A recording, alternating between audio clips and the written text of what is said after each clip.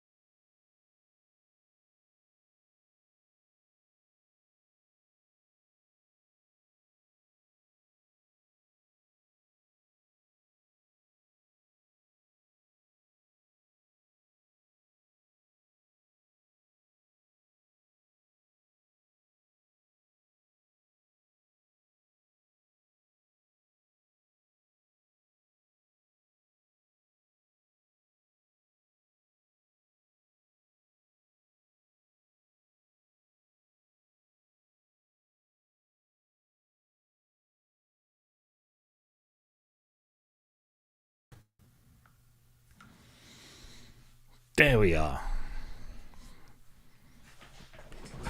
Oh, well, that was more difficult than it ought to be. Flipping heck.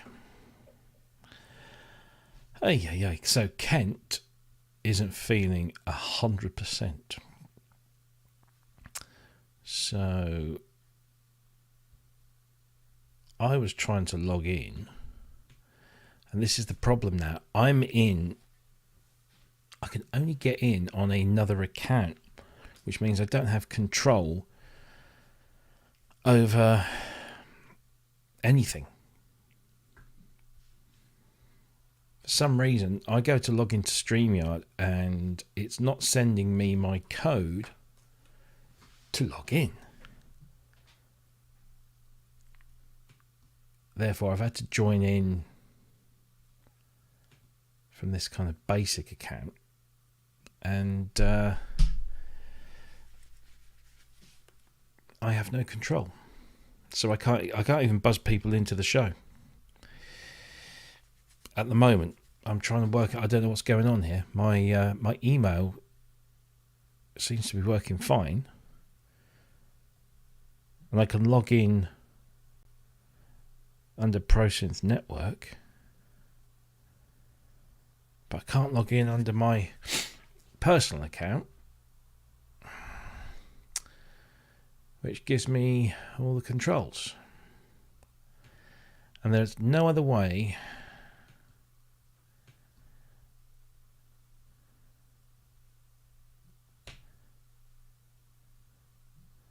that I can log in until it sends me the code, and it's not sending me the bloody code. And I don't know whether it's them or my email, because I just sent a test email to myself. I'm talking to myself here. What the fuck? I sent a test email to myself from another email account, and it came through. But the one from StreamYard is with my code that I need to access the StreamYard account, which has all the controls. This is not going well. No, it's not spam. Normally it comes through within seconds. It's StreamYard. When you log into StreamYard, if anybody hasn't tried, you have an account, you enter your email, you click log in, and then it sends that email account a 6-digit login code, and then obviously put that in, and away you go. And unfortunately, every time I request an email, I go to my webmail, right? So I thought, maybe it's my client. So I go to my webmail, and it's completely empty, which isn't right. So I think it's something to do with, I don't know, is it my email server?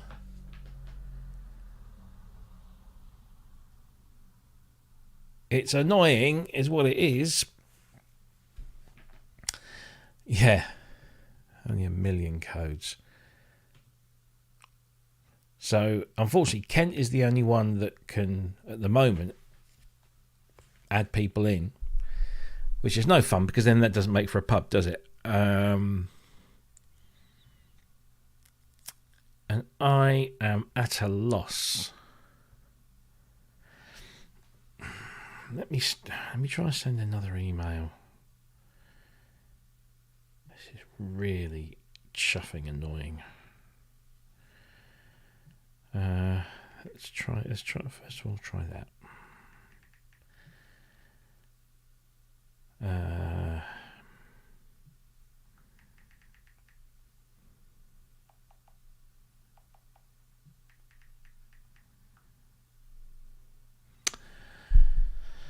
Yes, indeed. I just finished 1 pint. I could do with another right now, the way this is all going. Right, let's see if I can log in to that. Log in. Right, so it's not my computer, because I'm logging in here and it's saying no messages found. So if I... Of course, there won't be anybody in support on a Saturday night or whatever. Let's try something different. Let's do it from my Mac mail to that. And do that. Right, so send from one email to another. Let's see if this comes through.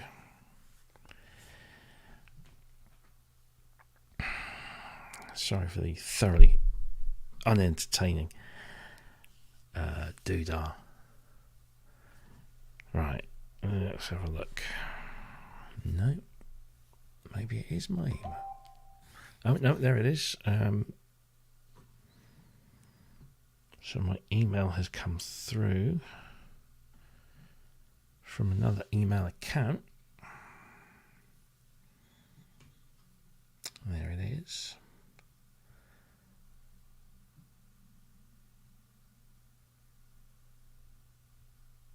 So it's sending. Okay, let's reply to that.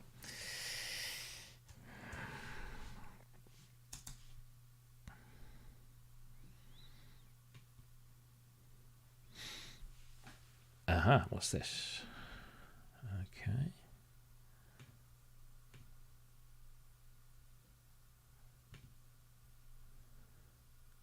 Ah, flipping heck. This is ridiculous. Absolutely ridiculous.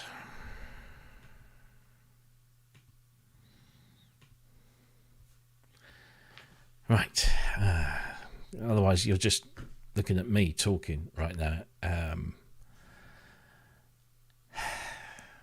cannot do anything.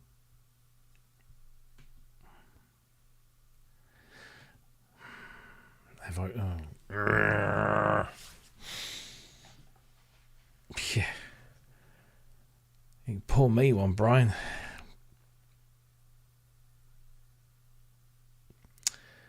Let's have a look. I wonder if I can... Will it let me log in from here? StreamYard.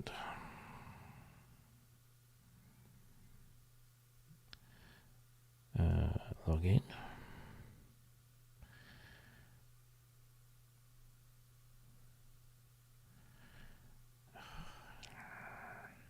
Technology is wonderful. Right.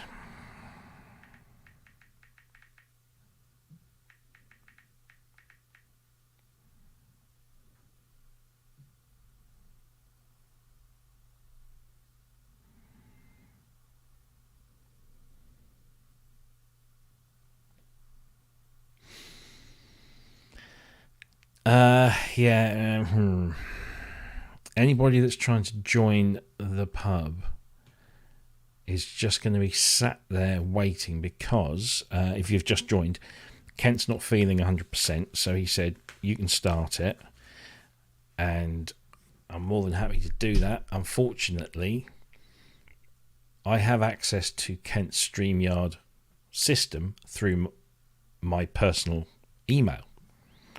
So I've tried to log in using that, and it won't let me log in. It won't let me log in. It's not sending me the code I need to log in. It's just not coming through via the email. Normally it takes about 5 seconds, and it's not there. And so I can't log in and have all of the studio controls, which allows me to let people into the Doodah What's It. I just tried to join but won't do it.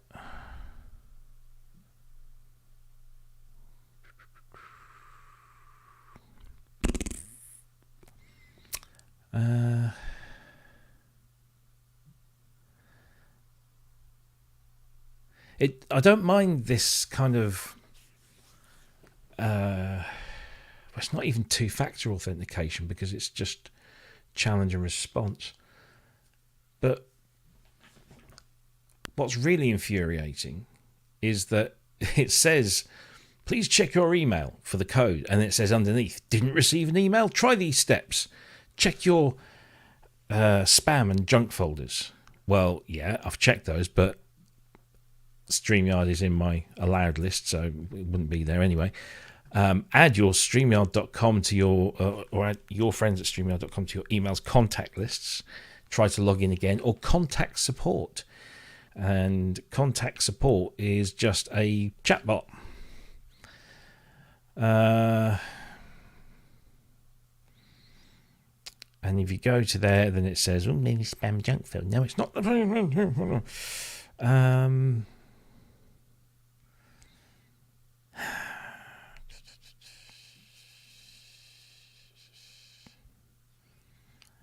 Okay, let's try a live chat, shall we?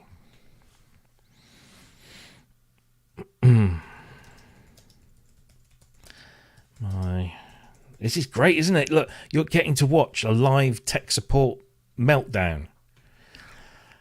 Ay. Oh, I'm in queue position 1. Does that mean that it's somebody at StreamYard on a Saturday evening at 8:10? I suppose they're in America, so it's probably lunchtime, or well, it depends where they are. Okay.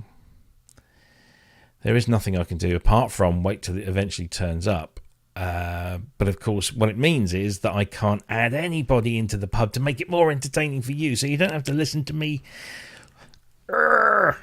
I'm so sorry. And it was me that kind of said to Ken, "Oh, you go to the pub tonight," because I'm sat here on my own. Like, the missus has gone out with my son and his girlfriend. My daughter's upstairs. She's shortly going to bed because she's on an early shift tomorrow. So I'm just... And I thought, I mean, it's not as if it's delayed. Sometimes the email takes 30 seconds to come through. It's just not coming through. And I've been trying for the last 40 minutes. And here I am trying to take my mind off the footy, all right, because my team, Norwich City, could have secured a playoff place today by beating Swansea, but we didn't. We drew with the buggers. So now we've got to wait to see if Ipswich can beat Hull, who are the only people that could possibly scupper our plans, and at the moment it's 0-0. And I'm in the awful position of having to support Ipswich tonight, having to want them to win. But there we go. And I thought, well, this will take my mind off of it, and I can just drop in. Let's see if StreamYard have... Oh, Johnny's joined the chat. Johnny's here. Hey, Johnny. I'm trying to log in to my StreamYard account, and I am not receiving the email with my code. I've checked, because I know you're going to ask this, Johnny. I've checked spam and junk settings, but still nothing. Right then, Johnny. Impress me, Johnny. Blow my socks off, Johnny. Johnny with no H as well. He's a cool Johnny. Johnny Five's alive. Do you want to see? Actually, do you want to see my what shall I use? I'll use my.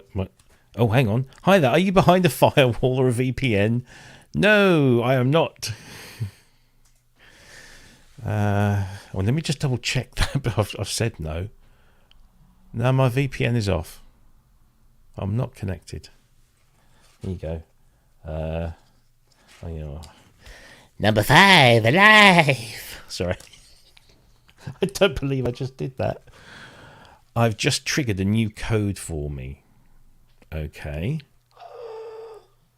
Oh, hang on. Who's that? Somebody's been joined. Oh, look, Kent must have done it in the background. Bless you. How did you do that? I did nothing. I'm just a clever dick. Can you hear me all right on this? Yes, I can. Yes. Oh wow, because I got one of those cloud lifters that that Matt recommended. So yes. When I plugged it into here and it went massive feedback and the fader was down next to. Thought, oh my god, that works. Yeah. Oh yeah, it gives you about. I think it's officially about 28 dB. Yeah. Well. Yeah. Hi, Kent. Well done, chap. Yeah. Hope Thanks you're feeling for that. better soon. So I've only jumped in to see if this cloud lifter works, so I can fuck off now. Bye.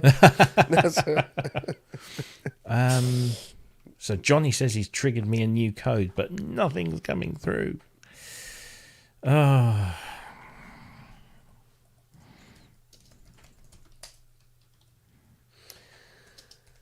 Hi everyone in the chat. I can't be bothered typing loads tonight because I just can't.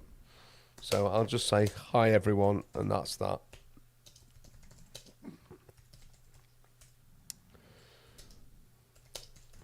Sorry, I'm just typing here. It's I'm trying sending emails to myself from other email addresses, and they come through. Any chance you're able to share the code here? I guess not. Come on, Johnny. I can see you're on it. You're concentrating on other things. It's Yeah. Hi, Brian. it's so typical. So Not ignoring you. Just can't be asked time. I logged into my PSN account just like that. Yeah. Oh, hang on. Johnny's back. Hi, I Johnny. am not, but I sent another code via a manual email labeled SY code. Oh, okay. Johnny, you're a fucking star. Johnny. Is love Johnny you. support at StreamYard? He is. All right. Well done, Johnny, at StreamYard. That worked. And that worked. Thank you so much. You're a star, especially as it's Saturday evening. Here in the UK. Oh, no, UK. Oh, he said anytime. Good on you, Johnny. Right, okay. This, any other assistance we can provide? I don't know. Can you send me a cold Order beer? a pizza? Yeah, a pizza, yeah. No, that's all. Thanks. Enjoy the rest of your weekend. Which The is rest probably of Saturday. your weekend. Okay, there we go. Brilliant. He gets a thumbs up from me. Chat rated good. Well done. Bye, Johnny. Well done, Right. Johnny. Thank you. So let's see if this, because this might cause some confusion. So if I do that, hang on. Oh. Might I have to log back in? No. All right. Oh, hello. There I am. There we go. Oh, it's I'm all in. working. I have Yay. control. You see, I can do this. I can do this. I Don't- have control. No, that makes me queasy. Johnny, you're a star, mate. Thank you. Do you So know now, what? if you want to join the pub, you can, because I can then add you in. Oh, Johnny's still talking to me, Oh, but I'm not. Oh you God, I must be can't lonely. see. I can't see his thing. Johnny, Won't you come on home? Sorry. Ding, ding, ding. Oh dear, Robbie, we are of a generation. Are we just? I have what about- control, fruit bat. But Yes. It was winter 1963. What was? It was winter 1963. It's the B side. It's the B side, isn't it? Well, it was on Substance anyway. Oh, 1963. Yeah. 1963. Yeah. Yeah. B-side of True Faith. B side of True Faith. That was it. Yeah. Smothered in DX5. That was. Pity. Basis I mean, what a joy! What a joy! What a joy! Indeed. Right. Can I gonna just say something? Yeah, that go for I, it. that I did today. For the first time in absolutely bleeding ages. I went to a music shop. As in They a music exist? equipment shop. Yes, they do. There is one in Sheffield. There are two in Sheffield actually, but called Rich Tone. Now I've had bad experiences in Rich Tone, but I went today because I needed an XLR cable. Mm. And I thought, I can't be bothered ordering it on the internet. I'll go and see what Richard Tone have got. So I went to Richard Tone and I said, hiya, I need the shortest XLR cable that you've got, expecting them to say 6 meters, mate. You know, right? You know, because my cables, you want them to be able to move around the stage, so you Indeed. need quite a lot of cable. And he went, oh, I'll go and have a look. So he went, how long do you need? I went, probably about that long. He went, I'll go and see what I've got. And he went, 1 meter do you, mate? I went, it fucking will. Yeah, thanks. There you go. So from Richard Tone, I got a 1 meter XLR cable, which meant I could plug the cloud lifter into the desk. I did explain it to him what I was doing. So, you know, and I said, I want the shortest. How short is short? Yeah. Indeed. They were great. And I had a good walk around Rich Tone in Sheffield. And the most modern bit of music tech, apart from the guitar pedals, that they'd got in there was the Roland Go piano Oh, they got one of those in. and a Jupiter 50, if you remember that thing. And I was, it's all been closed off. All the stuff where the keyboards and things and everything, there's nothing. There's 1,000,001 acoustic guitars, 1,000,001 guitar amplifiers, and cock all else. I was actually really quite depressed by it, except for the brilliant service from the guy behind the counter. Yeah, loads You of know, cables. so- yeah, loads of cables. That you'd have a 1 meter XLR cable just boggled my mind, because why would you? Except for an instance like this. Well, no, So and they had it. yeah. And it worked. I'm It's sure there is a seemingly demand. working. Yeah, I'm it's sure there's seemingly demand working, for, you know, basically jump cables, you know, that take you. yeah, from there to there. And that's what, yeah, I mean, I got mine, I think I got mine from Gear for Music or something. And I did that online because we don't have any music shops around here. So, I'm intrigued to know if this actually sounds better or louder or clearer, or because I've got nothing like the same amount of boost going on the desk or the channel that I did have. So I'm assuming that the cloud lifter, because it's got the 48 volt phantom power yeah. into the cloud lifter, so hopefully that gives it the necessary lift. Yeah, no, it does. You sound fine. marvelous. Because what you'll find is it doesn't just boost the volume. That just it gives you it's more clarity. Yeah. more exactly. more weight. Oh, more weight, marvelous. Indeed. Yeah, they're great little things. Great little things. It's Dr. Death. Doctor. Yeah. Neil Wharton says I sound more dynamic. Thank you, darling. Thank you, darling. Venture behind my screen. Oh, hello, Matt. Hello, darling. What have you done to your mattress? It does. It looks like an inverted mattress. Yeah, it looks like an illuminated quilted mattress behind you. Well, you've seen what's behind it, so. I have both of them. In fact, Oh, here we go. yes, we do still have it. Hey! Bless her. Bless her. Bless Bless them both. indeed. Yeah. Yes. My brain just imagines Matt with his hair back on whenever I see him. Hey, there we go. There's Matt with hair. No, I wouldn't recognise you. No, You could have a party. unless he was delivering your pizza. No, don't be that. Oh. Putting a horse's head on your bed. He looks like Joe Pesci. Look at that. See? You find that funny? Sorry. Joe Fish. Yes, Joe we Fish. do find it funny. Yeah. Thank you. My brain just imagines Matt with his hair back on now when I see him. I don't take it off. Fucking wig.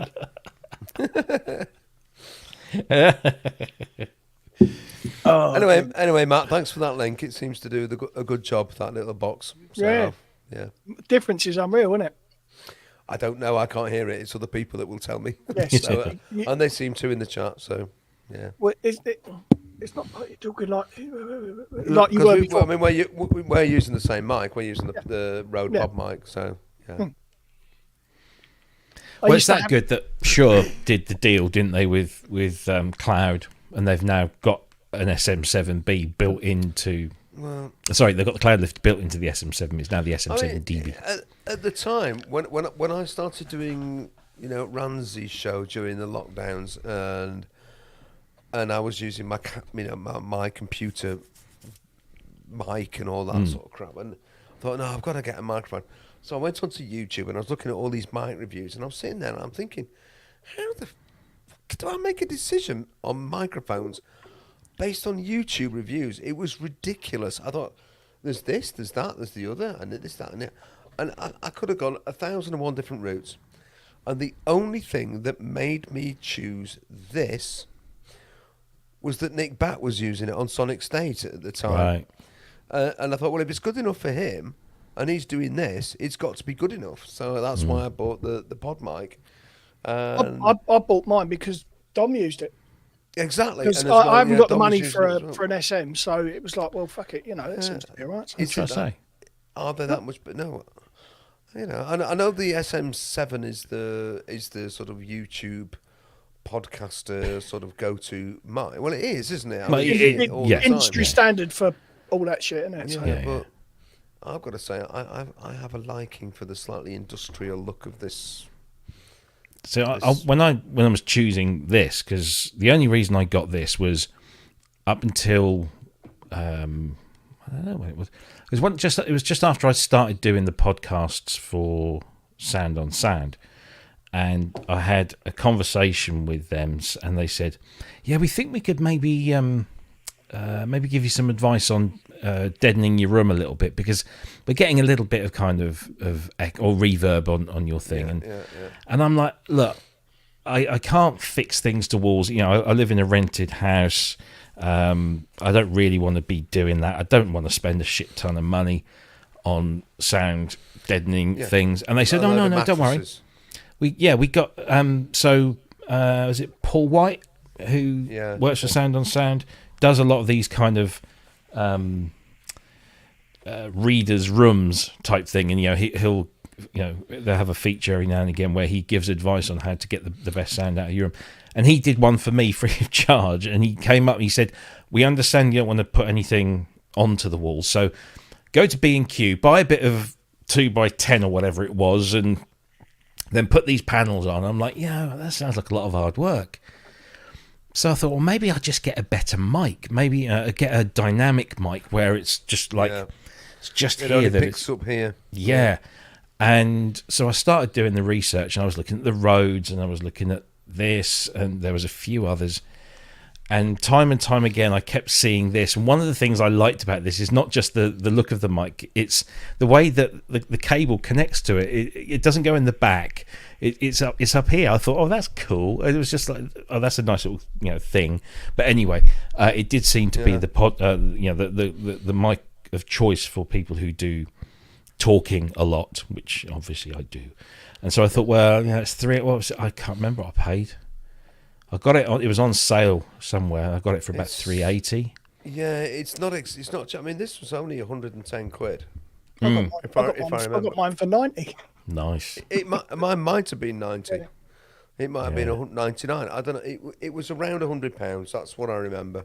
But I didn't realise the history behind the SM7. It's an SM57 or This- an SM58 stuck in a new Kind diaphragm, of. a longer. But it's got its own pop. So that was another appeal for this, was that you don't need a pop shield because it's built in, and it works really well. I mean, my mouth is right up against it, and it sounds really good, very close, but it can also sound, And then I started reading up about the originals are being made in Mexico, and they're if you're going for a vintage SM7, it's the Mexican ones that you want or something. And then heck, apparently here we go. Michael Jackson did the whole of Thriller in one of these. No, It was he his- didn't. No, he didn't. He did not, because the SM7 was not available then. Yeah, it was. It's Right. been around for decades. No, that's the SM57. No. The No. Robbie's gone all Paul Hardcastle on us. No. No. Yeah, no. So the SM7B has been around since like the late 60s, early 70s. It's a really old design. Crashhead says it's been around since the 60s. Yeah. I stand corrected. I'm sorry. It's been around for a really long time. Somewhere along the lines, I'd assumed that it was basically an SM57 capsule in a different body that was designed specifically for podcasting, because the actual capsule is away from the top of the head, like the podcast. So you got this, whereas the capsule is down here. That I'm sure I've heard that somewhere. So if I'm wrong, I will stand honourably corrected. No, it's I did all the this kind of. I found out it was the kind of vocal mic of choice. And in actual fact, there's a lot of people who actually say you should use it for other things. You can use it for miking up guitars and stuff. It's it Yeah, well, has. I that's- watched a really good video actually on the old YT about these different mics and using them for other purposes. And to be fair, the SM7 and the Pod mic and the Rode, is it the NT7, the capacitor mic? Yeah. They all came out really well for other purposes. I mean, I'm sure that the large diaphragm capacitor mic is designed to be a vocal mic for singing. This is designed to be a vocal mic for talking. But they did a demo with it on acoustic guitar. And it was brilliant. It was like, Yeah. oh wow. So I mean, these are I mean, let's be honest, they're decent microphones. Full stop. Oh yeah. I'm not a sound engineer, so I mean, I talked to prices Grace are about microphones. Yeah, I talked to Grace about microphones, and she knows stuff about that. What Of works course, well with yeah. this, that, and this, that, and the other, and she's got a great collection of microphones. Brilliant. You talk through that one, Brooksy. Okay, thank you. Now we got Ben. He wanted a USB one, so we got him the MV7, which is like a stumpy SM7, but it has USB connections on it. Can I just say, getting things for people at this point, I've chucked enough money in your direction that you can pay for my ticket to Berlin next year. It's not fucking banks, it's savings bank, mate. Come on. Oh, I've just bollocks, spent. isn't it? How much did I spend? I Oh, just spent fuck. 100 and something spent it. quid. on stuff for Super Booth. I'd love to go. I mean, I've not made it this year. I'll go next year. I Yeah. said that last year, didn't I? Oh, fucking hell. Because I just realised that I've only got one ProSynth Network T-shirt that fits me. What about and me? What about you? Yours is there. It's over there. Have you heard of a post office, Robbie? I have. I just don't live near one. No, I will sort it out. I need to because I've got a bag full here, and they've all got like somebody. So I've got Manny's here. Manny's not sure whether he wants a 2XL or an XL, so I'm going to have to take both of those to Berlin, and he's going to have to pick one. I owe you one. I'll have an XL. I don't care if my belly shows. Who else? I'm sure there's somebody else that I. But yeah, so. But no, I thought I need some shirts, and obviously I need something that covers this monstrosity that is my belly. So I went to the company where I've had all my cards and stuff done, and threw up the design. They do belly covers, do they? They do belly covers, yeah. They I think they call them marquee tents, but yeah, they're they do the same trick. And I thought, do you know what I need? Is if I'm walking around Super Booth, then I want a T-shirt with something on the front and the back, and then everybody knows who it is. You see, so I can put ProSynth Network on the front, and maybe Failed Muso on the back, and then whichever way I'm coming, you'll know who it is. And the company that I'm using is the only company I could find at short notice that could do front and back printing. So I went into their ordering thing, and you select the filter. So men's shirts, T-shirts, front and back printing, 4XL, nothing. And so the biggest one was the size down, and I tried all my shirts, even the ones that I wear, like this one, that are a little snugger than I would normally wear, but they're still okay, and they're still not big enough. So I had to go for a single print. But I've ordered colours, so I wanted an orange one because orange is my favourite colour, but they don't do a 4XL in orange. So I've gone for a blue shirt with an orange ProSynth Network logo. Fucking rebranding. No, it's the same logo. I've gone for a couple of those. I've gone for a couple of red ones with a white logo because I thought, red. And then just gone for a regular black one with a normal red logo on.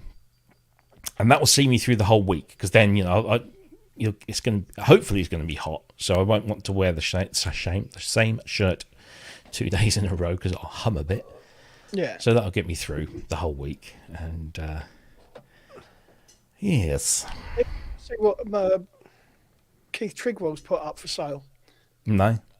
He's put up quite a few keyboards, but he's also put up bass traps taken from the Thin Line studio.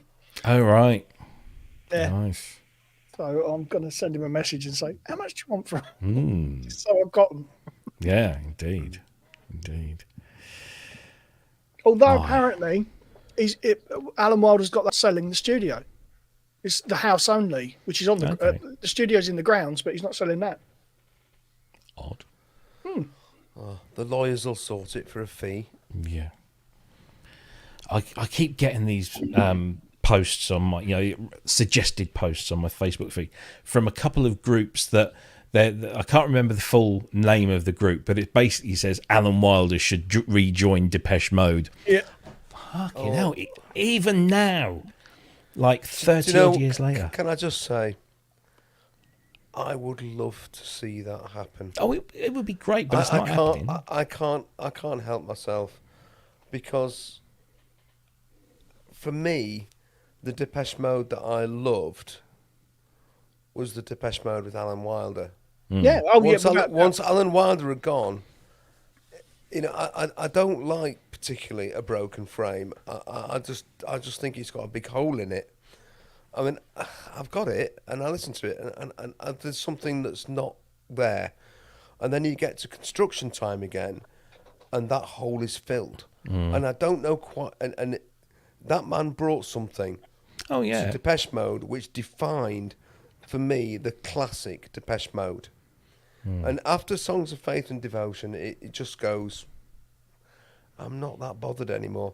and I don't like myself for it, and I know that there are diehard. Sorry, Matt. No, there have been diehard flashes Depeche of Mode brilliance. fans. There have been flashes Yeah. of brilliance, but I nothing, am su- nothing like the Wilder years. Nothing. No. Yeah, I'm sure. I'm sure you're right. I haven't got the patience to plough through it to find them. That's my problem. So I bought Ultra and found it so frustrating that. Oh, I quite like Ultra. Well, that's okay. You know. Oh, thank you. You know. That's. I mean, it is. I mean, I didn't mean that in a patronising No, way. I know. Sorry, Robbie, if it came across like joking. that. I'm joking. I just didn't because I know what I want, and And you know what you like. Gary Newman, after he'd started collaborating with Trent Reznor, Right. was a circle completed, and Savage was just out there brilliant. It was like Gary Newman resurrected to the best he's ever done. Fantastic. Thank you, Trent Reznor. And yet Trent Reznor wasn't involved in it particularly. It was all because of that influence of Trent Reznor and Nine Inch Nails. And I just think if you got, you know, David Garn, Martin Gore, Alan Wilder, not to disrespect Andy Fletcher, but that would be just an awesome thing. But I can understand why they would say, nah. Of course I can. I understand. I've been in bands, and I know that there comes a point where you go, enough, bye, I'm off.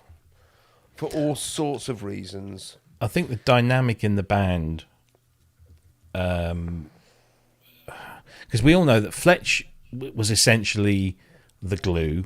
He was didn't the manager. Yeah, he didn't contribute necessarily instrumental.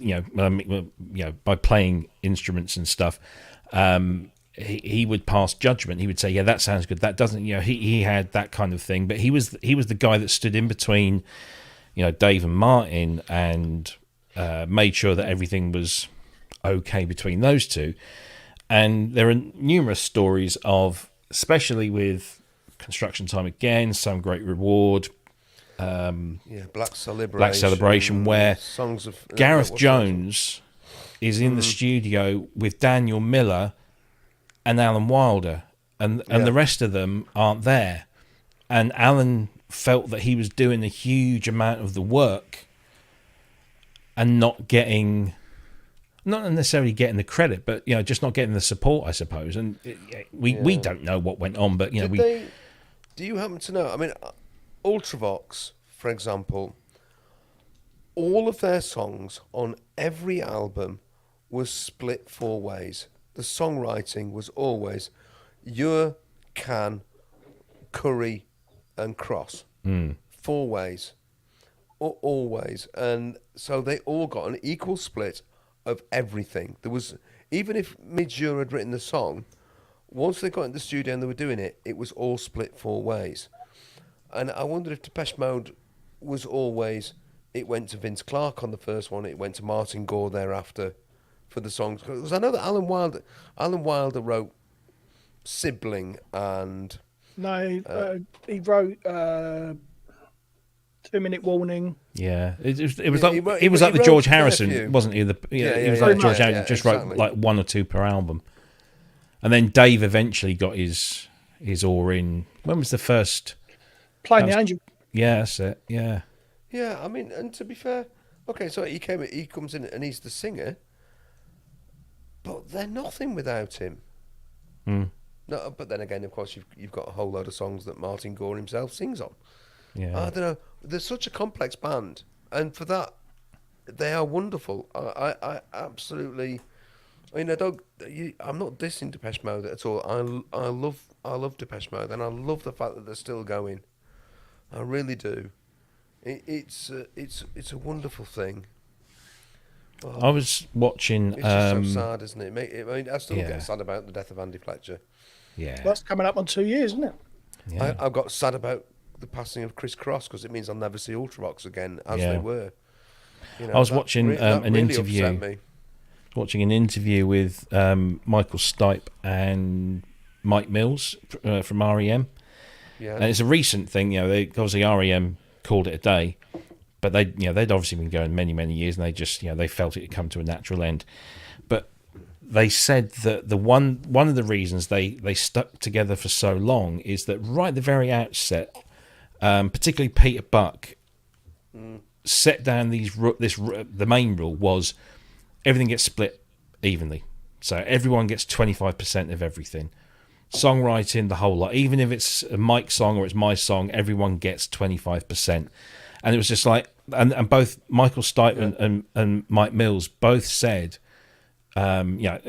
today, all these years on, he said we didn't think of, he said we didn't argue about it or even discuss it, because at the time it was 25% and nothing, because we weren't making money, so we didn't really care. We just said, yeah, we'll just do it, and then it just, by the time we started making money, it was just the way it was, and it just meant that everyone was happy, and nobody felt that somebody was getting more than the other. It was just because as Stipe said, when we're in the studio, it might be Peter's song or it might be Mike's song, but we're all adding our thing to it.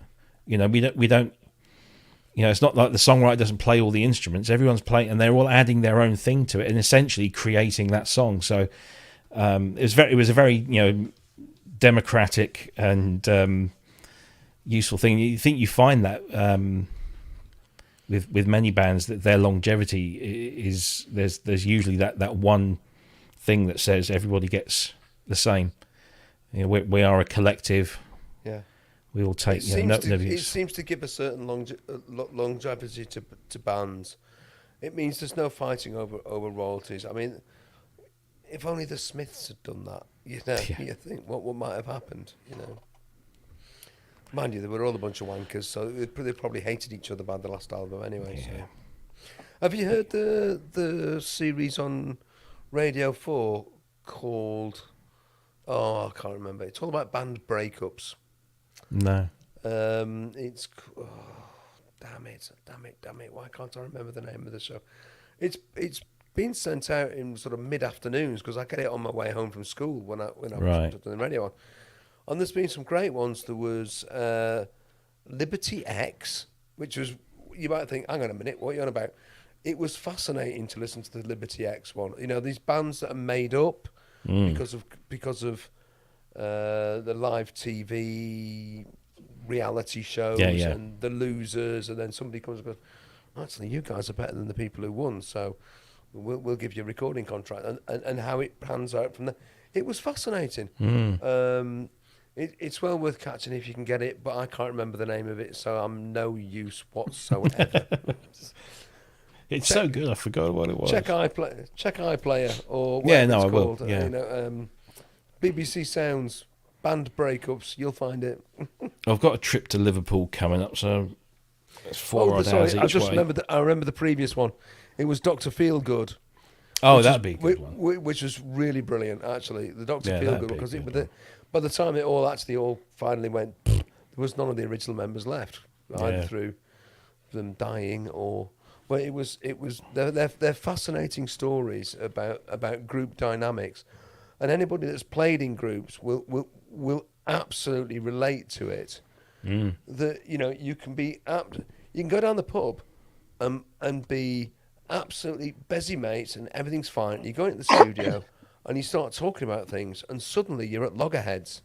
Yeah. And it's like, where did that come from? Yeah. It's a funny thing. The creativity process. It's one of the reasons why I've really loved these sort of hardware jams things that we've been doing, where you get 5 people turn. I was watching some of the ones we did from York a couple of weeks ago, and I'm thinking, 5 people. Okay, I know Grace, and I've played with Logie before, but we're all in a room. Nobody knows what the dynamic's going to be, and yet we produce this music in the space of an afternoon, all of which is perfectly listenable and decent. And it's great. Well, what would happen if someone said there's a recording contract? What would happen? Yeah. What would happen to the dynamic? And it's just one of those fascinating things, to me. We all turned up for an afternoon in York to make music together, and we did it, and we had a great time. And as soon as money gets involved, that's when it becomes, ooh. Yeah. This is it, and we all start out with, I remember, the bands I played in, and there was one band. It's actually the last band I ever played in, and it was one of those things. I walked into the music store one day, and there was one of those posters up on the wall, drummer wanted, and you just pulled the little telephone number off the thing, and I phoned them up and spoke to this guy. He was the guitarist in the band, and he said, "Yeah, we're looking for a drummer. If I said, "Yeah." I said, "I'm getting back into it all. I've been playing for a while, but hadn't played for a little bit, and I just bought my first electronic kit." And so I told him, I said, "Look, I've got my own gear, but it is an electronic kit. So if you're looking for an acoustic drummer, I could be the guy, but I'm not going to be able to afford to buy an acoustic drum kit or store it at the moment. It isn't, I can't do that. That's why I bought the electric kit." And he said, "Oh no, actually, that sounds really interesting." He said, "Can we meet up?" And I said, "Yeah." So they came over to my place, and they were fascinated with the technology. They kept saying, "Oh, we can do this now, or we can do that, or we can." And I was saying, "Yeah, I can build in. I can bring the sampler along. I can trigger samples. I've got a sequencer. So if we wanted to use something, say for example, we ended up doing Ministry. Well, yeah, but we were just like a pub covers band. But when we wanted to do Supergrass All Right, the first thing you hear on that record is the piano, and it's all the way through. And so we want to do that song. Well, we can now, because we can just sequence the piano bit, and you all follow me, and everyone's a winner. And they were like over the moon. They thought this was fantastic. They thought that it was going to give them an edge, and I don't know whether it did or not. But we split.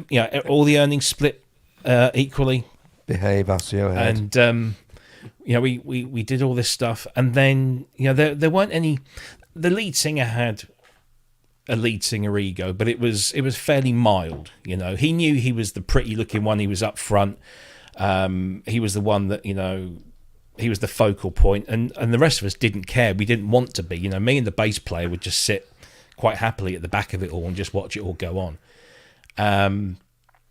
And then there was one occasion of it all. Well, yeah, but what happened was I got laid off from my main job, and I was out of work for about 6 months. But I carried on playing, and that was cool because it brought in a little bit of extra cash. And then I got another job out of desperation that meant that I was working all sorts of hours, and I had to once cancel a gig because I couldn't make it. I was the other side of the country or something. There was just it was short notice, and it was terrible. I felt awful, but it planted this seed in the lead singer's mind that I was unreliable. So we had a rehearsal, and I said, I'm so sorry I had to do that. And he said, "Well, that's okay, as long as you could sort out the rebooking of it." And I think I was a little late in sorting out the rebooking. I think that wound him up as well.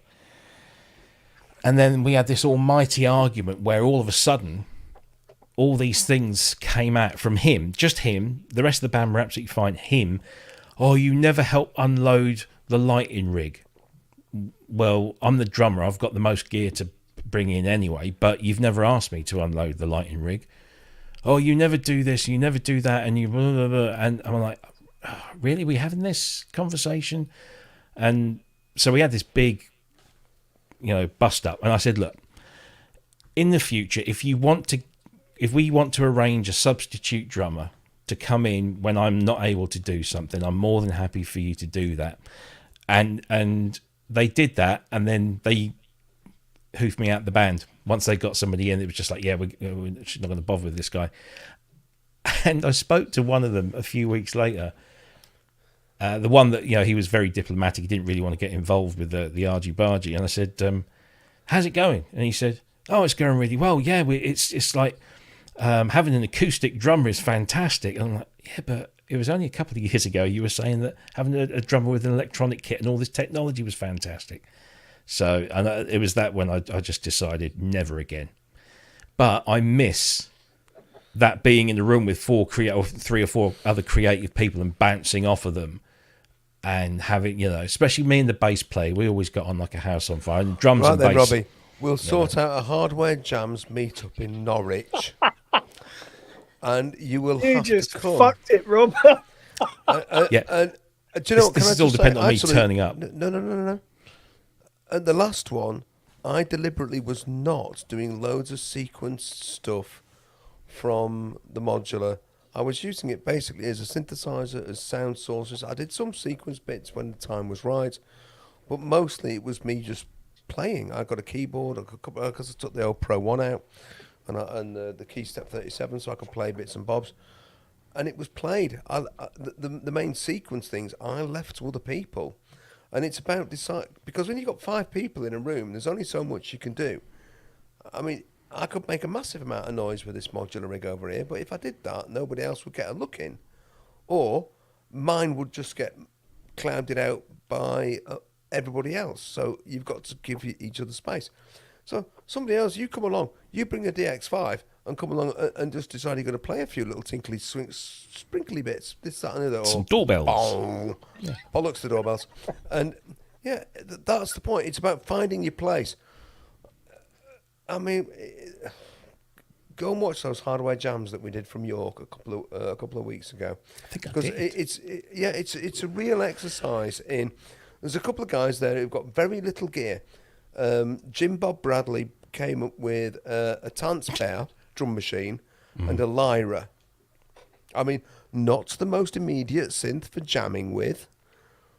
Or musical. But no, that's not fair. And then Fletcher, he'd got. I mean, this was the problem. He got the new gear, the Polyend Play Mini, the small one. Mm-hmm. Could we get it to sync? Could we fucking hell as like? We could not get it to sync to anything. And Logie, he'd got his Push 3. Could we get that to sync? Could we hell as like? It was mental. These things all want to be the boss. They don't want to sync to other things. But anyway, so Logie's going, well, I've got my looper here. I can play things and loop it and keep it in time. Brilliant, Logie. And Fletcher's going, well, I've got my Mantha. I've got my little synth. I can play things in. I can chuck in some samples. You've got a man for that? And, yeah, he has got a Mantha. He's got one of those lovely Manthas. And it sounded great, you know.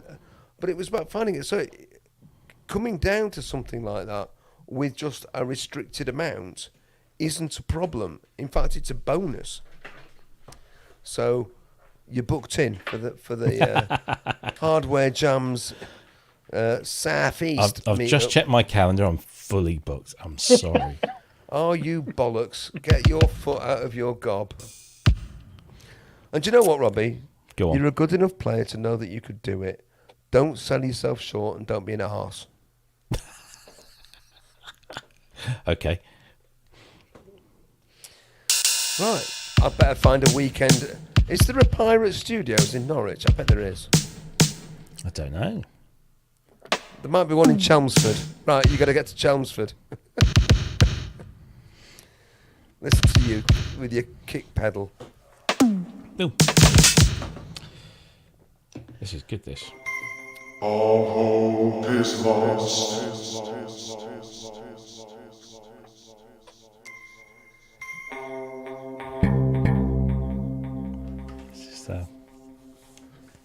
Oh, have you got, that thing. Do you know, I feel guilty about mine because I've never switched it on. No, this is the new one. This is the Lo-Fi XT. Oh, is it? Oh, amazing. So, and it's different. It's markedly different, even though it's got the same case and the same buttons and everything. We know about Robin Keith, thanks. We'll grab him. Oh yeah, well yeah. I'm just thinking. I'm just saying to Robbie that actually doing these meetups is great because there's no expectations. There's no. You just turn up and you do your thing, and it's great. It's a great vibe. There always has been. I mean, I've done 4 or 5 of these now, and it always amazes me. At the end of the day, you go, "Oh wow, we got so much stuff done," and then you listen back to it and you go, is it going to be any good? And you go, actually, that was perfectly listenable. Oh shit.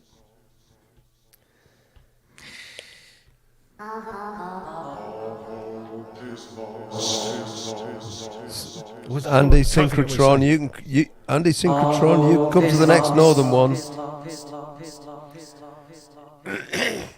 What's he saying? All hope is lost. Oh, piss off. Is it Kent? Don't know what it is. It's just part of the preset sample pack that came with it. No, I don't believe they've got "Oh Piss Off" as part of the All original hope is lost. All hope is lost.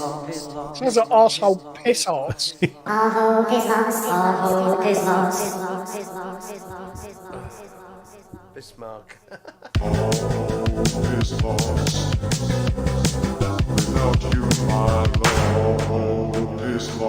No, you're making it sound like Joy Division. Yeah, very good that. Don't know what it is. All hope is lost. All hope is lost. Arsehole piss marks. All hope is lost. That's an odd one. Yeah, I've been watching. It's not out yet, but the tutorial video that Chris Lodi has done. And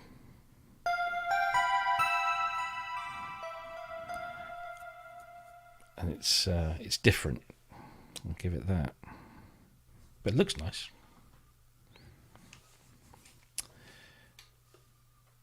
Anyway, put that away for another day. I'm going to take that to Super Booth with me and try and learn it in my spare time. Oh, right. I need to get a glass of wine, I think. Sorry? Sit here looking ugly. Well, I'm all on my own because, well, I say my daughter's upstairs, but she's gone to bed because she's up on an early tomorrow. And my missus has gone out with my son and his girlfriend to a little gig down the John Peel Centre. Nice. It's like You got to go and get one now. He's just brought a bottle of beer. he's just brought one, yeah. I'm still flabbergasted. Our local MP, so Suffolk, right, is blue all the way through. It's always Tory, apart from the town centre stuff. And our MP has just defected to Labour. Well, they know they're going to get bent over, don't they? I've always wanted, because I think I asked him once, because he came and did a thing in the village, and I said, how can you balance the fact that because he's a doctor and he still works at the NHS part-time. I said, how can you balance that with the fact that your party is ripping the NHS apart? And he answered it with some sort of typical sort of politician answer. But apparently now he couldn't do that anymore, and that's why he's defected. But he's defected, and he's going to stand down at the election, which of course could happen at any time. So he's not even going to stand as a Labour MP because he knows it'll probably still get, even, in the current climate, it'll probably get trashed. But there you go. I saw something on Twitter. I don't even know who it was. Somebody was saying I've got reliable sources, and apparently Monday Rishi's calling one. Oh yeah, that was Tom Watson. Oh, no, I saw Tom Watson tweet that apparently 10 Downing Street said, despite people claiming sources close to the Prime Minister, we can assure you there won't be an election called on Monday. And so Tom Watson tweet says, he says, so we're having an election called on Monday then. Yeah. That's like them saying, well, we give the manager's got our full backing. Yeah. 24 hours later, he's looking for a job. Yeah. It's either May or November. Punked. Well, it's not going to be May, is it? Unless they call it now and then it's the end of May. But no, it'll be November. They'll try and string it out as much as they can to squeeze as much out as they can for themselves and their mates. That's exactly what they're doing, isn't it? Yeah. Well, unless something awful, Do you think that they are resigned to the fact that they will lose? Yeah, I think so. I don't think there's a Tory out there, apart from the delusional ones, which I suppose is most of them. No, but even the diehard Tories are now saying, we're fighting a lost cause. Yeah, it's a lost cause. And I've been watching a lot of Times Radio, which is, it's just basically, news. And I'm thinking I didn't really want to watch the Times radio because you think the Times it's less of a Tory paper than, say, the Tory Graph or the Mail. It's fairly neutral at times, isn't it? It is, yeah. It's more central than and I mean, and they have really good people on there, like John Pienaar and others, and everyone they've got on, even former Tory campaign managers, speechwriters, blah blah blah. They're saying this is it's a done deal. They're out, and now the only question is, how bad is it going to be? Are they actually going to be a minority party in the next government? They might not even be the opposition. Yeah, there's a lot of people predicting that it's going to be the SNP, isn't there? Yeah, although they're imploding at the moment. So well, yeah, yeah, the SNPs shot themselves in the foot.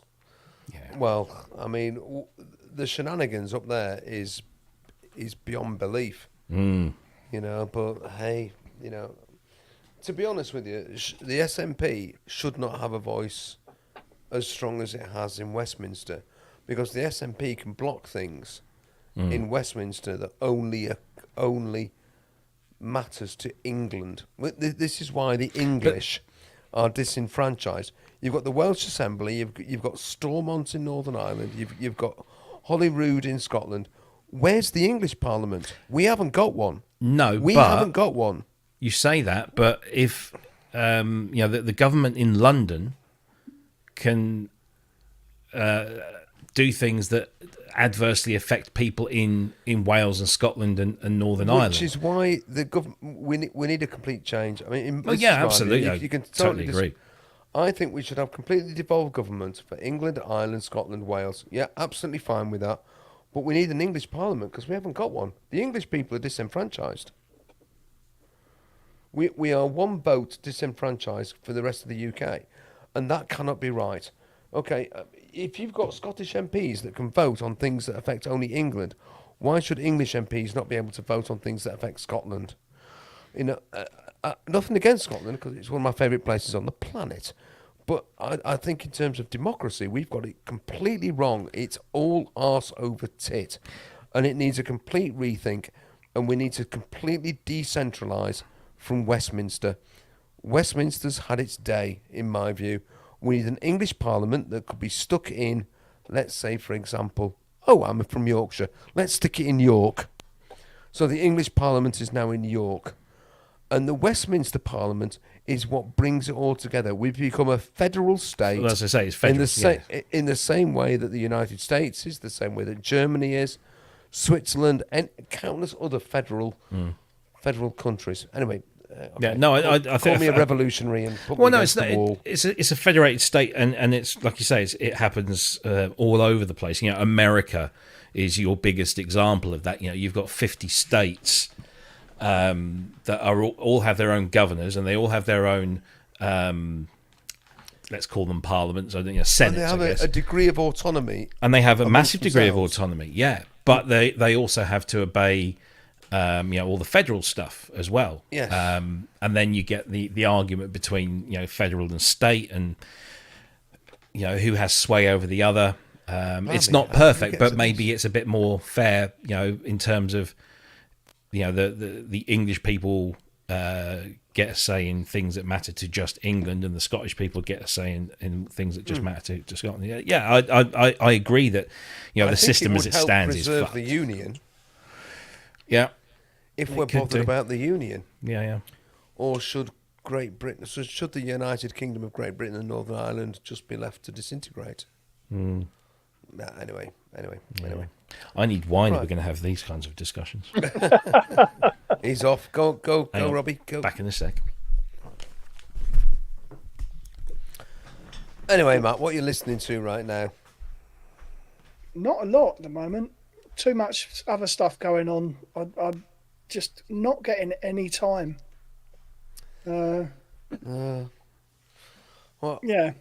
I've been listening to the Utopia Strong BBC sessions, and they're great. Okay. It's proper wigged out again because it's improvised.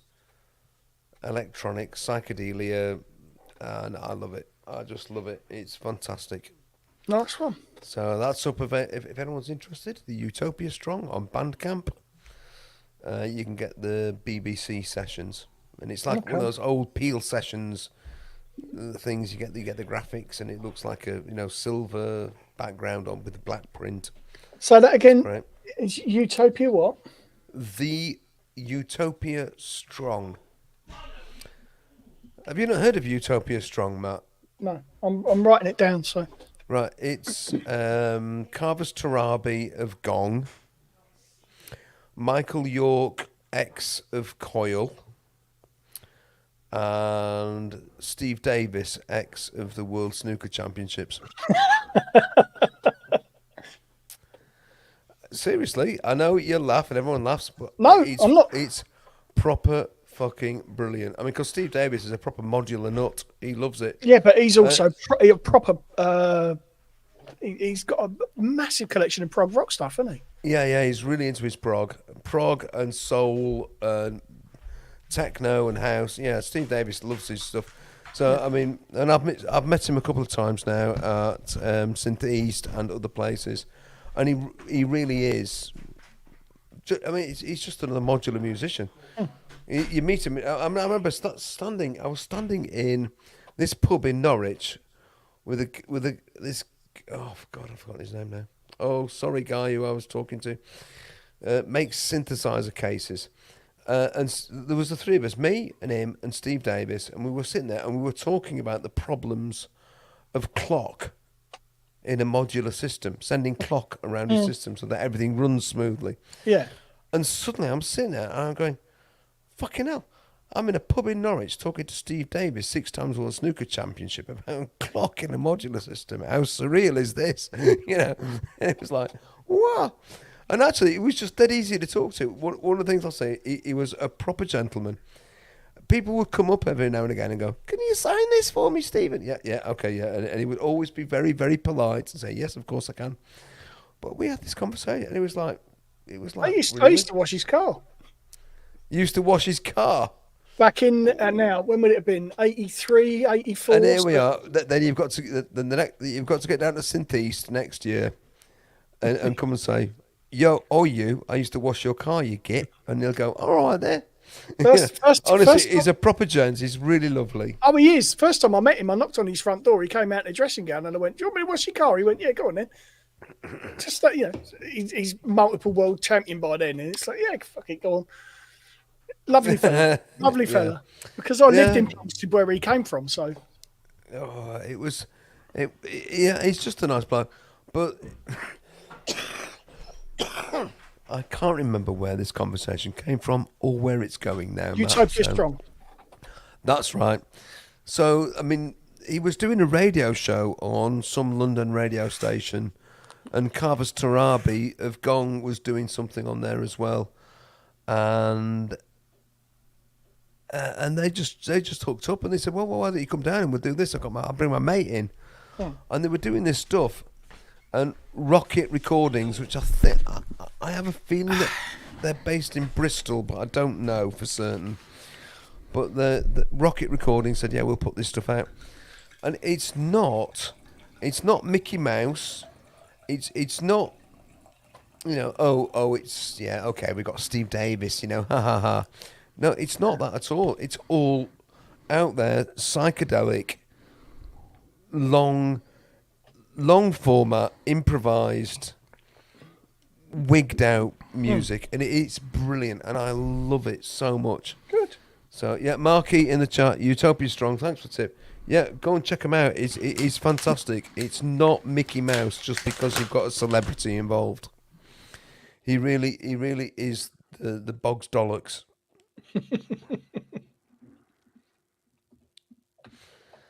Have you got your peanuts there, Robbie? Yeah, well done. Yeah, dust your hands off.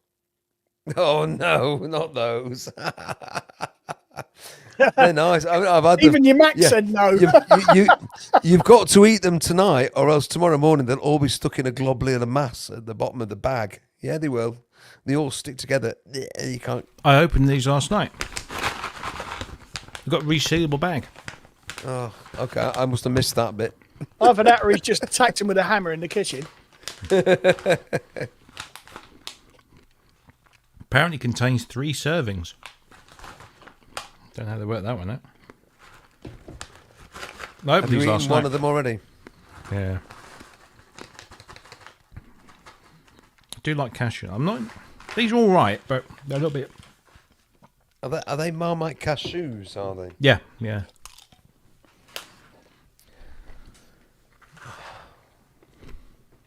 Excuse me, I'm just going to turn my mic off while I crunch.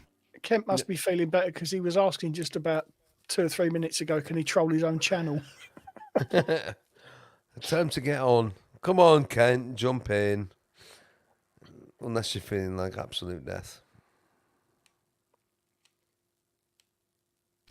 Need to check the football score. No, you don't. It's irrelevant. Oh, blimey. No colour rebranding on fucking ProSynth because that tattoo's being done next week. I was actually, I was half joking, Matt, half serious. Don't brand yourself with ProSynth Network. For I'll tell you what. sake. I'll tell you. Please No, don't. shut up and Please let don't. me finish. Okay. On my neck, at the base of my neck, I have 4 waveforms. I have a sawtooth, a square wave, a triangle, and a sine. Right, but they're in very fine black ink. And I've been thinking for a while that it needed something else. So I've come up with an idea of having them glow in different colours.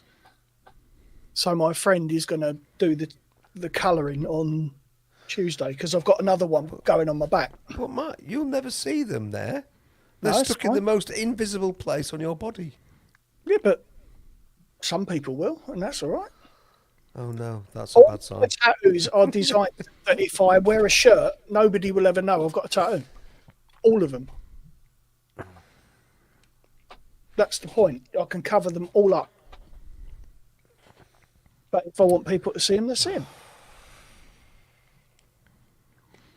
But you were going to have the sine wave done in Red. red.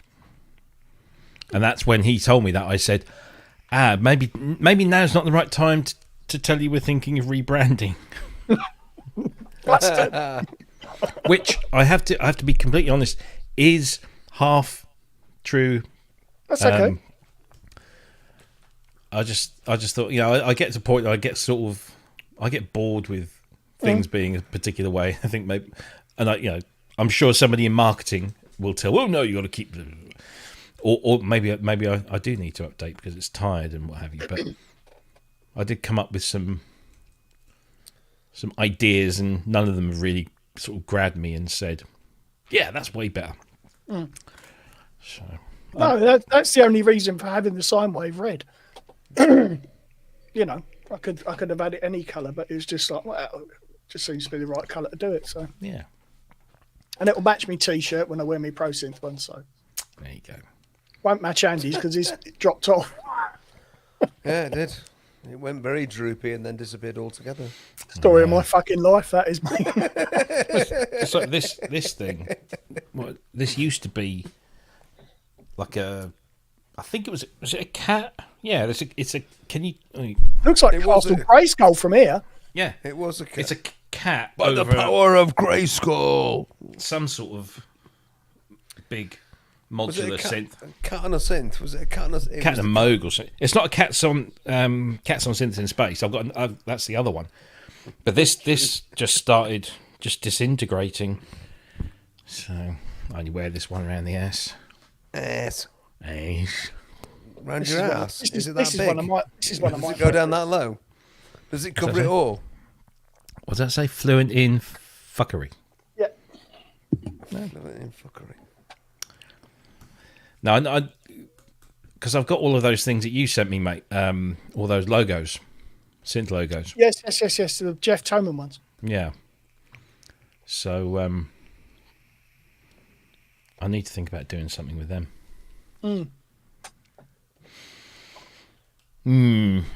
He's just started re-releasing stuff or releasing Yeah, stuff. I noticed. Yeah. Which is good. He's doing well. He's doing well. Good. Glad to hear it. All right. Is Culture of Ghosts still in the chat? He was there, wasn't he? He was there earlier. I want to see Hi, how Steve, his if you're nerves still are. there.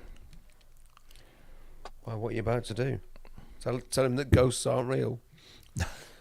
No, we're both Norwich fans, you see, and we're both in this dear. horrible position tonight of wanting Ipswich Town to win.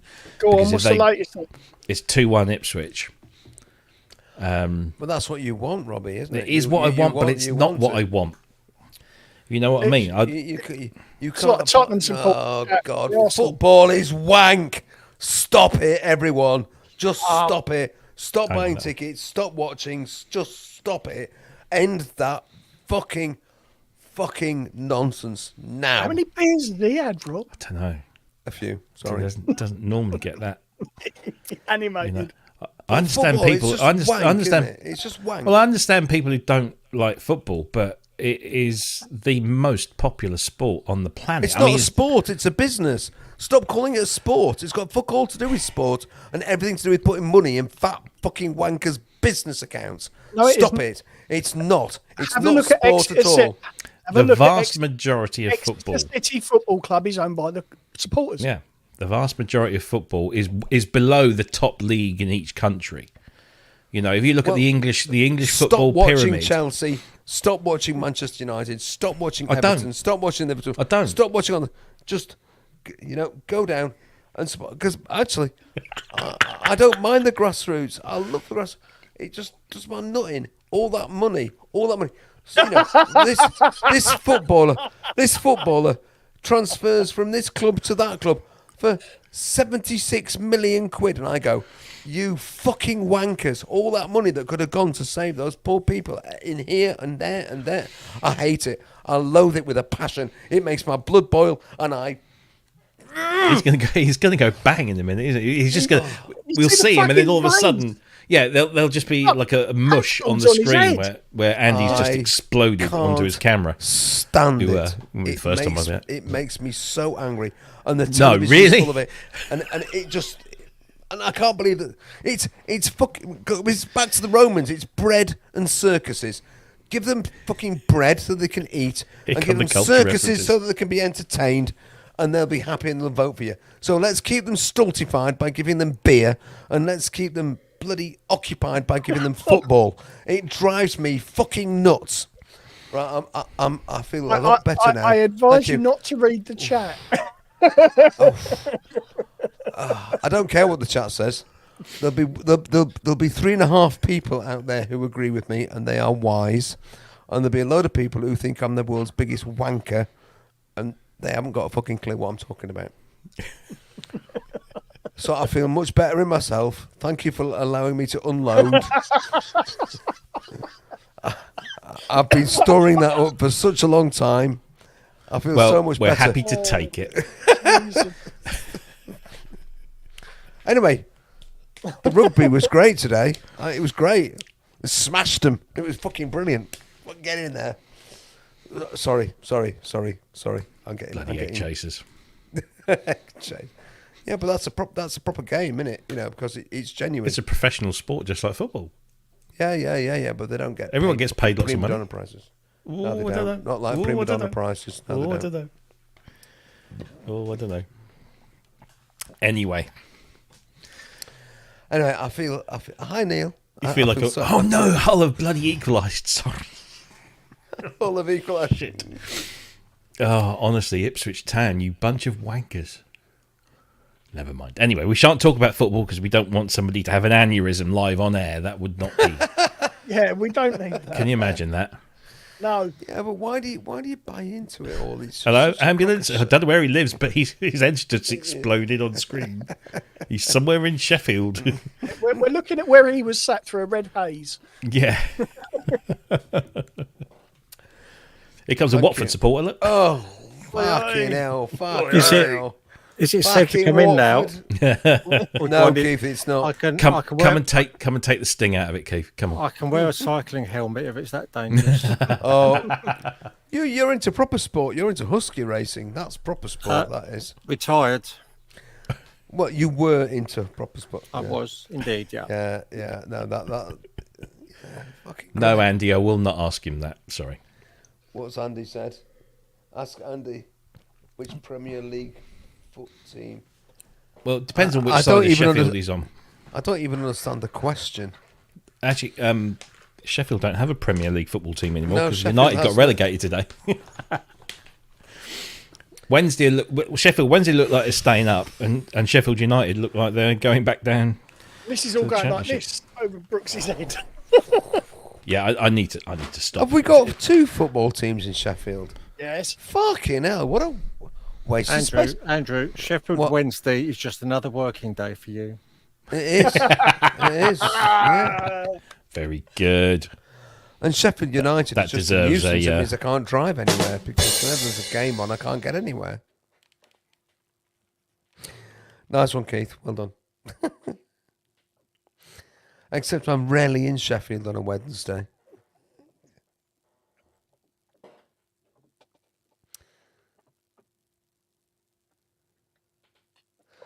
True, culture of ghosts, the ice hockey team, Sheffield.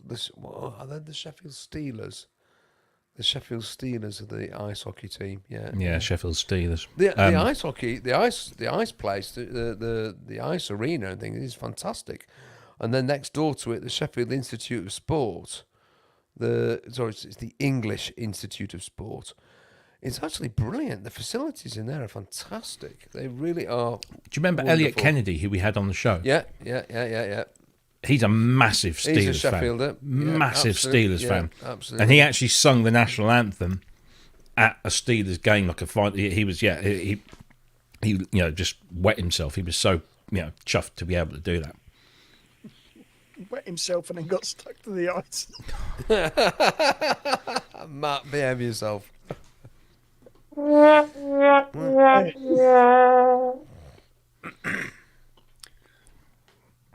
Dear, oh dear. What, 2 and 8? Keith, none of those modules have got cables in them. What's going on? What, the top ones? They're supporting the roof. They're supporting the room. That's all to do with the fact they're not powered. Oh, And, Oh. for the second year, I've said I'm taking the from the Moogs upwards down to paint it, screw and glue it together, put the power in, stick it back up there and power it up and plug it in. But there we go. That's how far I got with it this year. nowhere. Absolutely. So yeah, I mean, one day I might come back in the pub and you'll go, where's all that stuff gone? So yeah. I can accommodate the 25 stuff and I can accommodate the 55 stuff, but it's up to you. Yeah, it's got to go somewhere, hasn't it? Once it all comes down, that'll be fun. No, get it powered up. Come on, man. Right. I'm having a look round to see what I can do here. Like, my little box here's got 3 fucking power supplies in it. It's crackers. Well, that will have 3. They'll just have the tip. Well, I'm hoping it'll just work off the. No, Meanwell, 2 Meanwell, The Meanwhile should work. Yeah, and absolutely. and I've just got a tip top up for the Dreadbox stuff on the top right. Is and that the the thing Moogs on the have- right? Moogs have got their own power supply, so Yeah. Try the on switch.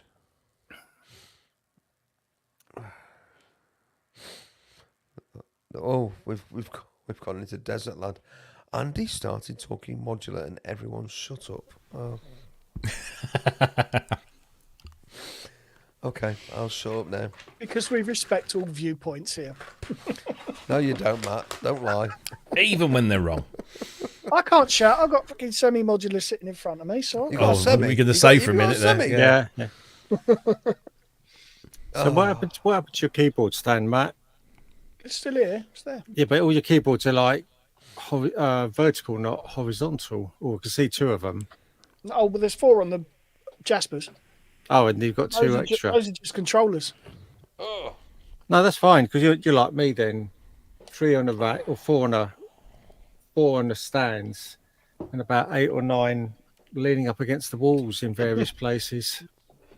All the quality stuff, all the stuff I actually treasure is there, and the rest of it's just laying about. Well, it's not quite like that here, but can't quite treasure all of it, really. Yeah.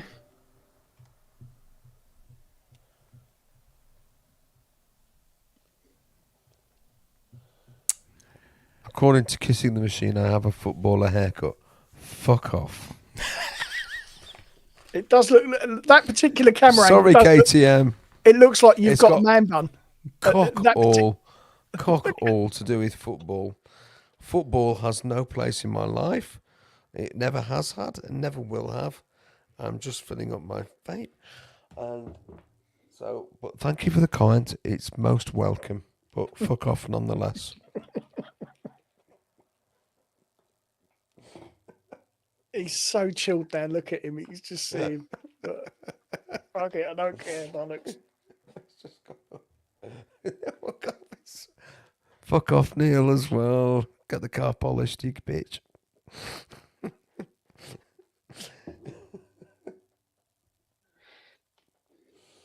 Oh, this is such fun.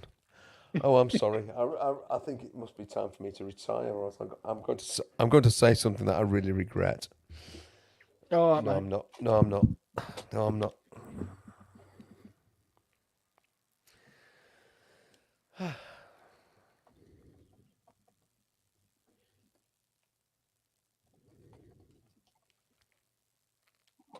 Oh, shit, Alex. Hey, looks like I joined the Angry Sports Guy Network. Shut up, Andy. I had the time to think about all the overpaid baseball, basketball, American football, and other players. I'd never get anything done.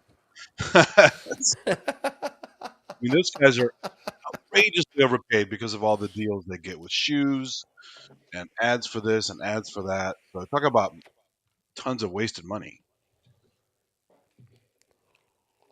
Yeah, I really don't want Andy to go for round 2, so let's just gloss Let's move over that on. one, shall we?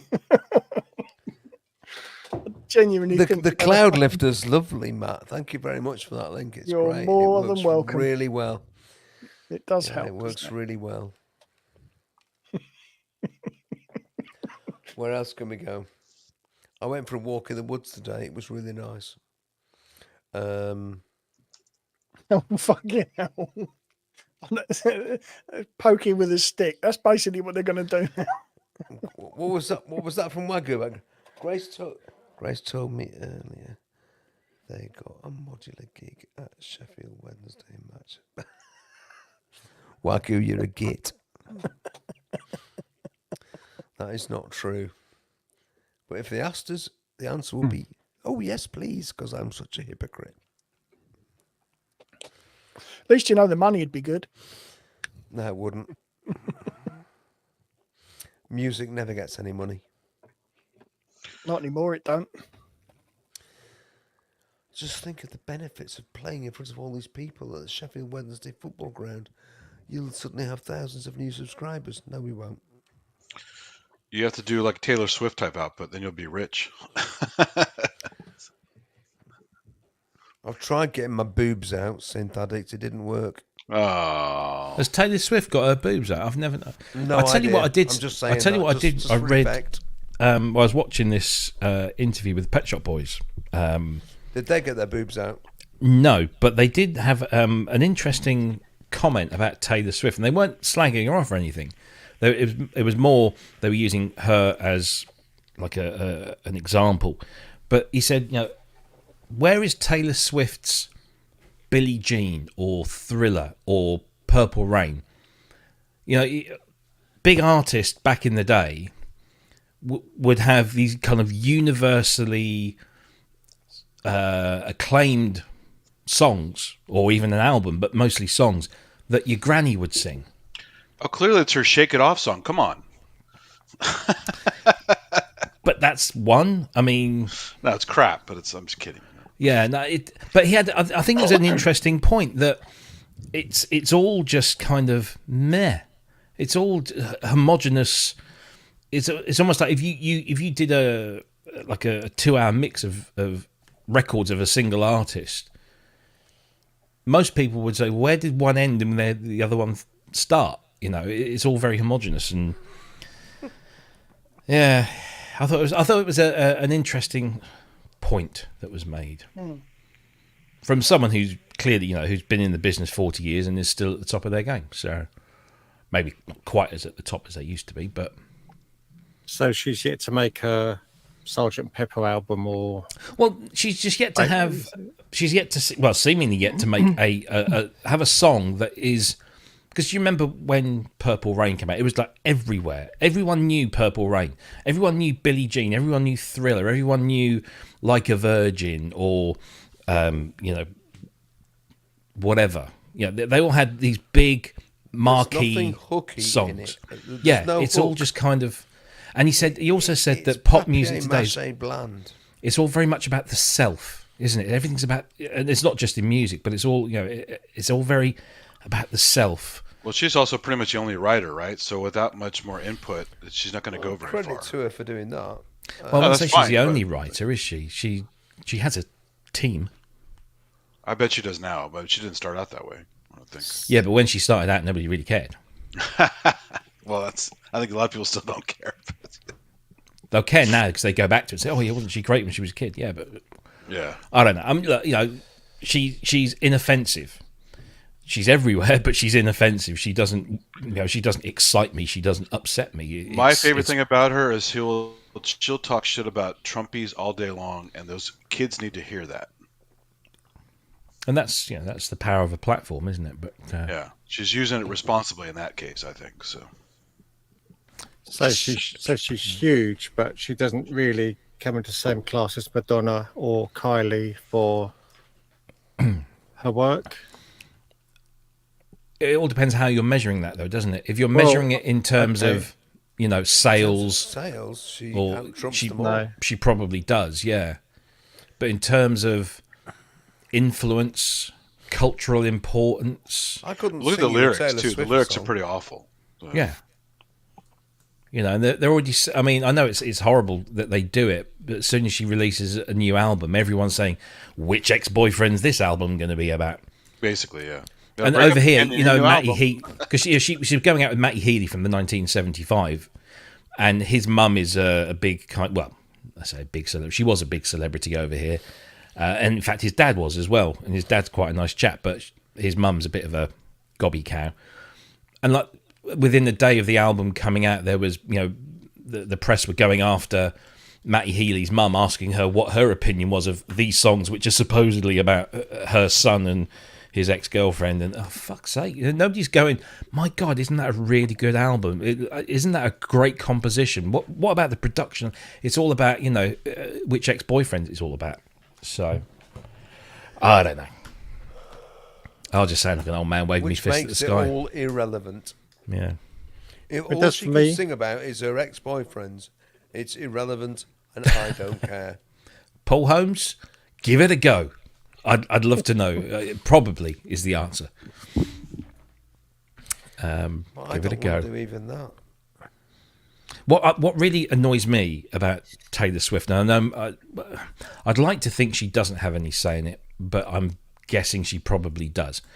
Two things. I've had friends both here and in Australia when she's doing her tour, trying to get tickets. And trying to get tickets for a Taylor Swift concert is an almost impossible task.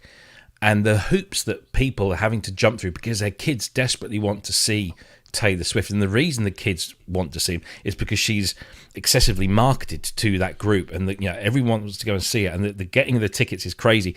And then, of course, the after sales market of these tickets, the legality of which, you know, is a different argument altogether. Means that, you know, some people are paying thousands and thousands of pounds for a shit ticket to see, you know, their child's favourite artist. But also, I was talking to somebody on Record Store Day. His daughter is 15 years old and is a big Taylor Swift fan. And, of course, her new album came out on the Friday before Record Store Day. And she herself was there queuing up. And she said, yeah, I've ordered 4 copies of the CD and 4 copies of the vinyl. And I said, why? And apparently each copy of the album on CD is identical except for the front cover artwork and one song. So there's a different song on each of the albums. So say there's 12 songs in the album, track 13 is different on every single one of those albums for 4 albums. So they have to buy 4 to get all of the music that's released. And they've done the same on the vinyl as well. And she's ordered that, because they just have to have everything. They can't afford to miss out on that, that one track. And in a year's time, they'll probably release the expanded edition, which will have all of those tracks on. So you could have waited a year, but no, they'll probably go out and buy that as well. Yeah, there's And the it's Clear so Vinyl cynical. ad the other day. I saw hers. I have a Clear Vinyl album coming out. It's like, oh boy, just all this collector stuff, right?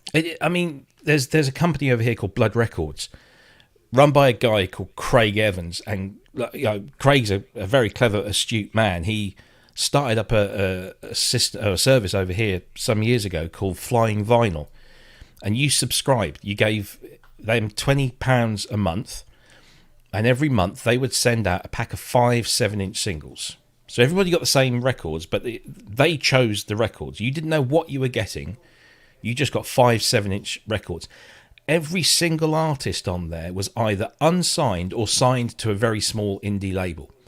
So it was an absolutely brilliant way of A, collecting some vinyl, B, supporting some bands that need support, and getting access to music you probably wouldn't hear on the radio or have promoted to you on your streaming service. So I was quite happy to give £20 a month and get essentially 10 tracks.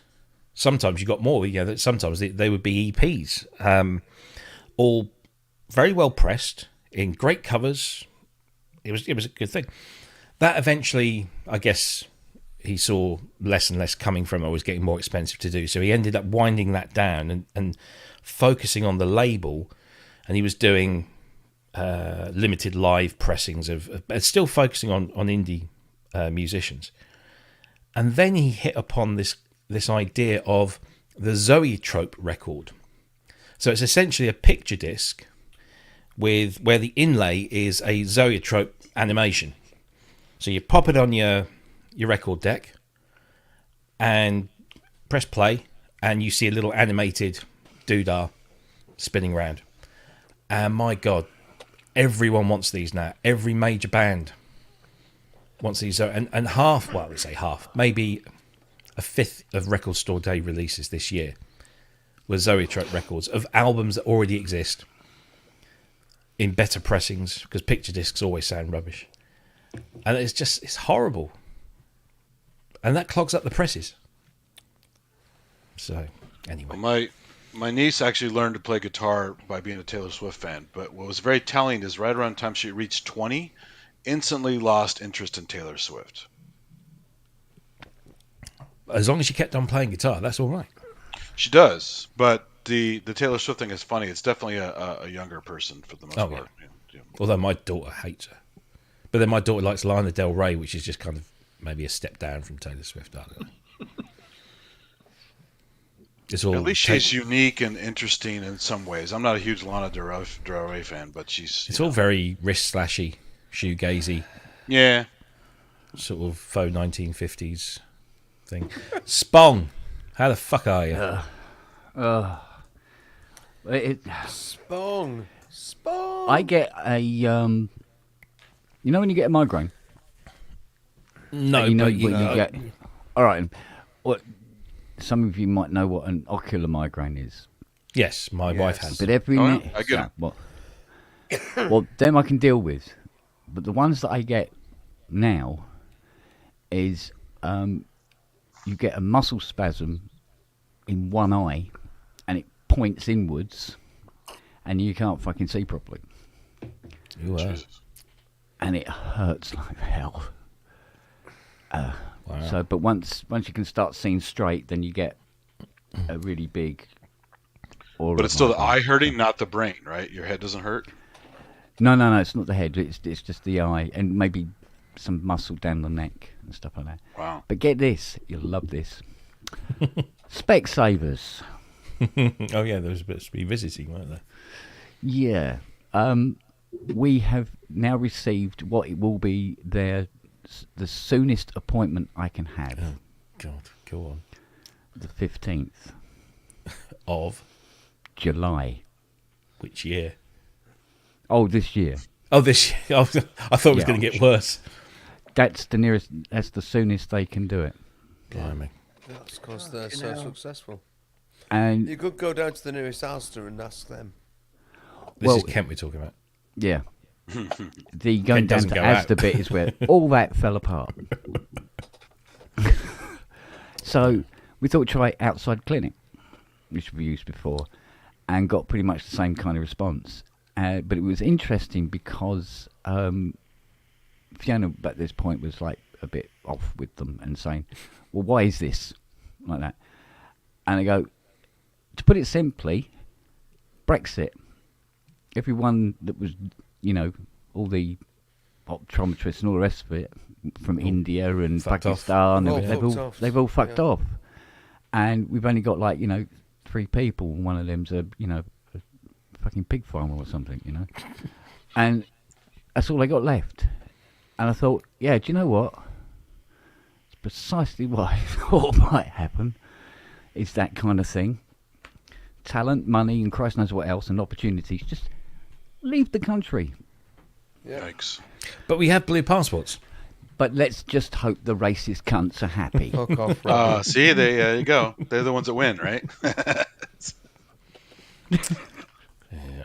Hey, just curious question from an outsider here. At what point do you have to start paying? Is like advanced surgeries, or when do you have to pay for? It some all of those depends. All depends. I always The pay. Anyway, Nobody can work it out, Andy. things? Really? It's Essentially, random the if you need to go and see a GP, It's free that's at point that's of free, access. absolutely free. If you If you can see them. if you can get to see them. If you get knocked down by a bus and you need to go to hospital, the ambulance is free, the hospital's free, all the treatment is free, the aftercare is free, everything is.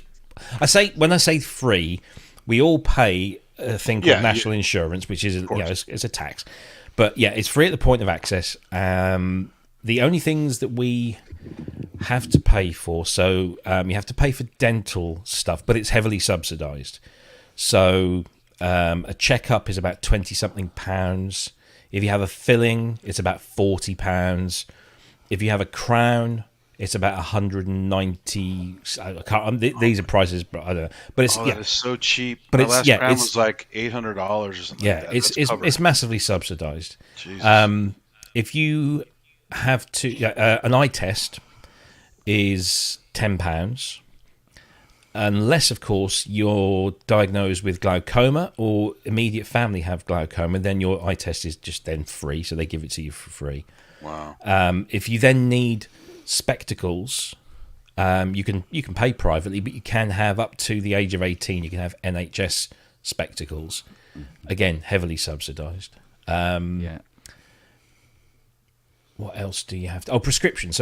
So drugs. Okay, so everyone gets prescribed drugs and if you just get prescribed, say, you come down with something and you need some antibiotics, they'll give you a course of antibiotics and you'll pay £9 and some odd pence, £9.50 or something like that for that drug. Whether that drug costs £2 for 28 tablets or £500 for 28 tablets, we all pay one prescription price. And that prescription might be a number of different drugs, but it's always £9 something, unless you suffer from certain. Robbie. Sorry, Per item. per item, yes. And those drugs Yeah. are always generics, or they're just whatever they have, or No, it's No, whatever the no, the it's National Health whatever's Services. Whatever is prescribed. Yeah. So, if you, like myself, suffer from certain medical ailments, you are entitled to free prescriptions. If you're over a certain age, actually, anything up to the age of 18 is free. I think or is it 16? I can't remember, one of the two. So it's free if you're a kid, and it's free if you're over the age of 65 or whatever it is. So if you're a pensioner, it's free. It goes back to being free. If you suffer from certain medical conditions, you get it for free. But you can also Not asthma. no asthma, no, Not yeah. asthma. No. Asthma doesn't count. No, Even there are though certain. even though I was given the last rites from having an asthma attack. Yeah, but there are certain. Asthma can kill. Yeah. Asthma doesn't count, but diabetes does, and leukemia does, and all sorts of. Yeah. Which is understandable, but Yeah. How about like urgent care, emergency room stuff? How does that work out? Totally free. free. Jesus. Yeah. Yeah. So if they have to scrape you off the road, they will. If they have to fly you there in an air ambulance, they'll do that. Well, yeah. Yeah, absolutely. Physiotherapy, or post-injury physiotherapy, it's all part of the thing. But on the downside, we're not allowed guns. No. Yeah. See, where's all the fun? Yeah. If So you I have could live with that. if you have mental health Personally. illnesses, again, all of that is free at the point of need. That's You psychiatry. get it. If you can the get it, treatment. yeah. But the principle remains is that it's free of charge, and that's the problem. Is that It's the moment, available. It just isn't. the way our government is wanting to slowly privatise the health system so that we do end up paying American style prices. What they're doing is they're essentially throttling what's there until it gets so bad that they say, "Oh, look, we can make it better by bringing in a private company." Sure. Yeah. But It's they've cynical. been trying to do that for many, many years, and they have succeeded It's in worked some respects. before. It's worked Yeah. before, haven't they? They did it to the water, they did it to the trains, they did it to the coal mines. But the health service is one thing that the British people will fight tooth and nail for, it seems. We're quite happy for them to privatise the utilities and stuff until it I'm becomes... Well, exactly. I But think it's yeah. wank. But then Yeah. again, I'm a sickle-waving communist, so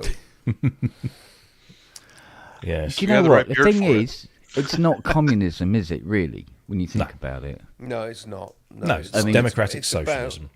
Yeah, Yes, yeah. thank you, It's- Robbie. Well, although nationalism carries its own sort of like sticky flag as well, doesn't it? But Oh, yeah. I'm not You know, but interested in the- nationalism in any But way. when you hear things like Southeast Water, for instance, who tipped 9,000 hours of Yes. sewage yeah, into a it's lake, awful. right? But their dividends for their investors Put them was against the wall and shoot them. £698 million Shoot the lot. for 23-24.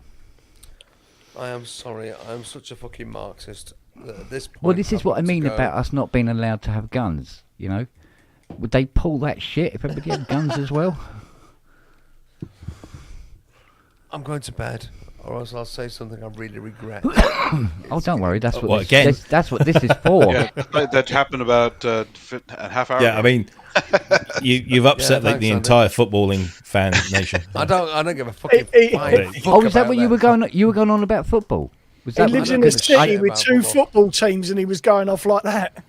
Ah, They can okay. all, they Fucking can hunt him all go down. and stew in their own shit. I don't give a shit. Right, on that note, I love you all. So you mean? He Stop beating did. about the bush. fucking Stop beating about the did. bush. I Vocally, absolute- at great I volume. Absolutely did. Yeah. Yeah, he Good cloud man. lifter gave up. Cloud lifter. Yeah, it's great. I can However, in a shout my real head pub, off. you wouldn't say that about football, right? I would. And I go, you. Would you fucking make it out idiots. alive? No. Probably not. No. Well, that's because they're all morons and they haven't got a fucking clue, and all they can think about is Steady on, Hitting steady people. Hold on, but they're on. also drunk, so they have no Let's drown judgment. him out. Let's drown him out. the only kind of intelligence they understand is at the end of a fucking fist. And I'm sorry, but I've not got no all time. of That's for a that. large, sweeping generalisation of football fans right there. And I We stand love by large it. sweeping generalisations. The sad thing is sometimes the big guy with Talking the of which, biggest Hull fist have just wins. equalised. So at the end of the day, there's no argument. Bread and circuses. Bread and circuses. Hear Hmm. my words, folks. Bread and circuses. I'm off to bed. Bye. Night, Andy. Hi. I mean, Andrew. No, darling. Thanks, Keith. Tra. You can say what a wanker now, Robbie. It's fine. It's right. absolutely fine. You put it on repeat. Don't worry. I'm not going to do that. I think that Tolstoy beard's starting to have an effect. Just watch out for ice picks. Yeah. It's growing out like little devil horns. So instead of the top of his head, it's out of his chin. So Love it. So Eduardo was here today. Oh, was he? Yeah, and thank God he brought a large car. I gave him the Clavinova. Oh, the big one. Yeah, Wow. can't get rid of them. No? No, they are nice. they are lovely. Beautiful sound. When they were Beautiful hot piano. tickets back in the 80s. Yeah. Well, this one's a 2003, 2002, something like that. Connects to the internet, mate. Does all this thing where it does lessons. So, so if you want to learn how to play, so you pick a song. You can download the MIDI file from the Yamaha server, and what it does is it starts the intro with the rhythm and everything else like that, and then stops, and a light comes on above the key you've got to push. Oh, that's like And you hit the key G-Box and it for moves. guitar. That's pretty cool. Yeah, and then it stops and waits for you to hit the next key. And the idea is as you learn where these keys, which ones you have to press, eventually you can start to play it, and it begins to sound like it's, flowing. And my mum loved it because she used to play via, the numbers system. It probably has a name. Yeah, when the thumb is 1 and Yeah, index is 2. And, Well, you've got sheet music, and where the notes are, there's numbers above it instead. So you learn your chords from the little chord book, and then you learn the actual theme, as it were, via the numbers. And she was getting really good at that. I have to say, I always like the K250, but the Clavinova was the first one I saw in a store where this guy used to demo at a Yamaha dealer. And he would a real Yamaha Grand right next to a Clavinova. And he'd go up and down the keys at different velocities, and you could, holy shit, that's close, right? Yeah. Well, it was interesting. 'Cause, once Mum's dementia set in, she put a whole cup of coffee onto the keyboard. There is no reason why, because, A, it's dementia, right? I phoned up Yamaha and said, I need a new keyboard for my Clavinova 304 CP304, something like that. And they went, yeah, okay, give us your address. Didn't want money or nothing.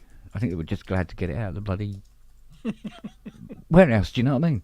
And it arrived all boxed up and everything. It was beautiful. And just whacked it in, connected up the ribbon cables, and Bob's your auntie. So, but no, you can't get rid of them. You see them in the paper where they go, free to anybody who will please come and collect the fucker. Well, they are furniture, so. Yeah, it's solid wood. Bloody hell. Does this have feet on it and stuff too, or like some kind No, of? it's big, solid panel legs. Right, okay. And then you've got the brass pedals and all that malarkey. And so Nice. it looks like a flattish upright piano, but it's got this roller deck front on it. I would have taken that too if I Must lived be some- locally. Yeah. So, well, Eduardo had that, and I gave him some Behringer rack stuff that nobody was interested in, and a few other bits and pieces, and he collected 3 of his keyboards that I'd done for him, and literally filled up this car to the fucking headlining. Did he have a red glue one he was getting fixed? No, there was a JV90, a JV35, and a JV50. Okay. And I had various things like the volume slider didn't work on one, there were some keys out on one, and a broken button, and little bits and bobs and stuff. And can I change the batteries and load the factories back on, etc., etc. So we had all that, but it's been such a nightmare day because there was all that. I had a guy turn up at 9 o'clock this morning with a JX3P, only half the buttons on it working.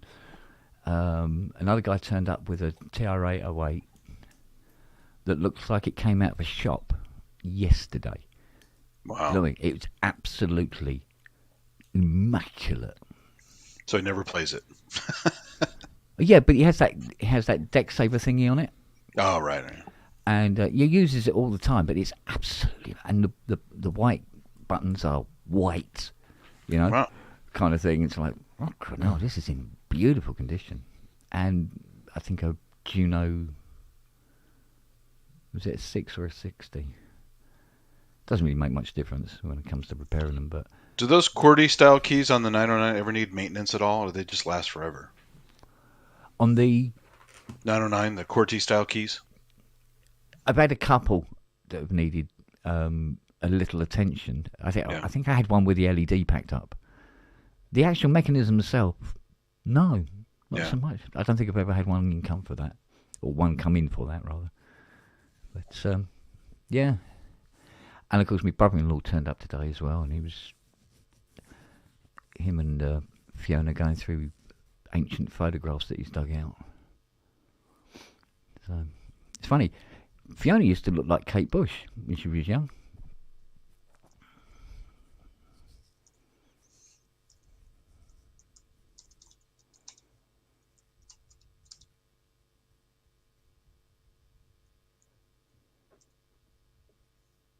Yeah, I was about 2 weeks away from doing that Prometheus to the Clever Nova.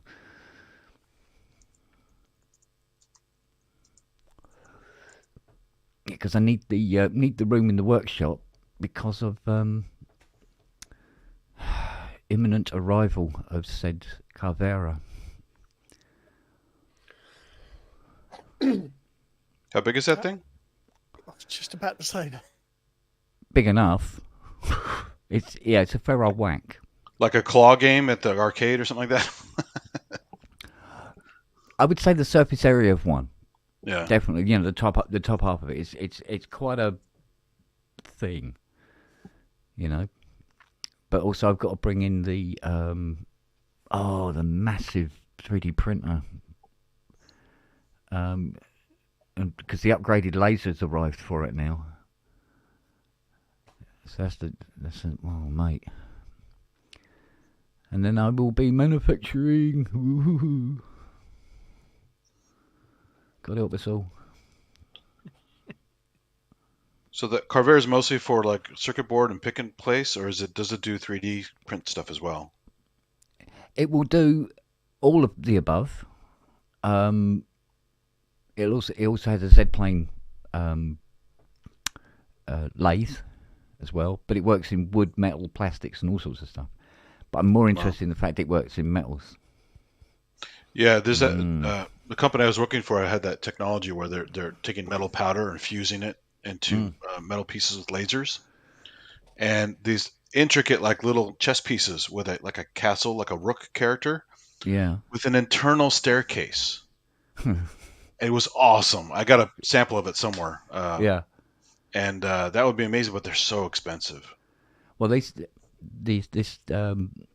company, they sent me an email with a heads up on new technology that they're bringing out later in the year or early next year. I don't see if you've heard of this, called zero tolerance lathing.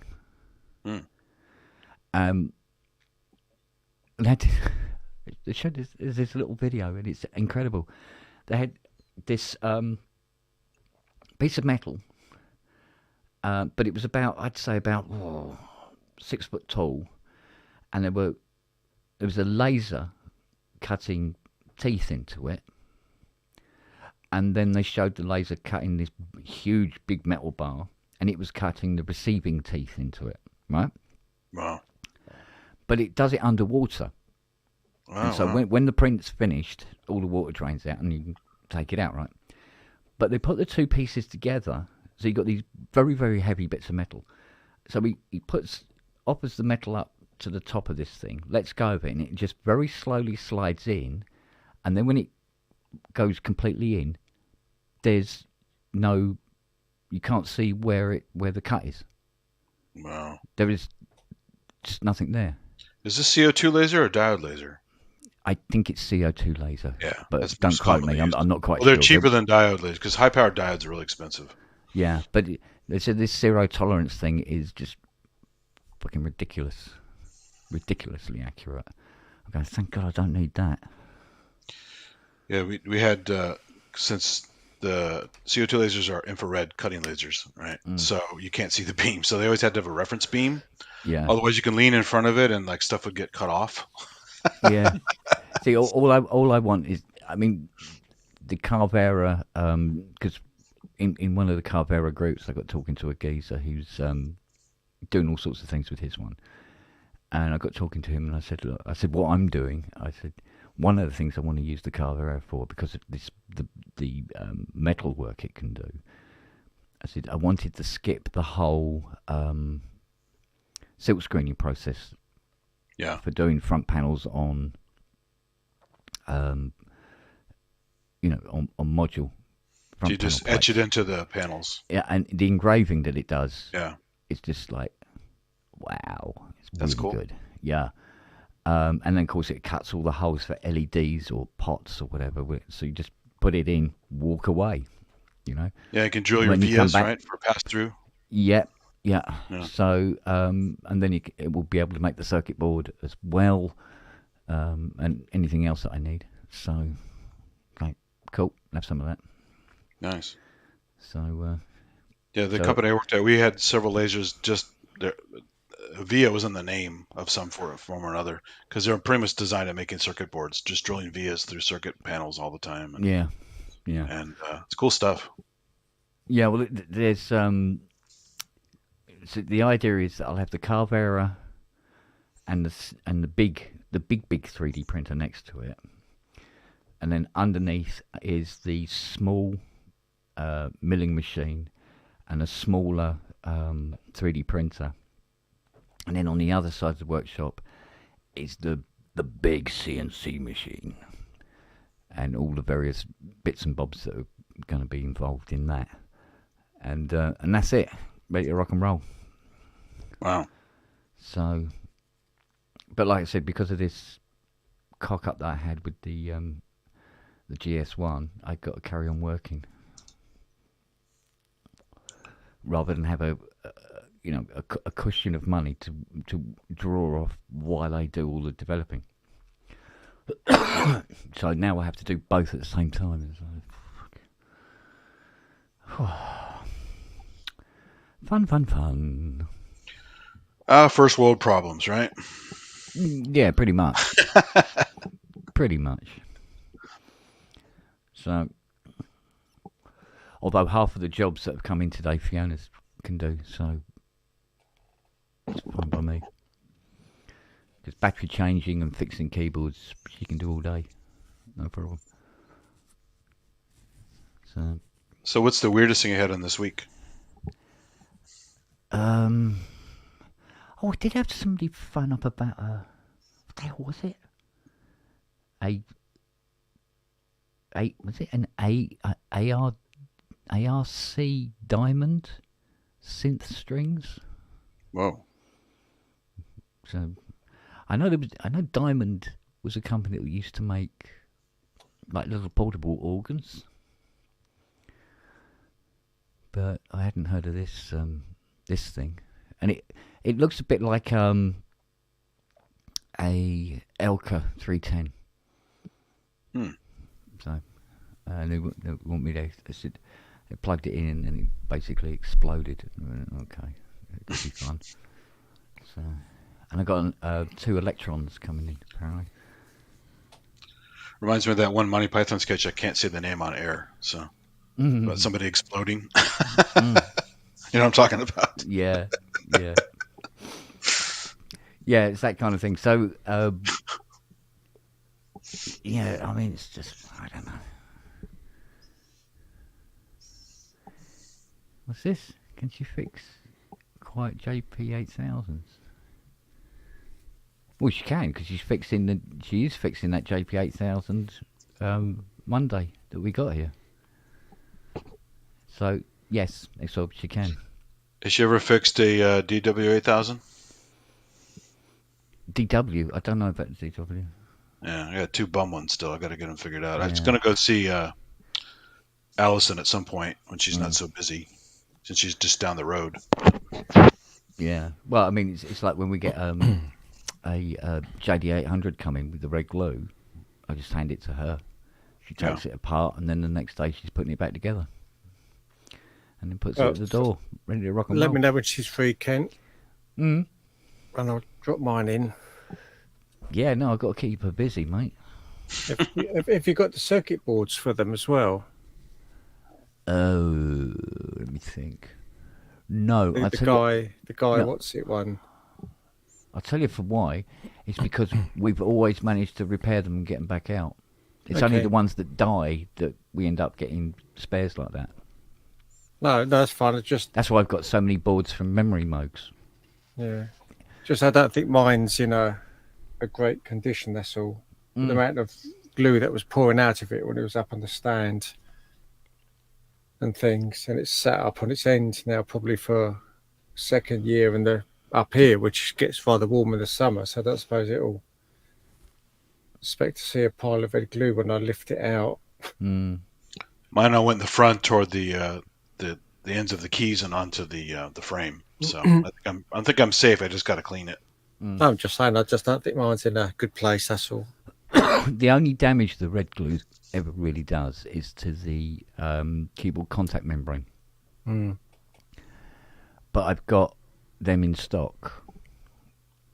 There was a farmer making them, and I bought a load off him. And well, he wasn't making them; he was getting them made. And so I bought a load off him. And that's the only time, really, the only thing that really gets damaged on them with the glue. But as to getting it back to looking like new again, no problem at all. Did you ever finish that thing she was working on? Was it a pinball machine or something? What was that? Oh yeah, no, she finished that. She did? Yeah, works a treat, mate. Yeah? Yeah. The clock's still on the wall. We still haven't got round to getting that going yet. What, haven't put had the it- time? You should Yeah. put a video up of that. Yeah, because she's built this big pendulum clock. It looks really good. It's got like a balloon on it. So when you pull the weight down, the balloon goes up, sort of thing. It's really, really clever. It's very, very, very intricate. I'm surprised she didn't lose her temper and start punching it. So it's taught her to, have patience, if anything. So there again, she's been living with me. I mean, if anything, it's going to teach you patience. That is. So. I think the XB80 had the red glue, didn't it? I think Lady App was saying. Yes, I think it did. Well, it was one of the XPs anyway. Hmm. Yeah. They didn't do it to too many keyboards, thank Christ.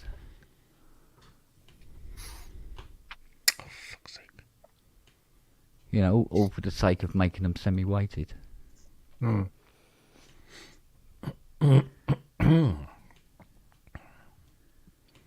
Doesn't happen with the Yamahas, does it, Robbie? Apparently not. They never went that Sorry. route. What route was that? So I wasn't paying attention. I When do they- apologise. No, that's right. When they put weights in them to make a keyboard semi-weighted, Oh, right. they moulded them into the key Yeah. rather than glue them in and go, should be all right. Yeah. But I don't think Roland knew that glue was going to do that. Because it's that thing of like, why did it wait 30 years and then turn to fucking ambrosia custard? And then, after it's done it, goes back to being like fecking cement again. Mm. It's almost like a cycle thing it goes through. It goes like brick, goes to water, and goes back to brick again. Oh. But at least Fiona's got this non-toxic, non-damaging way of doing them. So, in fact, it's so successful. If we had a bucket big enough, you wouldn't even have to take the keyboard apart. You could just put it in the bucket, collect all the weights in the morning, and then properly glue them into the keys again. What was the solvent again? What are you using to get that off? I forgot. Oh God, ask her. Oh, okay. She comes out with these fucking carbonate dioxide. Because it used to be sodium hydroxide, which is nasty. Unless you Oh, no, don't- let's, yeah, because when she looked at the video, because I said, yeah, this is something you can specialise in, and she watched the video on how to do it, and she goes, what the fuck is he using that for? She goes, if he uses blah, blah, blah, this, that, and the Sodium other and all- bicarbonate? Yeah, there's definitely sodium, but there's something else she puts in, Okay. which means it doesn't have to be hot water. You can do it in cold water. There's no Not fishy. fumes. Yeah. It doesn't burn your hands or, you know, anything else for that matter. It's only about that far off from, like, you could probably drink it. You know what I mean? And you don't have to agitate it. You don't have to do anything. Just put them in, and the next morning they're done. And the other thing it does, which I thought was really clever, not only does all this red glue fall off, it goes transparent. There's no red left in the morning either. Interesting. So if there's, because sometimes you'll get glue that doesn't want to leave, especially inside the underneath of the key.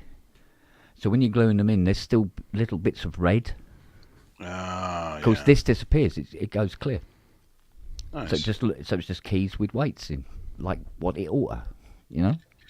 It's like Scientology. You can get clear. Yeah. So, well, it's nice to see her put in her, you know, her chemistry degree or whatever it was she had. Sure. You know, it's a good use.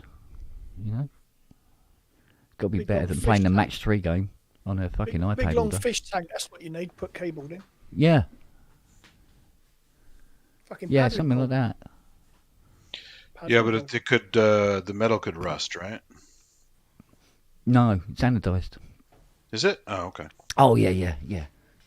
Yeah, Roland were always the quality build, along with, you know, Yanni, in terms, you know, compared with the other manufacturers at the time. And Roland was like, you knew you were getting something really, really built beautifully. So, And hard as hell to take apart, right? oh God, yeah. Yeah. But they just missed out on a few things. But I think all the companies in one form or another did, you know, where they go, you know, let's put the battery on the CPU board. What could possibly go wrong? Oh, yeah, that's a terrible You know, idea. kind of thing. I mean, I don't know how many CR78s have died just I was because of lucky the my position of the SX240 battery. didn't bleed out and kill my circuit board. Yeah, I caught it before it leaked. yeah. But even when it was, like, well known that not having a battery leak in a CR78 was going to kill it, Korg continued to do exactly the same thing. And they go, no, it'd be fine. Don't worry about And it. also, why no battery holders on so many things? That kills me. Well, the battery holders is quite a late idea. Is it? Yeah. Wow. Yeah. I think it might be a style thing. That a keyboard that had like a little compartment for, you know, batteries in it was sort of like, that's a bit.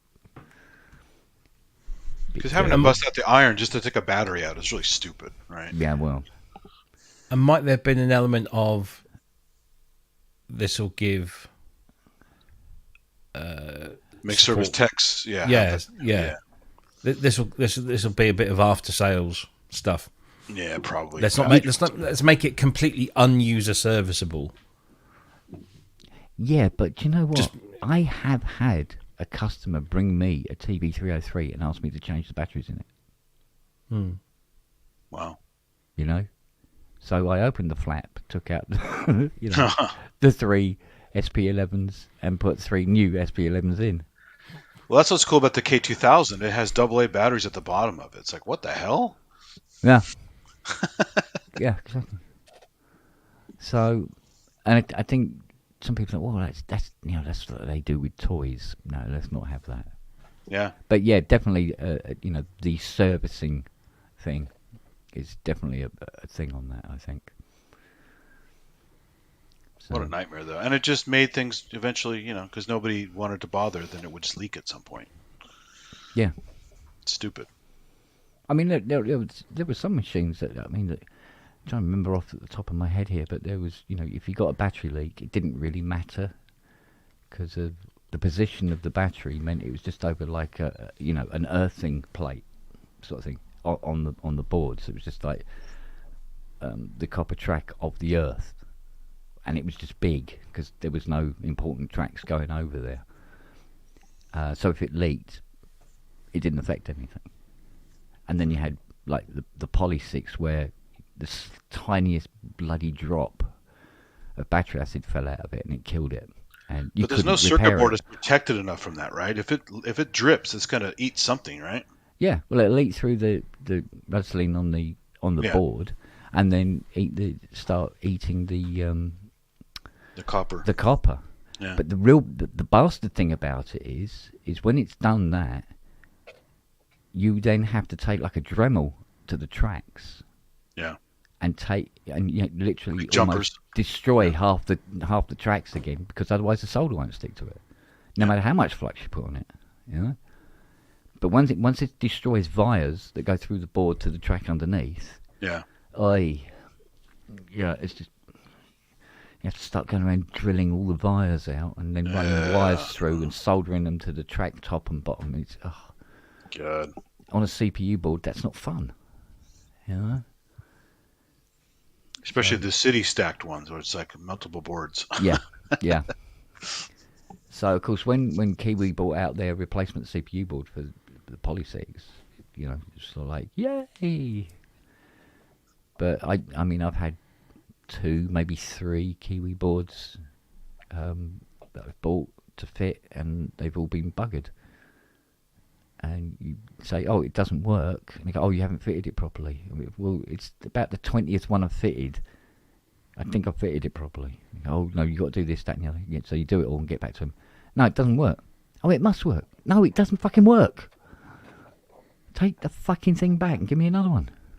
Are you sure it doesn't work? Yes, I'm sure it doesn't fucking work.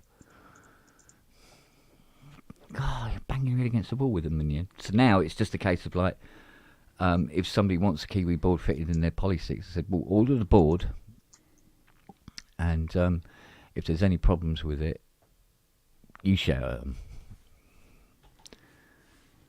Because I'm done shouting at them. But I think they don't make them anymore now. I think they're all gone, aren't they? That's all a done deal. The Kiwi stuff. If I remember rightly. I don't know. Well, as far as the Poly 6 CPU board is Oh, as concerned. far as the 106 I'm worried about. Oh, the 106, yeah. In Well, case I need. I got a few 106 CPU boards knocking around. It's always handy. Yeah. Well, hopefully there's not an awful lot wrong with this one. So, Well, the 106. RAM's relatively available. I'm picking one up in a couple of weeks. Ooh. Frankie Goes to Hollywood's. Oh, get you. Nice. It's finally happened. Mm. He's been threatening to give it to me for ages. We've just never been able to sort it out. And then he calls me up the other day. I'm not going to do his accent because I can't do a thick Scouse accent. He says, got to get this sorted, got to get it done by the end of May. I said, well, I'm away the 3rd week in May, so we need to get that before then. So the Monday before Super Booth, I'm driving all the way to Liverpool to pick up the 106 and an M1 REX module. All right. Again, Yeah, those are nice. Yeah, not entirely sure of the working condition, although I imagine that it's probably in better working condition because that was his rather than Frankie's. Right. I think the 106 was it was more of a writing keyboard that they had, you know, something to noodle on. But Oh, so it's got jizz, shit, and Christ knows what all over it. it's got a massive. On the right hand side, you know, where it's empty and there's just the logo and stuff. There's a massive sticker that's kind of half there, half not. Right. Which says something like "Don't drop fucking bombs" or something. I don't know. It's there. Do you want to? Are you? Do you want me to lose that, or are you No. keeping it for authenticity? Keeping it for No Frankie hate say that. stickers on it. Not that I can see, because it was last seen in public at an exhibition in Liverpool at the British Music Experience, which is this big kind of, it's like the Rock and Roll Hall of Fame, except it isn't a Hall of Fame, but it's like, you know, kind of a big music museum about celebrating British music. And about 3 years ago, they did a Frankie Goes to Hollywood. It was like a 6-month thing. And Brian donated a whole bunch of stuff, including some leather jackets he wore on tour and the guitar he played, and the 106 and Yeah. a few other bits. And so they're the only images I've got of it from about 3 years ago. And it looks in pretty good condition. And the only thing I can see on it that's not original was this, this big kind of sticker. But I'm even reluctant. I think there's one or two. I was looking at the photos closely the other day, and I think there's one or two slider caps missing. No, I've got some of them. Don't worry. But I'm almost inclined to think, well, they're maybe I don't know. Maybe I'll put those on. Yeah, no, put them on. But because this is more about what it is and who it belonged to and who it was used by than having a going out and buying a. I must admit though, 106. You wanting to keep the sticker on the front panel is going to make my life fucking more difficult. Why? It's much harder to clean them when you've got things like that on them. True. Instead of being hopefully able to don't blanket need much. clean, you need to go. It's got to be cleaned up, mate. Well, I don't know. Until I see it in person, I don't really know It's been in storage, so that's why he wants it out, because he's getting rid of his storage. So, I mean, those sliders. I mean, when you use those sliders, it's going to sound like you're electrocuting a fucking cat. It's going to be all over the bloody place, mate. They'll need cleaning out, But the sticker's over to the right hand side, so it's not where any of those. Yeah, it's I not know. I get anything. you. I get you. Yeah, because So there's a lot of room should there. be okay.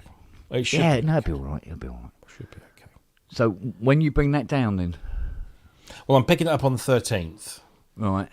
and then I won't be doing anything with it until after I get back from Super Booth, and that's Okay.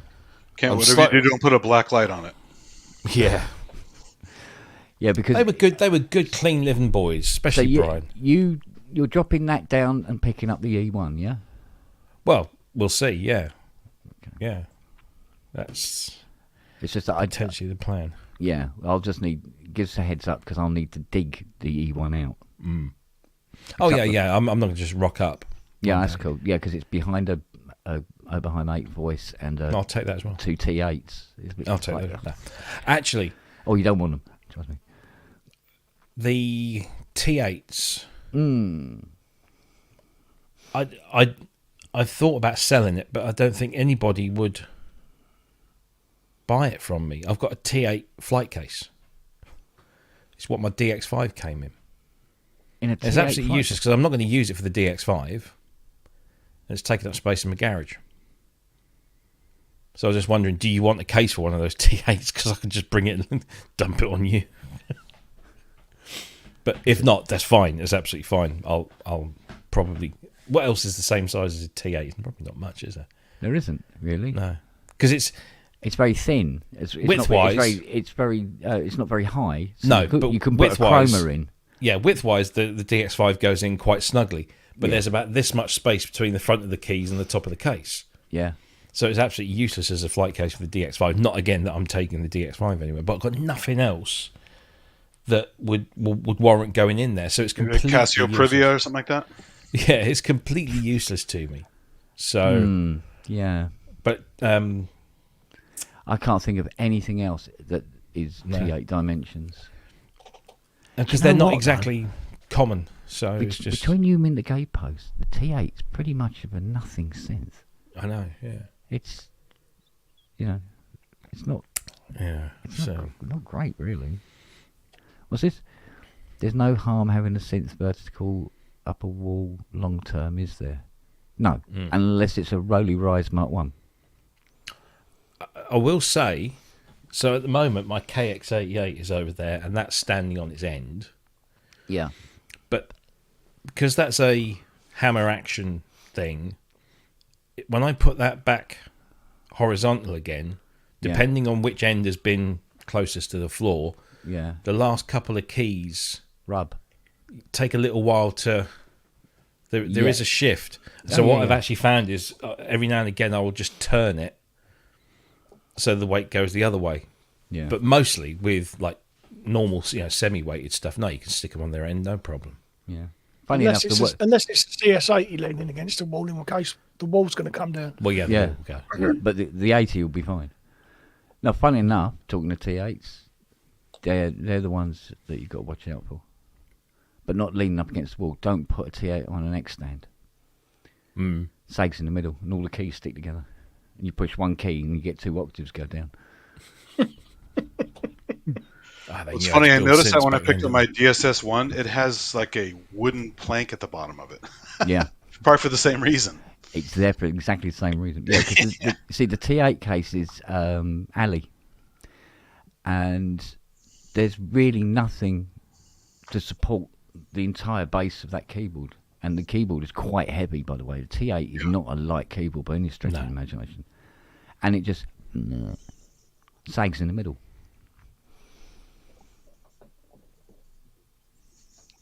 By the way, that the rolly gel thing you sinks one mentioned, end, yeah. I don't think that was ever in the manual not to put it on its side, right? I never had the problem with it, but Yeah. you know, people who have, but I think it ever told you don't put it on its side, right? Yeah. I don't No, think there was a but- warning about that. And even then, I think it's only my Rolly Rise that You might have gotten does unlucky. it when you stand it on end. Because Mine was on end for maybe a couple weeks at a time, and then now it's been flat ever since, but I've never had a problem with it. yeah, because I mean, even Richard Hilton had his Rolly Rise Mark 1 on its end for like 2 weeks, and he said it was absolutely fine. But mine just bubbles away from the the rubber bubbles away from the. You got the gel liquidy packs. version. Yeah, and it's like, and you do that, and the whole top of the keyboard does this, where it's just not touching it. But Your after a Rise day, has, it's fine. You have leaky breast implants on your Rise. Basically, there's something going on in there. So the Rise 2 doesn't do it. Richard Hilton's Rise 1 doesn't do it, or his Rise 2 doesn't do it. Just that gold one. So Although have you got your Republica keyboard yet, Bobby? No, that'll tie in with going down to see Kent because Tim is wins away. Yeah. All right. But yeah, I'll be picking that. So yeah, blimey, I'm collecting the keyboards of the rich and famous. Yeah. Or the not so rich and not so famous. But yeah. I mean, my KX88 allegedly belonged to Nigel Hopkins. Oh yeah. That's what the guy said when I bought it off him. I've got no reason to believe him or disbelieve him. So that's what he So said. I was half thinking, shall I ask Brian to do like a provenance note for the 106? But he's given it to me for nothing. And I'm never going to sell it. I mean, I never sell anything that I buy, but I'm never going to sell that because it's Frankie's. And I'm such a huge Frankie fan. That will just stay with me until I die. But I wonder if I should ask him. Well, the thing is, if you've got stickers and photographs and things, Well, yeah, I'll get the missus to take a picture of me and him with a keyboard. And yeah, I don't know. What I want to do is I want to check out Holly's collection because Holly is a real synth nerd, which is kind of surprising, but not in a way. But he's properly into his vintage synths. We have a Holly in somewhere, don't we? We know somebody who's close to him. Well, yeah, I know him. No, I mean really I mean, close. like know him. No, I mean close. I'm not close. I mean, No, we do. We know somebody. we Who the speak. hell is it? Dunno. It'd be interesting to get him on the show, wouldn't it? It would. But I don't think. Yeah. I know somebody who's really, really knows him well. Oh, hang on a minute. I think there might be somebody at my door. It might be my missus. She might be a little bit worse for wear. Hang on just a minute. Oh, she's doing Uber Eats now, is she? Yeah.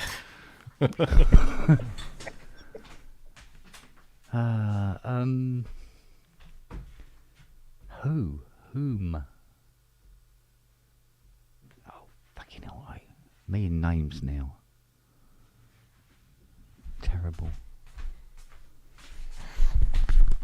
I I must have been can't hearing remember mine most days.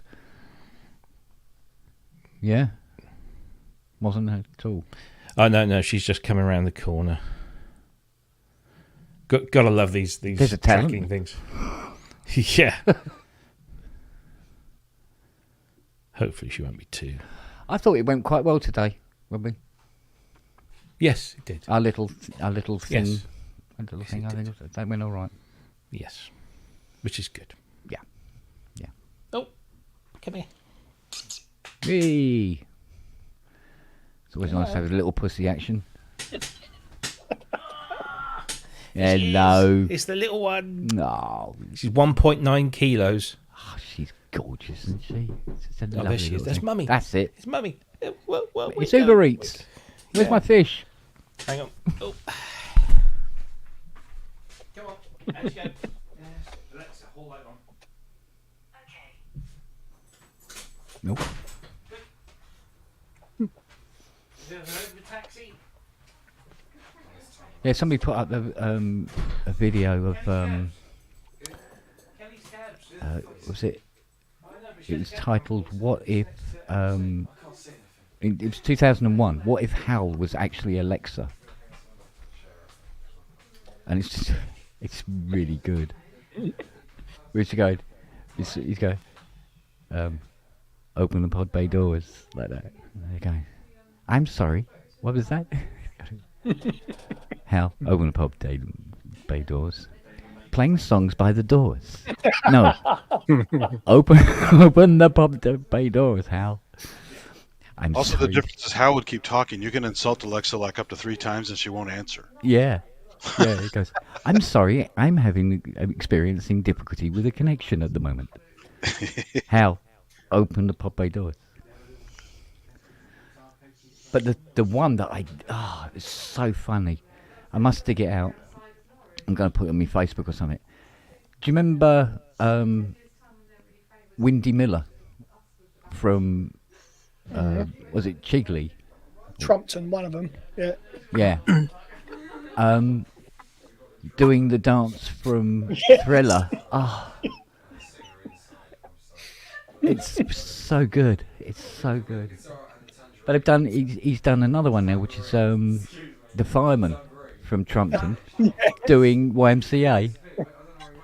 It's fucking brilliant stuff. It's like there's a channel. I forget who tagged me in it. Somebody's doing voiceovers of Postman Pat. And Mrs. Oh, Goggins, yes. Yeah. Mrs. Goggins is a raving sex maniac. Yeah, the evil Postman Pat YouTube videos are hilarious. Yeah. I don't even know the show, but I caught on to those. They're hilarious. So Yeah, a lot of those kids shows didn't actually get across to the States at all, did they? But we got a lot of the Shame, 'cause American I ones love come. Claymation, but it just never made it here. So. Yeah, no, we've got a lot of the American ones made it here. We got, what was that HR Puff and stuff? Didn't we? We got that. You got all the Sid and Marty Krofft stuff. So Yeah. the Super Show, which had all the weird skits. You had the Puff and stuff. What was the other ones? Banana Splits, obviously. Yeah, those are all kind of in the Crofts domain. Yeah, yeah. They later did a ripoff of Spitting Image Mm. called, what was their version of it called? It was the same idea as Spitting Image, but the Croft version. I forgot what they called it. It was political puppets. Yeah, but I don't think they get away with it in the States quite like we could here. No. I mean, it's simple. Like making fun of Reagan is pretty easy, stuff like that. But Yeah. Yeah, I mean, they were very cutting, Nowadays it'd be satirical here. those puppets are canceled. Yeah. Yes, like so many other things now. Well, I can't remember who said it. It was something about, what was it? People's feelings are more important than the truth. Well, it's so funny because a lot of the people in politics now use facts. Your facts and your feelings, aren't compatible, whatever. And it's like, well, they have the same problem. So what are they talking about? Yeah. I don't know. All this pandemic nonsense that came out. Yeah, I wasn't quite expecting that kind of reaction from people, I must admit. We've had vaccines, for, a good century, right? Yeah, Proper vaccines. yeah. Like Jonas Salk is spinning in his grave after hearing all this anti-vax nonsense. We'd still have fucking polio everywhere if it weren't for the vaccine being successful. Mm. And people are like, "Oh, I can't take that. It's not proven." It's like, you don't know anything about medicine or science. What are you talking about? Yeah. Just had an email from Traction, right? You know, they brought out this new synthesizer called Myth, MYTH. All right. So I need to have a word with their marketing department because the headline on the email is "Don't miss out." Why did they not put "Don't miss out"? Don't miss out. Don't miss out. They might think you have a lisp. But it was the pun potential. Jeez, It would be offensive to people with lisps. That's right. And the next model will be a Mister. Don't miss out. See, Yeah, Fiona watched PSN this morning, oh yes. and she goes, oh, I said, what? She goes, you lot really don't like Behringer, do you? Oh, something just came up on my Facebook feed. It's somebody in the Behringer Facebook group with a picture of his setup with a computer, and he's got the plugin running. He says, "Yeah, I've just used the Behringer plugin for a track I'm making." I'm like, "Oh, really?" And then underneath it says, "Yeah, I had to do some pretty big work on the presets because they're pretty awful." I'm like, "No shit." You think? Yeah, I still can't load up that third-party bank because I put it in the folder. It just doesn't show up. Well, even when Matey Boy said on PSN, on the PSN page about just dumping it in Yeah, it just doesn't. into the folder beside it or something. You have to put it in. Yeah, you have to put it in at like the root level of the presets folder. It doesn't matter. I've tried it there. I've tried it in all sorts of places. It doesn't work. And when you go into the actual plugin itself and you click on the preset selector bar, then you get that drop down with all of the factory presets. Yeah. One of the options in the first contextual menu at the bottom is reveal folder. Yes. Or reveal preset folder or something. So you're supposed to click on that, and then if you're in Windows, you get a little Explorer window. If you're in Mac, you get the Finder window, and you're supposed to then just drop them in there. But it does absolutely nothing. It doesn't do a thing. Welcome to my world. And so I just thought, well, I'll search the system for the folders that are related to this plugin. I found one in the shared folder and one in my folder, and I've tried it in both, and neither of them, it just doesn't work. Let's see if it still works. And I want it to be good, but it isn't. It isn't, is it? Right, here we go. Right, let's have a look at some presets here. Down Do you think to earth. is there another QA problem with Behringer, or what the hell is going on? They have QA. Oh, Well, we are. It's a problem at least. right. Yeah, A pad. I did. I re-downloaded it. I uninstalled it, and I did a thorough uninstall. So the application, the other files that it put in elsewhere, all the library content, all the other folders, the plugin component, the AU component and the VST files, all reinstalled it from the latest version that you can get from the website. Still nothing. It's supposed to be completely compatible. Okay, what else we It got? ain't. Come on, give me a nice big Wedgie? yeah, biggie sound. Big Wet sound. What Willy? we got here? Ooh, There are no yeah, big right. sounds. Let's see. Rob, question. You said What's your name? Fucking Eduardo? Fuck off. What is the third-party uninstaller you use on your Mac? I use a tool that comes with Parallels. Fuck off my computer. It's called. Yeah, fuckoffmycomputer.com. No, because I use Parallels for VMs on my Mac.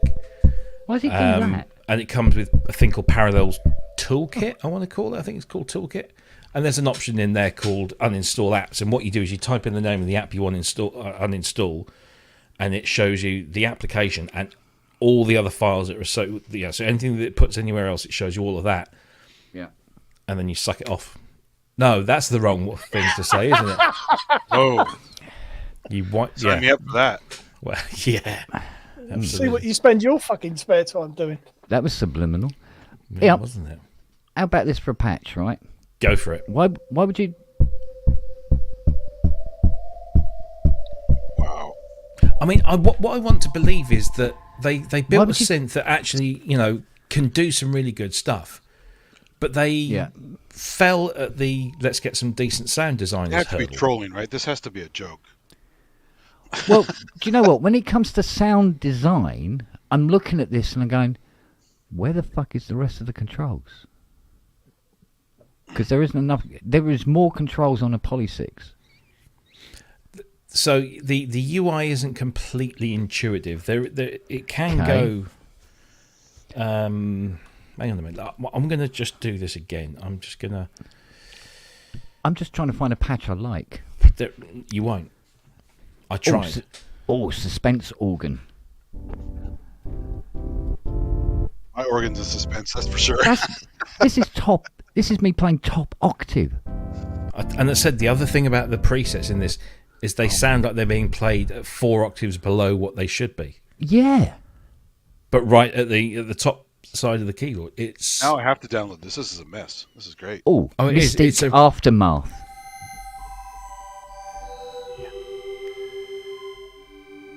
in actual fact. I mean, first of all, let's. So Behringer.com. There we go. Vintage. Right, I'm just going to Hey, Matt, real download. quick on what- the uninstall stuff. You've probably done Just this a make million sure that times, is but the if you do latest. a global find for the app and remove all the preferences and other exported files, it does a pretty good job usually removing an app. Yeah, see if I can do. Is that what you do? What, me? Matt. This is Matt. Oh, Matt.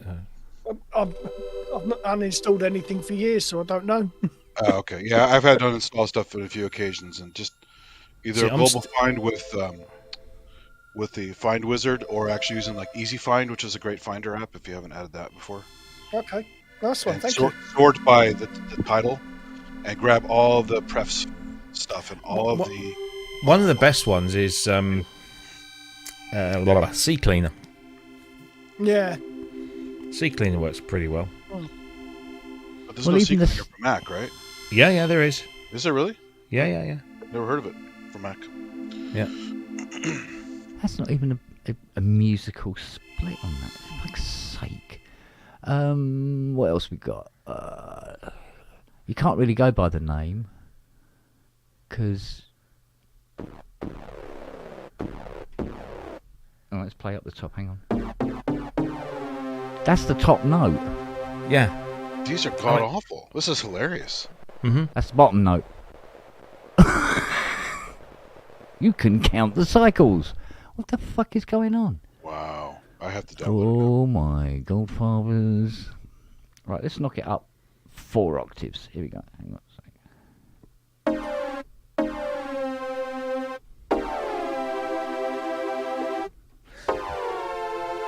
And the reason it hasn't got any effects is because The toolkit they use that doesn't have it. toolkit doesn't do effects. You have to have a different Yeah, toolkit for somebody it. was trying to pick an argument with me on the Facebook page earlier today about, Yeah. but it hasn't got effects, so you're not really giving it. I'm like, but how many synth plugins nowadays come with effects built in? Like pretty much all of them. Even the synths that didn't have effects, if they're emulating old synths that didn't have effects built in, they'll put some effects. Cherry Audio always put, a decent delay and a reverb or a chorus in there. Yeah. So, Well, Eduardo was talking about it today as well. He goes, yeah, but what if you put a reverb on it? I said, well, if you put something like, say, RAM on it, for instance, what you have is a shit sound that's in a big room. Keeps going on, yeah. Yeah. Well, I'm tempted to do a short stream with that and the microcosm, and then say, oh wait, I forgot to turn the microcosm off, and then hear the shit sounds. Right, so uninstall that. So that's the application. That's the But there's an library. uninspiring tone to the synth. Like we said on the show, nasally it has that Yeah. 2003, 2005. Hey, this is really brilliant. This synth that you play on your computer, seriously, but we're I'd much- past that 20 years I'd much ago. rather play Steinberg's VB1. What was the other one? Neon, I think, was the synthy one, wasn't it? I mean, it's fucking gash. I'm so glad I've not even bothered. Well, it probably won't even let you, Matt. It took all day to get it download. and then it took another day to get the license for it. I still can't get on the license. I've got a license from when it was originally done, but I still can't get on the license page. It's true. You guys are selling it in the worst possible way. I love it. So, but yeah, I'd be happy for it to be just decent. You know, it doesn't have to blow me away. It's just, if it's a great tool and it doesn't cost any money, Well, look, fantastic. I will show you something, right? Easy. All right. Check it out, girls. Here we go. Right. A plug-in. Just fire it up. First preset.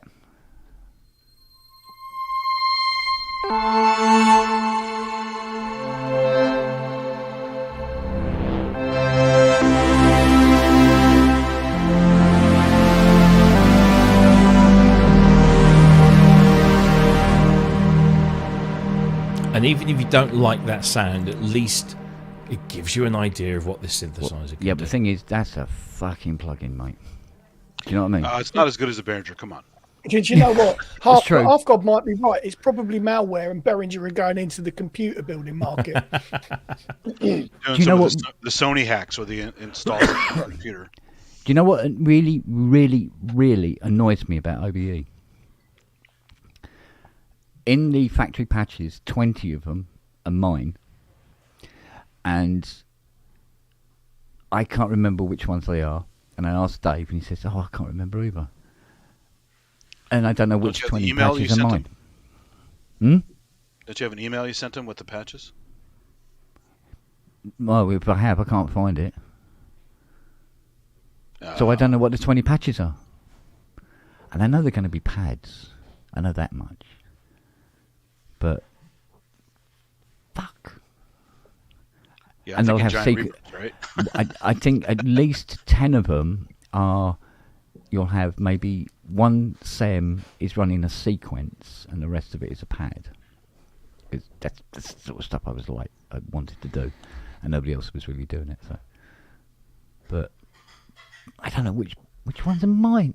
Fuck. Really annoys me. Mind you, I couldn't help noticing actually this afternoon. The Mighty CS80 video on YouTube. Over 250,000 views now. Wow. Admittedly, it took 4 years, but Taylor Swift can still go do one. In my book. It'd be nice on those patch names if you did what the Axis Virus did, with the end of the file name for every preset is the initials of the maker. Oh right, yeah, like I think Spectrasonics used to do that, didn't they? Yeah, it's really nice because you know instantly. Yeah, just put. I wish I'd thought of that now. So, yeah, file name is just vintage, and in the door it's called vintage. Yeah. The funny thing is, that's precisely what it doesn't sound like. So, Right, in so I've just actual gone through. fact, then, let's have a look. Where's So was a Behringer site just overwhelmed, or just as a shit site? probably A a, little bit from of both. column A, a little from column B. Yeah, Both, yeah. essentially, yeah. I mean, it is free, and that will bring the masses for sure. I think I only have one Music Tribe thing. It's an app for the DM12. But like I was saying to Robbie yesterday about the video for the Behringer Wing, which was just a software update, and the guy just wouldn't say, and so you have your wing and you put your USB in your wing. It had to be Behringer Wing. And I counted it. Was it 285 times in 5 minutes? He said Behringer. Yeah. Just in case you didn't know what the fuck you were watching. Right, here we go. Let's try. Here he goes. Come on then. So I've gone Look through. for the smoke. I've Big stripped flash. out everything again. So it's now completely reinstalled. Right.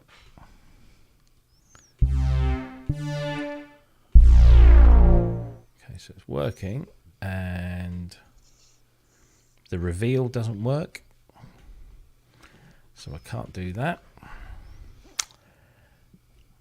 No.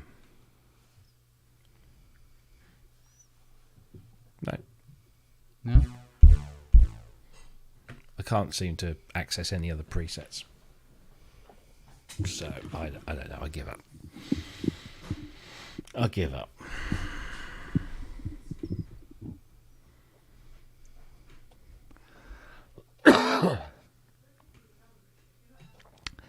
Yes, indeed.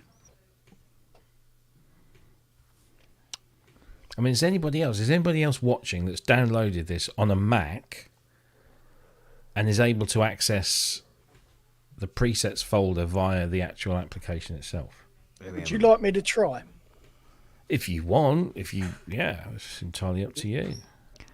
It's the last time his computer was seen working. Yeah. So you click on what exactly? So top left-hand corner of the plugin. Yeah. I mean, at the moment, I'm using it in standalone mode. So I'll do the same then. Hang on. All a right, second, then. hang on a second. Go on then. Let me call it up in standalone mode. God, even the icons fucking ugly. Right. Okay, standalone mode. Here we go. Okay. Right, so in standalone mode, so you've got the synth open, yeah, and in the top Yeah. left-hand corner, you've got the little arrows left and right, and then to the right of that, you've got the preset browser drop-down menu, yeah? Yes. And it defaults to the patch BR Resolutor. Yep. That's the default patch. Yes, I think so. It's so Yeah. far away. But so if you click on that bar, Yep. you get a contextual menu that drops up, and it says factory presets. If you hover over that, you get a list of all the factory presets. Yep. Then underneath that, there's another option called user presets, and mine's grayed out. Yep. Then there's save, which Grayed is out. also grayed out. Then you've got save as. Yeah. Then browse favorites only, and then the final option is reveal preset folder in Finder. Okay, so I have a user folder. So it's opened up a folder for you. Yes, It's not doing that for me. but I don't have any presets to put in it. You got them? So, okay, so if you've got that folder open, what's the file path to that folder? Where would Where I be is able that to read that? If you've got it turned on at the bottom of the actual window. I haven't. How do I turn it on? Because I could really fucking do with that. Oh, sorry, I've just been brought some supper. Oh, look at that. We told you, Uber Eats. Say hello. Is it in settings? Thank you. Oh no, I've got to remember how to do that. I think you go... Wagyu says library audio presets Behringer vintage resources presets. So hang on here. So it's at so I think that's pretty much where I was before. So right, I will find out and I'll tell you that how to turn that on. It's in your basic settings. Yeah, So I think it would be. library audio presets Behringer. No, I have no folder in the presets. What I have a Behringer folder. Yeah. Then In application support, sorry, hang on, are we talking users your my name. user or shared user? Oh, he says my user. Users, yeah. Right, so yeah, Your users, name, yeah, blah, blah, blah. library, audio, Library. presets, Behringer, vintage, Library. resources, presets. Audio, presets. Again, I have no Behringer folder. All right, then let me try this then. Make one. Yeah. Been done before. Then there's a user folder in that directory. What? Why is this not happening with me? Why am I not getting? I don't understand. That's bonkers. So users, me, yeah. Library, audio, presets. Behringer. Why am I not even... Okay, so... new folder. Behringer. Fuck off. I'm trying to think of how many different synthesizers this GUI's based on. Well, It seems to be a bit of Prophet 5, bit of Jupiter 8, definitely. Ben Rev from 3, Prophet Musings 5. found that the original logo, the vintage Word logo on the version that got released a few weeks ago, was a rip-off of a Tone 2 synthesizer that's called Vintage. Well, that heat sink on the back of it is It's definitely a Prophet 5. so Prophet 5, it's ridiculous. Whereas they have not got an original bone in their body. It's an absolute Rev 3 heatsink. So, Vintage. The slope on the back is When no one really so goes after them in Jupiter any 8. significant way, they'll just keep doing this shit, right? I mean, Yeah. until someone really sues them properly, they're just going to keep doing whatever. Well, even the knobs and graphic is very Roland reminiscent. Well, if you look at that, Tone 2 Saurus, it's almost identical in terms of the the knob design and the layout, and even the borders around the different areas for the knobs. Oh, definitely, yeah. Okay, so It's so now not if I go working. there- That go on. folder is not working for me here either. Right, it's working now that I've set that folder up. Right.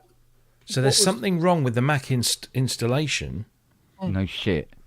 Yeah. I wonder why that would be. In it. So now if I take Mark's, so presets, Mark Jenkins. So if I go there, General, maybe? What was the path for the preset folder? hang on a sec. It's in the chat. So it's from your Macintosh hard drive. It's users, then your username, Yeah. and then library Library, audio, presets. presets, Behringer, right. and then Behringer Vintage resources presets. I mean, Jesus. Nothing. I've got no Behringer one in there. No, so I've just created it, and now when I hit the button or the option in the menu, it works. It actually goes to that folder, but the folder was never actually there in the first place. So now if I go to search, so there's my search, my banks, user. So they're not showing up in user. So maybe that's because. Let me just double check this. Maybe it's because of my land.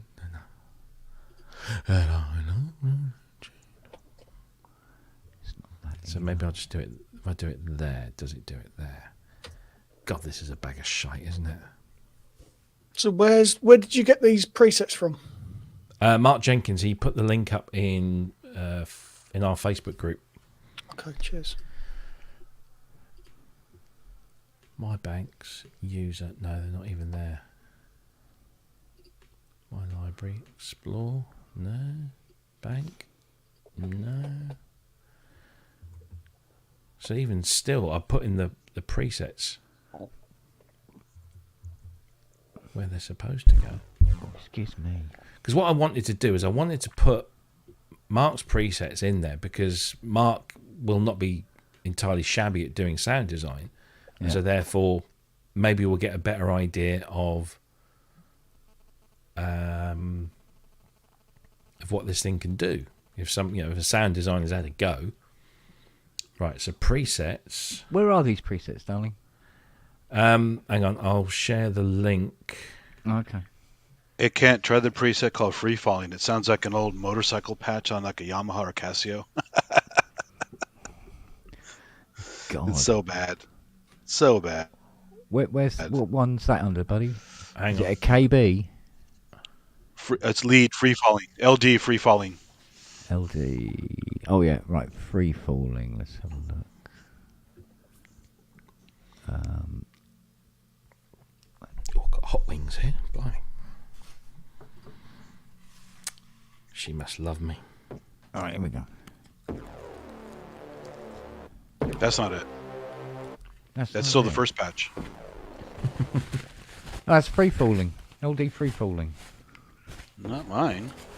Ah, So now the presets sound different. is that it? No. Wow. No, Hang it's on. Hang on. It sounds like changing gears on a motorcycle. Really shitty. Hang on a moment. It might be. I might be MIDI playing channel one problem, right? and selecting the other one. Hang on. Exactly. Yeah. Yeah. Oh, exactly. I'm playing the on-screen keyboard with the mouse. So Right, I've now got Mark's stuff in there. LD free falling. hear that? Oh. Like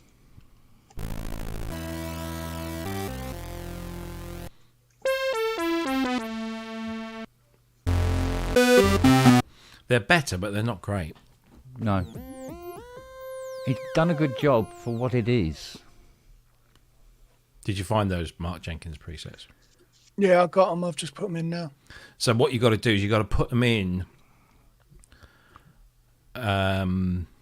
So you've got that file path that goes Behringer Vintage Yeah, resources presets, and you put the Mark Jenkins folder in the presets folder, Right. and then they'll show up. Is it me or does it take a fucking age for the thing to start up? It's not normally that bad, no. Well, right, this is going to be 15 seconds now. Steady on, sound you promising. get into the same territory that people are slagging the Astrolab off for. Oh, fuck me, there it is. Interesting. Why are you doing that? Right, let's find something that sounds like it could be a big...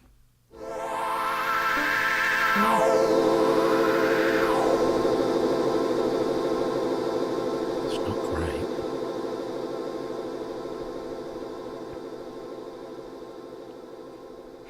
He's doing the best with what he has to work with, isn't it? Yeah. Yeah, it's not good. Oh, and by the way, you have to restart the plugin if you put any presets I in. did, but Oh, it's just being a fucking idiot now.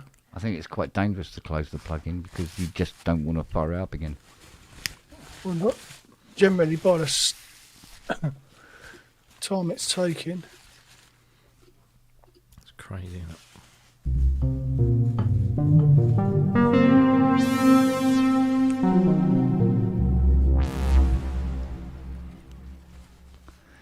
Just so you can remember what a real synth sounds like. It's like cleansing the palate, isn't it? Yeah.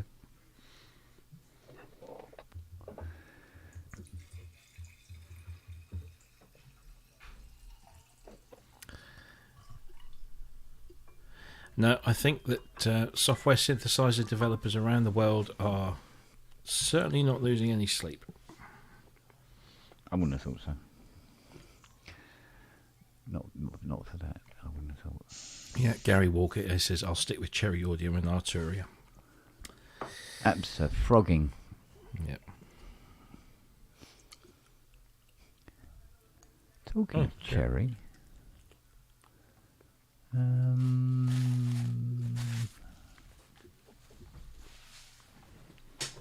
This is one of Cherry's I wanted to try out.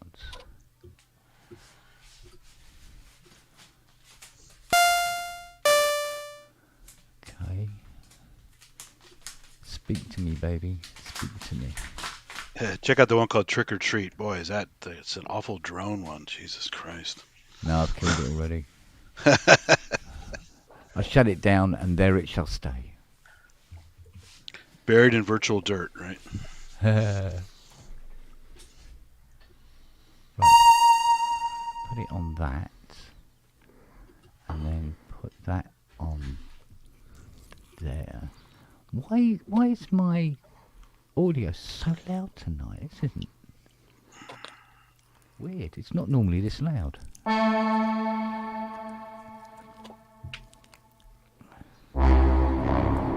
What? Big girl pants, that is. Oh.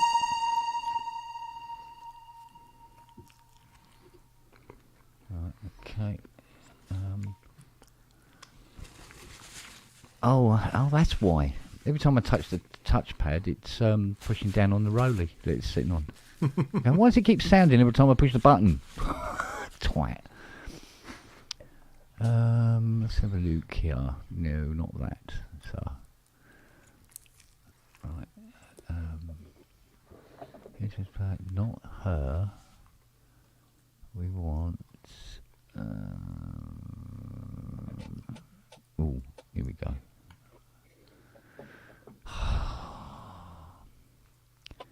Christ, you know when you got too much stuff? Mm-hmm.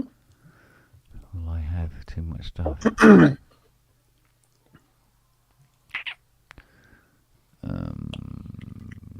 I don't see it anywhere. Because you're not looking properly. There you go. Put it there. Okay.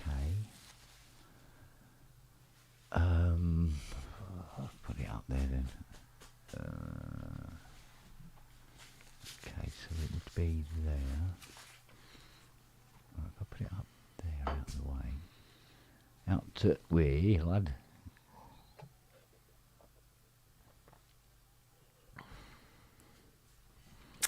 Oh, I don't know.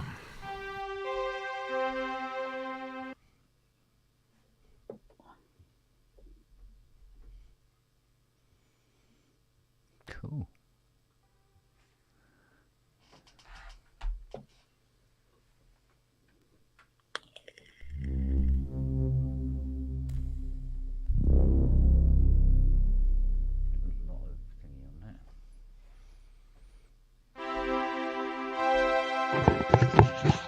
Nice.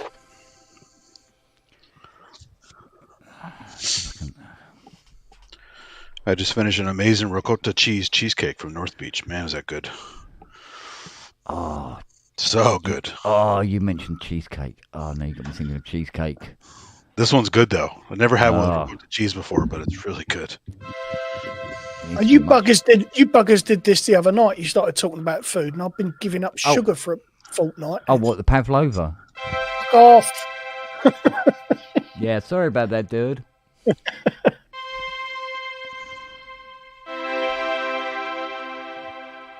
Yeah, that's good. So why is everything so fucking loud? Let's turn this master down.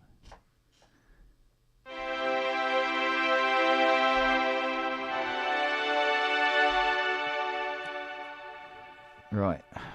Now, if memory serves, attack is called Crescendo on a Selena. There we go.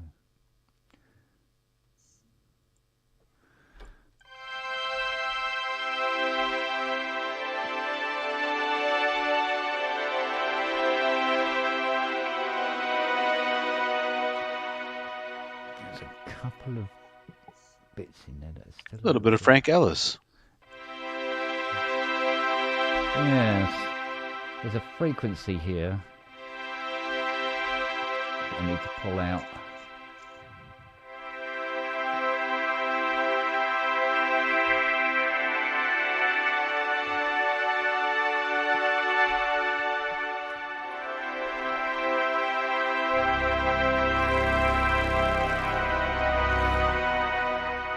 Okay. Yeah, that's cleansed the palate. I feel better now. Okay. Ooh. There's even a track that sounds similar to that on a Tangerine Dream soundtrack a couple of years after that came out. Yeah. From Wavelength, the movie Wavelength. Yeah. For a little while, there was a couple of people having a look at it as a style. Well, it's a really good track. It's called Church Theme, I think, from the movie Wavelength. And it's very good. The only problem is, a Selena is just not the string sense to use. It should really be a VP330. Yeah. Buggered. We use that choir a lot there too, right? The 330 choir. Yes. Yeah. And I'm buggered if I can remember if I have a plugin that can do the 330 as a non-Roland Cloud user. You have a Strike FET? Somewhere. That's very close, isn't it? Kind of, sort of. Kind of, sort of. Yeah. Kind of, sort of. I never Yeah. A-B'd them, so I don't know. But I just Yeah, it's close, but you know, like with that Selena, there are frequencies there. Go, those not those frequencies. You know, try and mix it up Yeah. a bit. But I'm trying to think. Well, have I got anything that's anywhere near a VP330?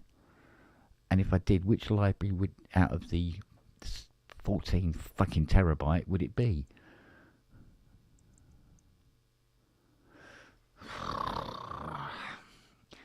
It's going to be something like a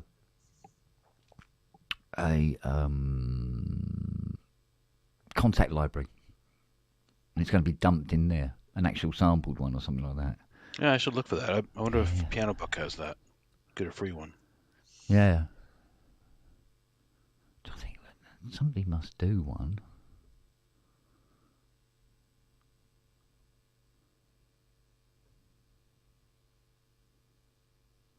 Really? It didn't work out how to do that properly in ACB. Really? Okay. Okay. GeForce BSM, surely. No, do you know what? I don't think I have it on.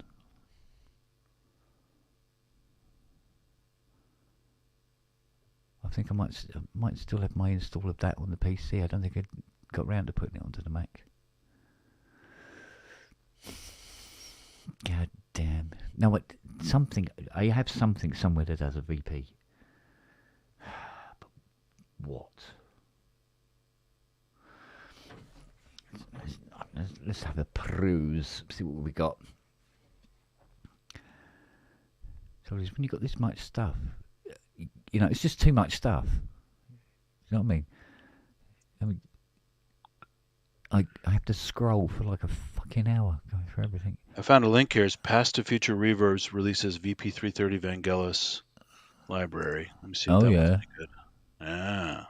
Oh, well, don't get me started. Right, I don't think Cherry did one, did they?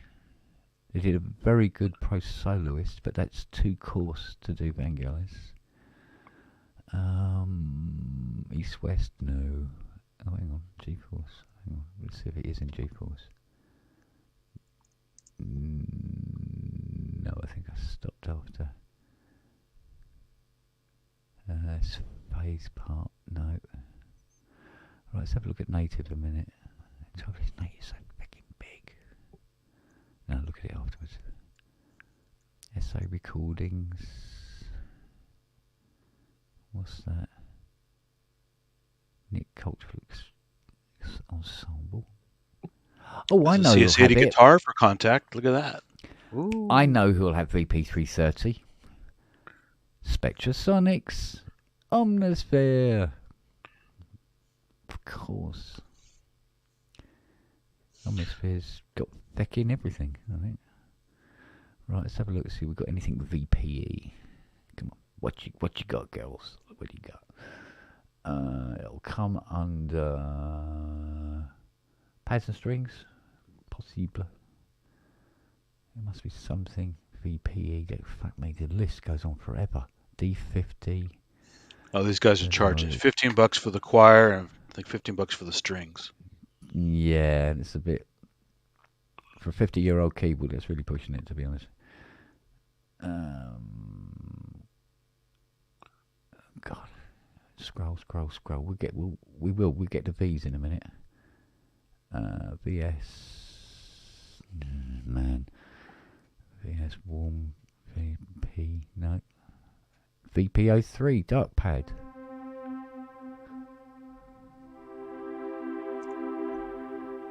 Right, we'll take that dark pad and make it not a dark pad. Let's see if we can open that out a bit. Let's have a look, see what we got here.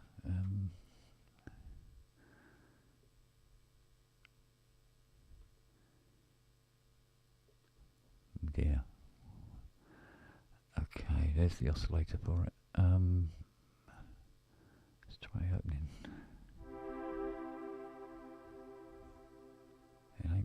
A then. It must be part B. Getting there. Maybe a bit of res on it. It's not far off. So this library is $15 because they sampled a VP330 with a Lexicon 224 and a Studer A80 tape recorder. Ah. They went full proper on. old school, yeah. Yeah. So that might be worth $15. Let's try a different filter.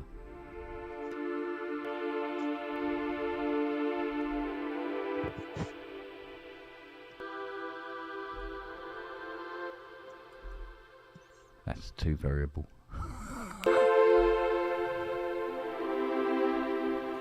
That's better. Let's bring down its volume a bit. Oh.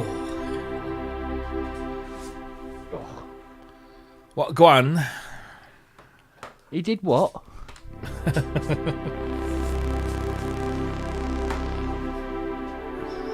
There's not enough reverb on the 80 by 1,000 miles. Believe it or not, you'd think, no, that's more than enough reverb. No, it ain't. Is it this one? There you are. That's 244 territory. So I'm still flummoxed as to why. I know we should just wouldn't let it lie. But the Behringer, Yeah, why is it I know, not it's creating difficult. that path? Because once you create it manually, it works. Well, I've had a bit of software here that did, well, what yours was doing, mine wouldn't do, for love no money. And, you know, you were saying about Picnic and all that, and I go, no, seriously, I'm doing precisely what you're telling me to do, and it's just not there. Yeah. I mean, I thought it might be something to do with permissions, because I know that, you know, Mac OS is it's pretty... It can be funny about things. Can be very locked down. But I gave it full disk access, yeah. Nothing, not a thing. Yeah. And you can't give something full disk access until you've installed it. So it's not like you can preempt it. So you have to install it. And then if you haven't got full disk access when you're installing it, and that's what it needs to create that folder, then you can't do that. Got you. When you install it, it should ask you for permissions, and you give it those permissions. It's very odd. But then it's not very odd, because you think this is Behringer. This is their first ever software plugin. But I'm sorry, even when you get it all installed and it's all working as it should be working, it still sounds awful. And even if you compare it to some of the oldest, most simplest, most basic free plugins that will work on the same computer that you're trying to run this on, Yeah. it doesn't come close. I mean, it's a gazillion miles away from anything that Full Bucket Music do, and everything there is completely free of charge, and all you got to do is just, you know, donate some money. Yeah. You don't even have to do that. I mean, anything and everything that's free that I've ever tried, even the worst stuff doesn't sound as bad as this. I don't recall ever hearing something that sounds as bad as this. Don't know. And I've gone through all of their patches, and I've gone through a bunch of Mark's patches, and even Mark's patches don't redeem it. And that's no disrespect to Mark. But I think he's working with a very restricted only, palette. Yeah, you can only work with the tools available. Are the knobs laggy? Let's have a look. Honestly, make me fire it up again, Wagyu. Thank you. Are the knobs... When you say are the knobs laggy in terms of...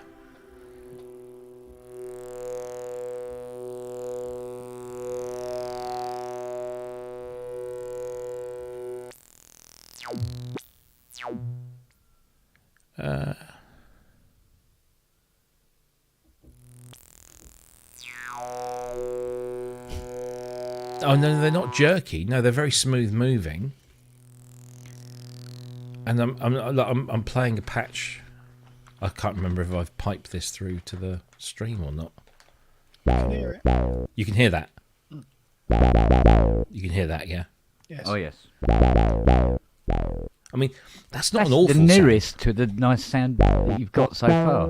sound. That's one of Mark's. That's all right. So yeah, it's doing something. So I'm going to just play that note repeatedly and just move the filter cut off. I mean, it barely does a thing. Let's give it full resonance, okay? That's the full range of the cut off. Sounds like Fiona snoring. So open the envelope, full. Resonance is full. That's it. Bring the resonance right down. I mean, literally nothing.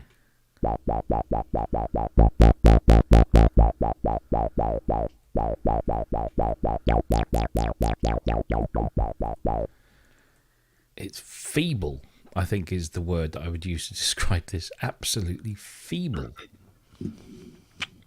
Right, I'm going to turn both the oscillators off, because one of my first tests of any synth is to test the filter anyway. Yeah. Does the filter self-oscillate? Of course it fucking doesn't. Nope. VCF2, let's try VCF2. Does that self-resonate? No. Unless it's to dogs. I can't hear that. It's probably dogs going, oh, turn that fucking racket off.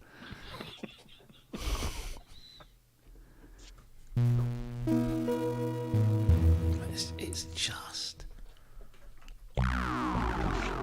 That's why I said you feel like you're being trolled. Paul Artel says you need a Behringer audio interface to get the full features. God help us all. Let's get rid of it. It's like it's got no fucking balls. Oh, hang on. There you go. The unit of a synth. You got something. And you have to control it with a swing to get the full experience.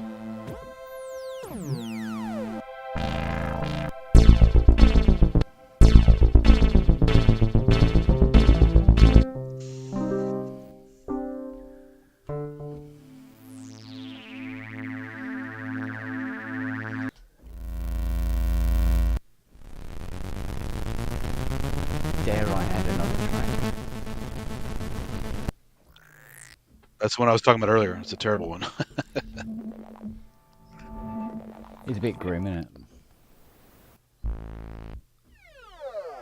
I mean, the worst DX100 patches sound better. It's saying just fucking tragic is what it is. But yeah, Manny says it here. Yeah.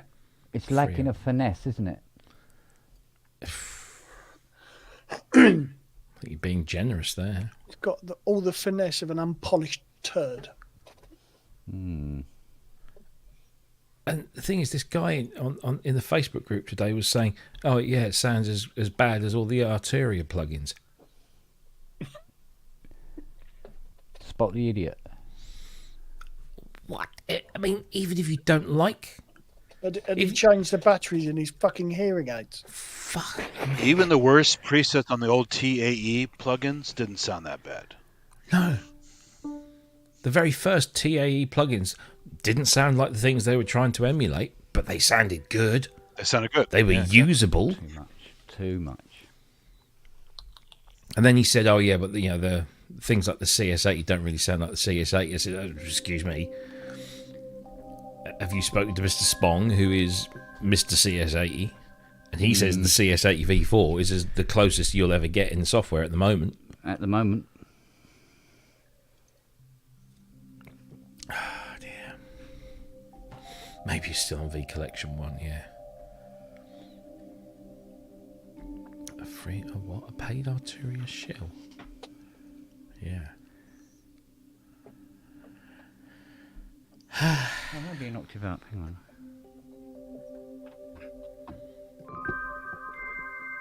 Need a beard now.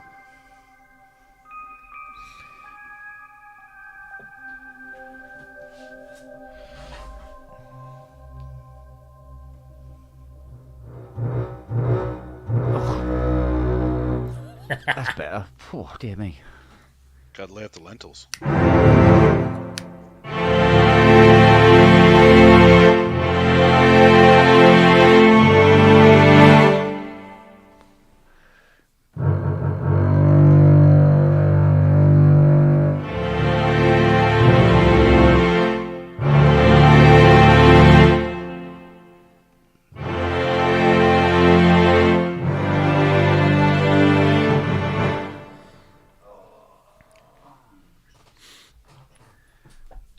Only released it so they can charge critics for hate speech under the use of some of Scottish English. Oh dear, I mean, I wanted this to work. I wanted this to be good. I wanted to have, oh look, there's another cool free synth, and it's got Behringer's name on it, so what? But it just isn't. I challenge anyone to tell me that they honestly believe that's a good plugin. 'Cause I bet they fucking can't.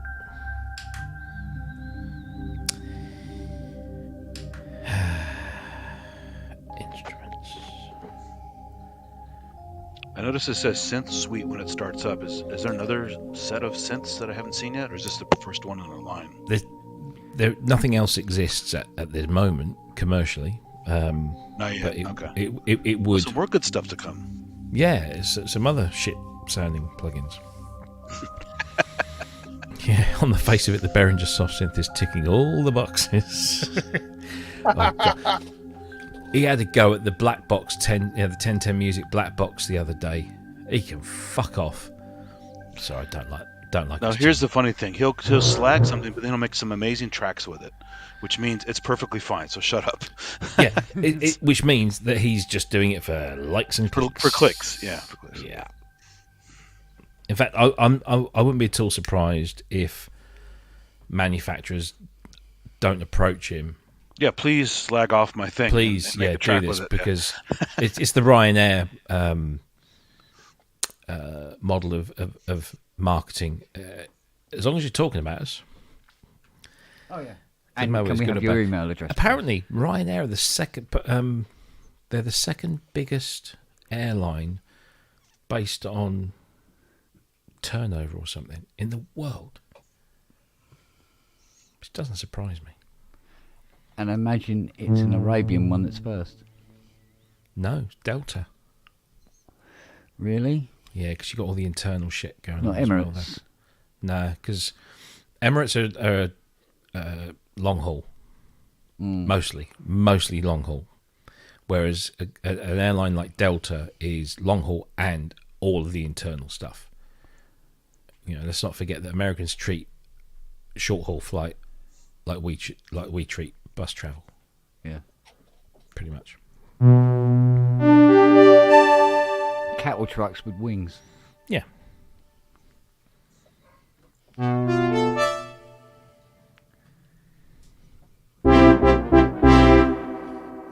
Now give me some dystopian effects.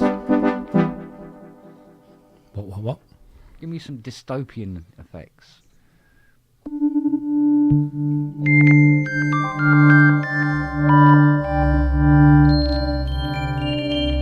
Yeah, there you go.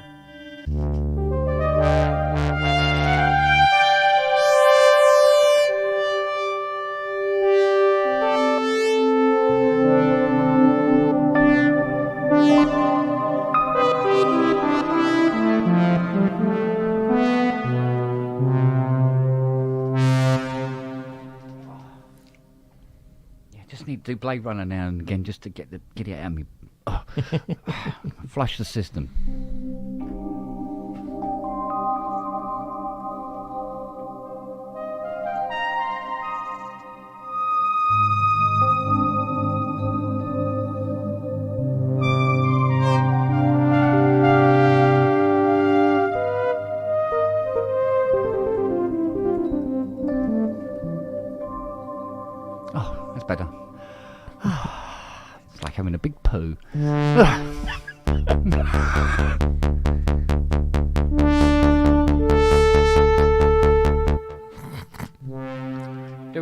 Do it in C. Do it in C.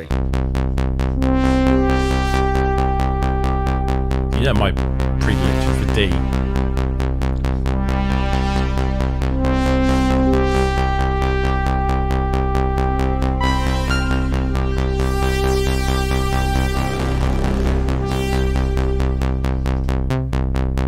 We haven't got a piano, have we? Shit.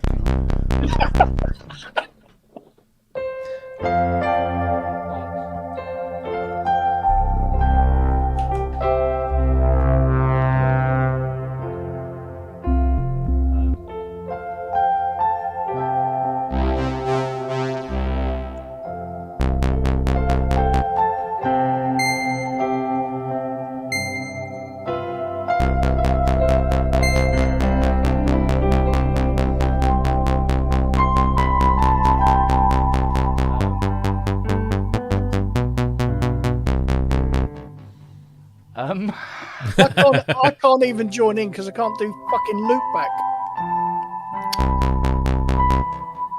Have you got the loopback application? Or The third party loop. It's called loopback. is no, didn't know there was one. Hang on. It costs, but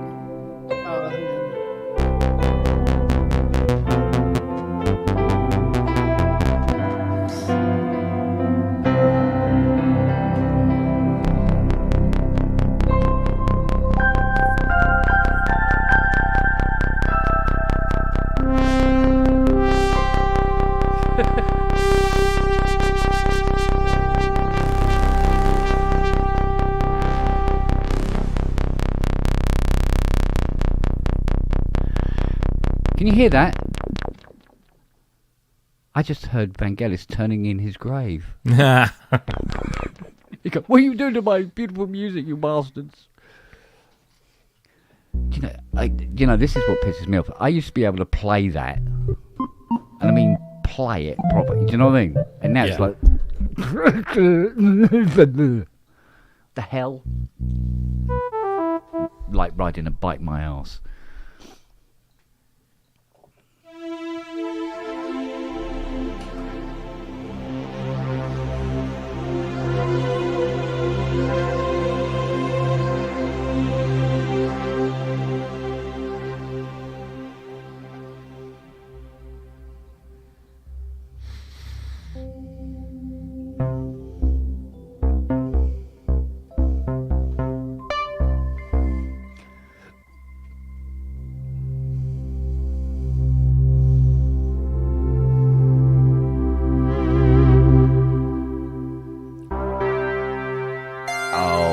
I know what I did wrong.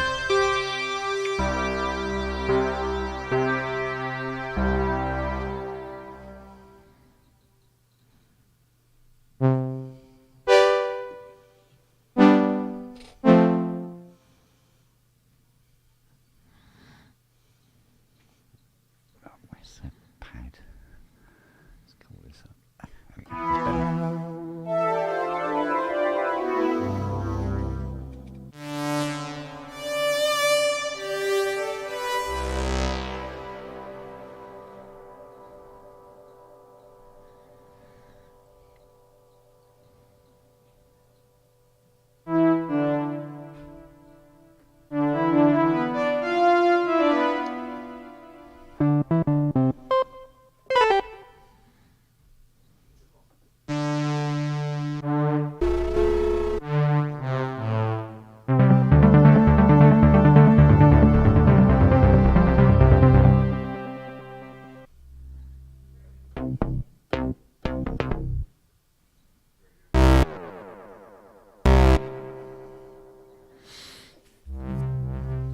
good stuff in there, you know.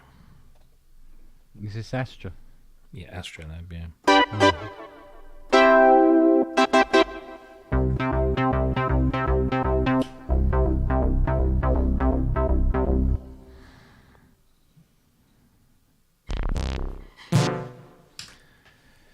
Aye.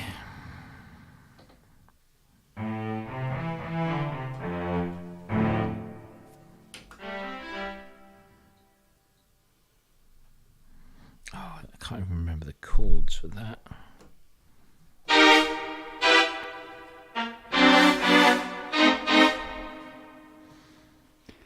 No, I'd need a bigger clue.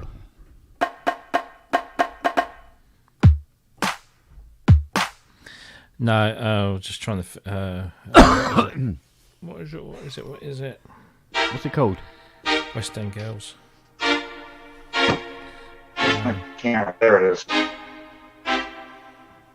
There it is. I can't remember.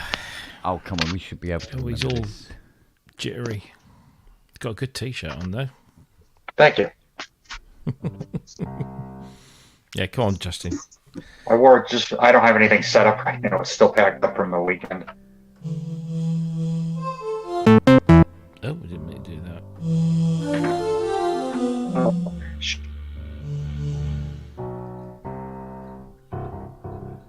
Yeah, I had it custom made just for this. What?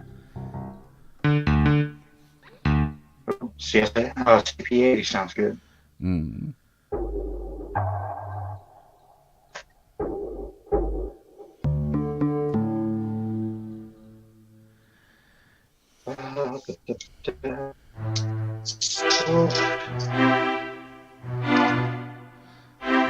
No.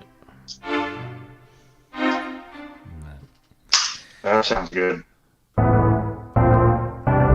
I could get this to crash. Get rid of that one.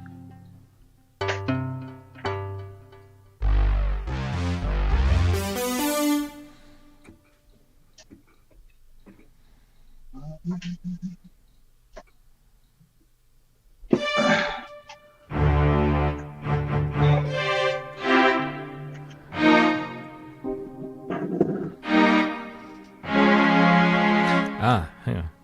Hang on. Very close.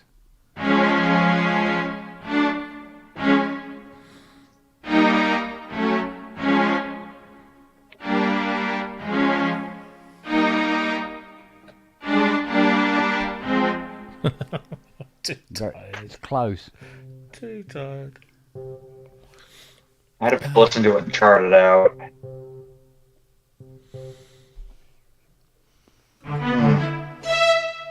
Do love those. That's what emulates. Yeah, that's a nice sound.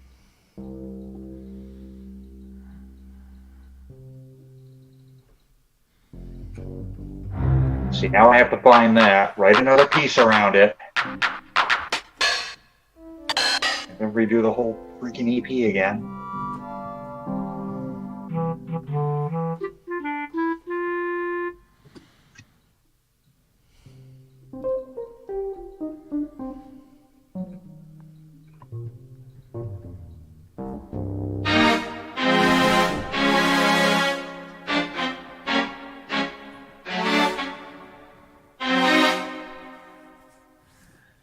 Hmm. Oh, I'll remember one day.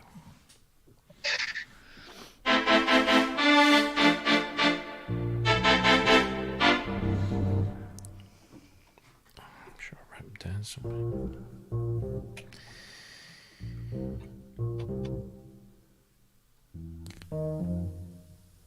Isn't it? Something like that? What am I looking for? I don't know.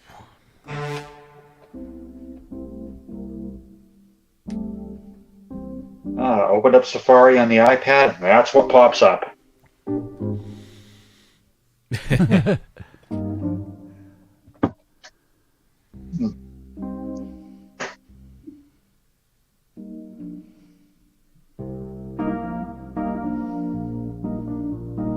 Ooh. I hear Christopher Cross.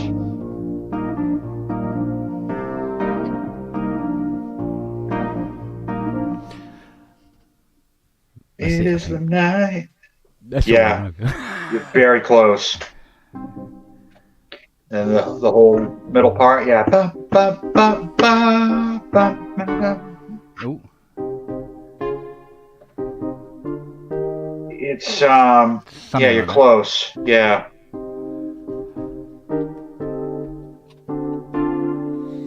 I think, yeah, they put a 7th on it. Oh,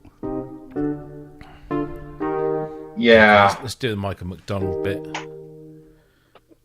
Let's see, SCTV but had I a great got such a long way to made- long way to go. It made fun I'm of Michael close. McDonald in the SCTV sketch where it shows him like running to the studio to record his part and running out. That was Rick Moranis, wasn't it? Yeah, I think it was. So, did you see when Rick Beato interviewed Yes. Michael McDonald? He asked him about that, and he said it Yeah. was brilliant. Yeah, it was just Yeah. I didn't realise Michael McDonald was as much as a stoner as he was. But if you hang with the Doobie Brothers, you got to be a stoner. Yeah, exactly. Yeah, pretty much. Hence the The name. guy's a fucking legend. I love Michael Oh. McDonald. So good. Oh, back to Supertramp. That was the album that got me into that band, and I think I was either 6 or 7 when I heard that. It's funny. One of the Doobie Brothers lived in the Santa Cruz Mountains near my parents' friends. We used to drive by their house once in a while. Big sprawling house in the mountains there. yeah, I bet. It'd be so much better with absolutely no reverb on it. Yeah. Except that wasn't the reverb it was running on. Let's try another one. Oh, I don't even have. what are you upset about? Yeah, what's that going on there then? Oh, I've got a.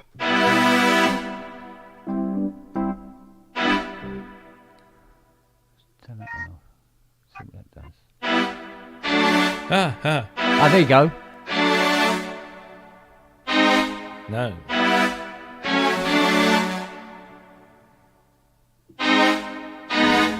No, that's not it. What we're doing? What am I doing wrong here?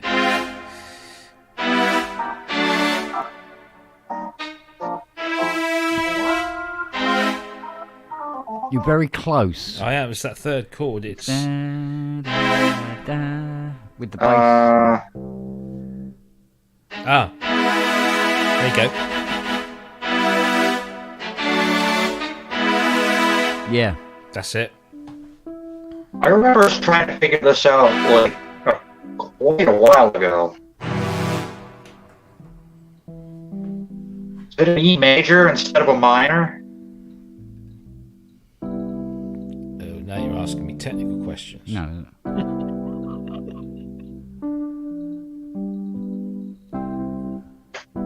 Yeah, so it's. No. Yeah.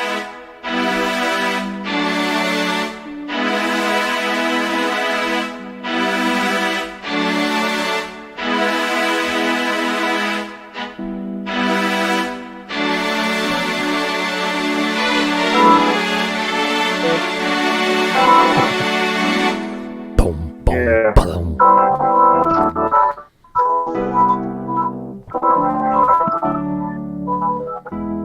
That. Yeah. Yeah.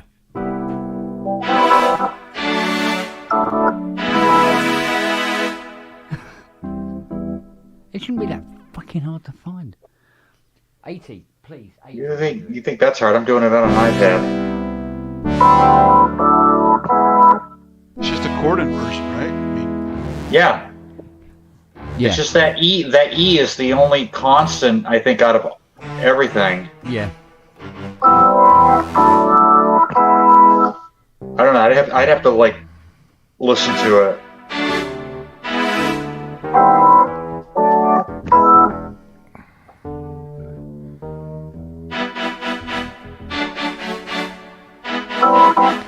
Yeah.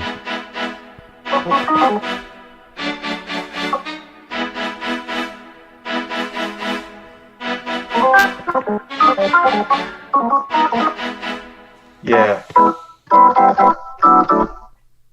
Something like that.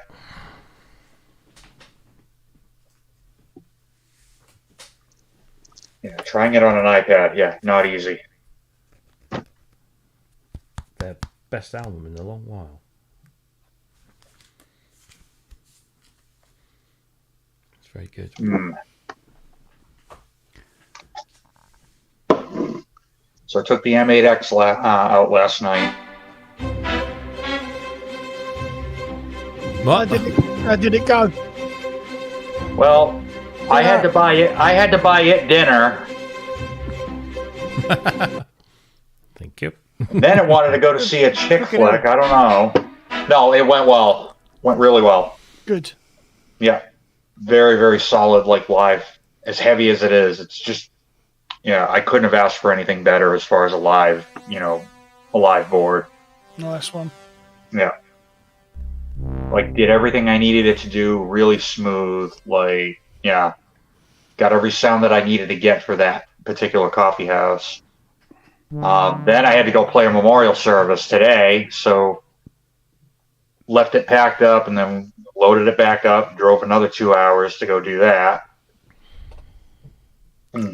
But probably the only time that 1865 church up in West Sumner, Maine will ever see an M8X.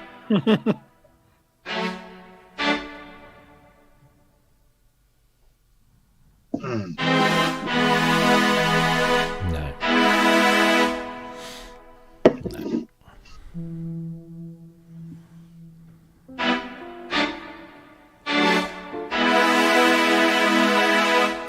Actually, it's probably a better patch for that. Is it more pad-like or something? It's a little softer, isn't it? Yeah. Because I think it was. Maybe. So everyone thinks it's Marcato strings off of the Emulator 2, but it isn't. The majority of that sound is actually a PPG. Yeah. Believe it or not. And I didn't that believe it for a while. Yeah. Because it could be the way it was programmed. It, sounded like. Yeah. Because I spoke to somebody. Who was it now? I can't remember.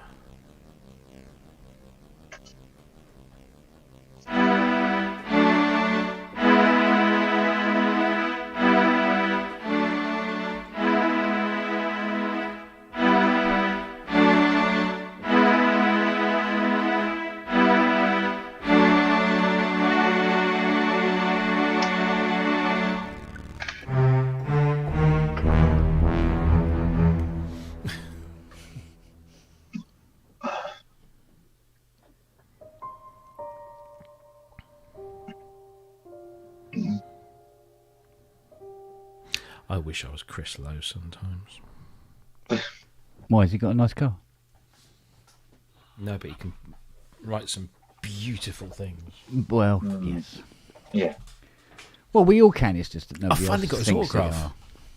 Oh yeah. Yeah, I've had Neil's on a number of things, but I bought the album from their web store, the new album, and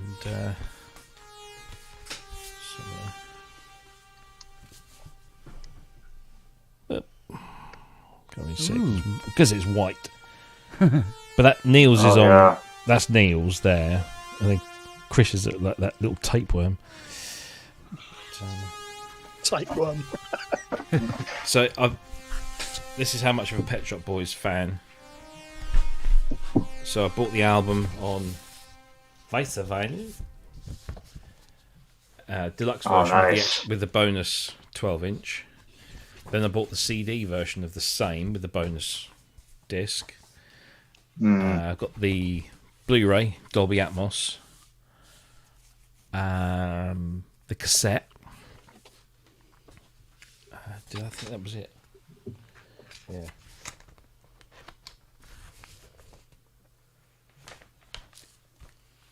So yes, Alexa Picture Boys.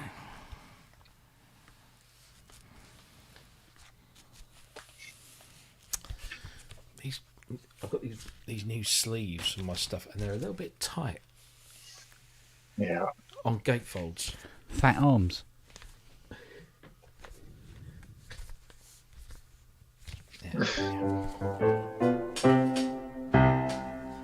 Also got Def Leppard's Pyromania 40th anniversary box set the other day with a Dolby Atmos mix of that. That sounds incredible in Atmos. Those vocals, that sort of Def Leppard vocal thing. Whoa, that's pretty cool. Yeah.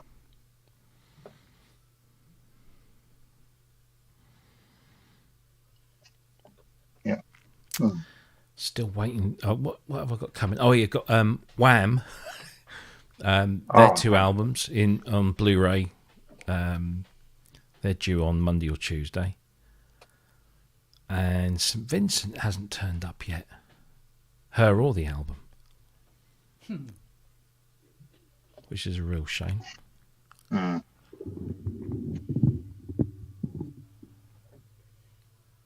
But hopefully the week after next there'll be something very, very special. Very special arriving. Oh, yes. Yeah. Robbie and his impression of Camilla Parker Bowles. I was going to say almost very close to Dr. Claw from Inspector Gadget. I'll get you next time. That was better than I. Yeah.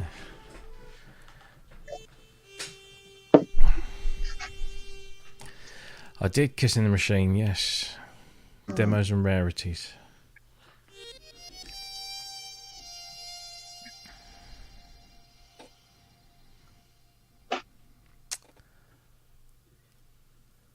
Right, gentlemen. I'm Fuck going off. to... Go on. Fuck off. Go on. Go on. Fuck off. Sing your hook. Go on. Off you go. Fucking lightweight. Go on. Go on. Bollocks to you. Fucking lightweight. Go on. Bollocks to you. Wow. He knows I love him. Long time. Yeah. Love a long time. Suck it for $1. Really? Right. I will see you soon. Have a good one, mate. Take care. You too. Good See night. you later. Right. Bye-bye.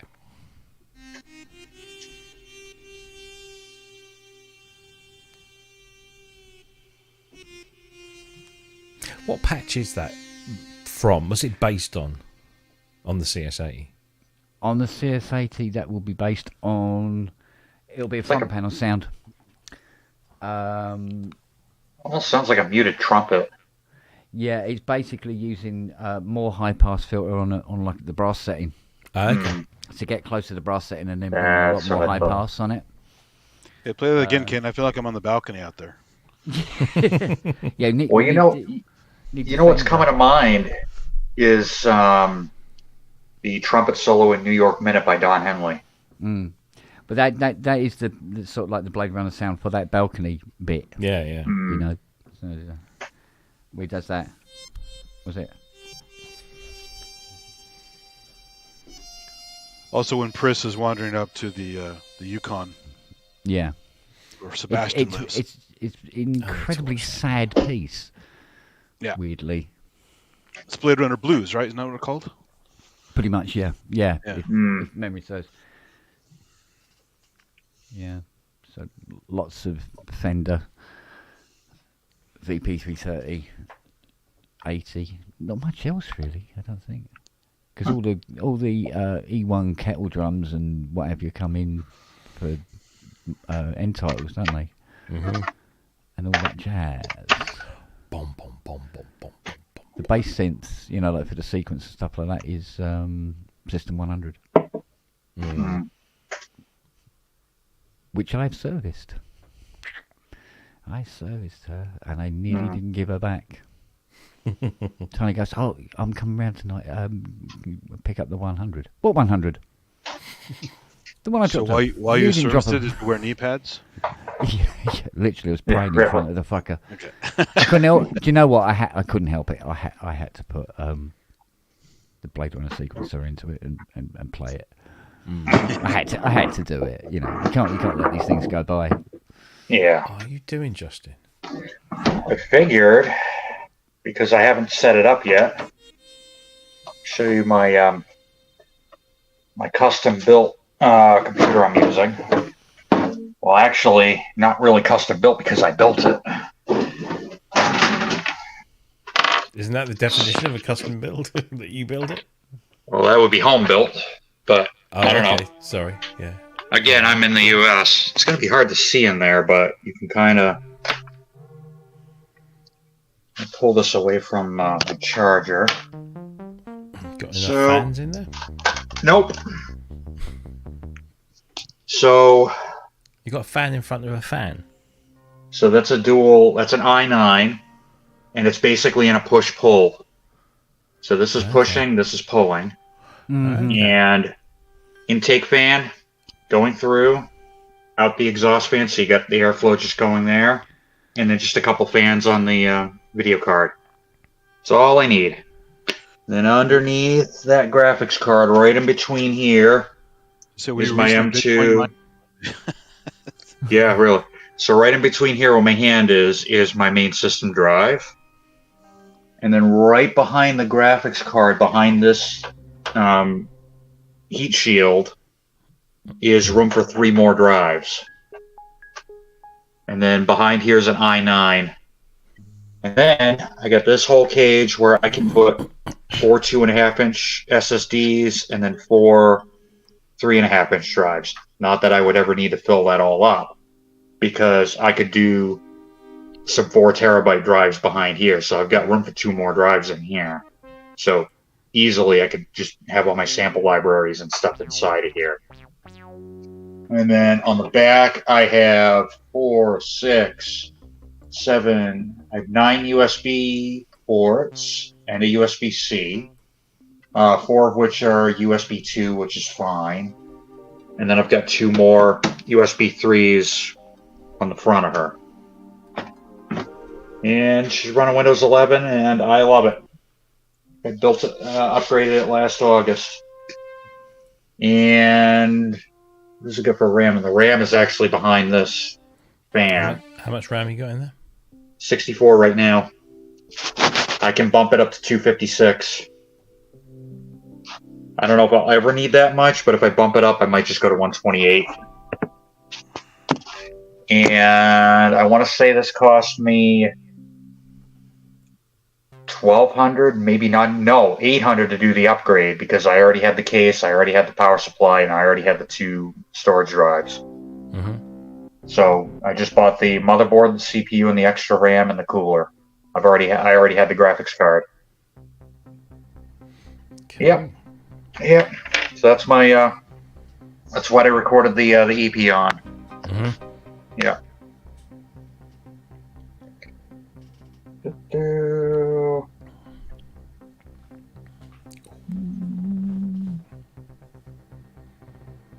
That close-up of Palm Flush freaked me out. Yes, it was supposed to. Oh, he's ratcheting. Watch out. Yeah, I'm ratcheting now, baby. Hmm.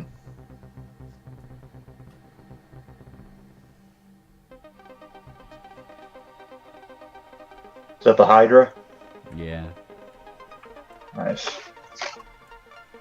Yeah, those ARP controls on the top are great. Hmm.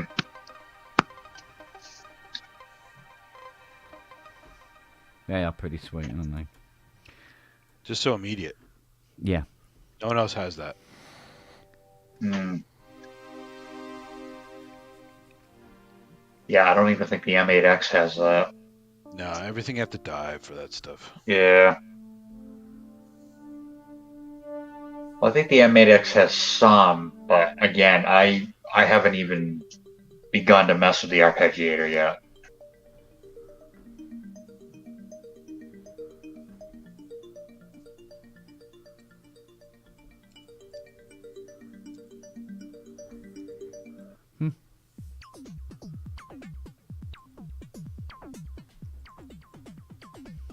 Yeah, Steve, I'm just running a 750 watt power supply. I'm not overclocking it, and it's just a RX 570. So the graphics card is from like 2020, but I don't do any really heavy gaming anyway, so I don't need anything. I don't need anything super, super fast or anything like that, unless I start doing things like video editing, which I don't really see myself doing a whole lot.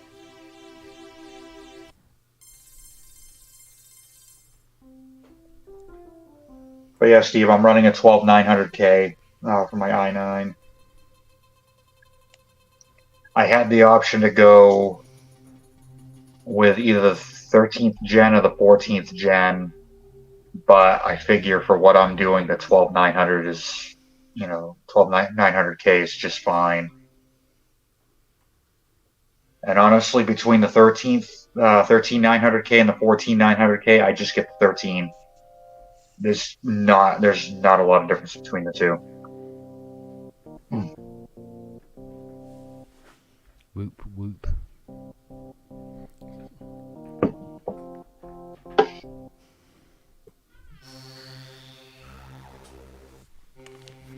Yeah, I leave mine on all the time as well, but again, I think it only draws as much power as it needs.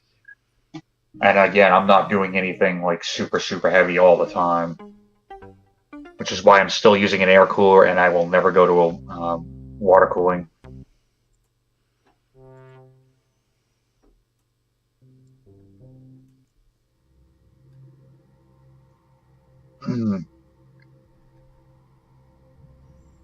Yeah. Oh, Wagyu's running a what do you call it? AMD.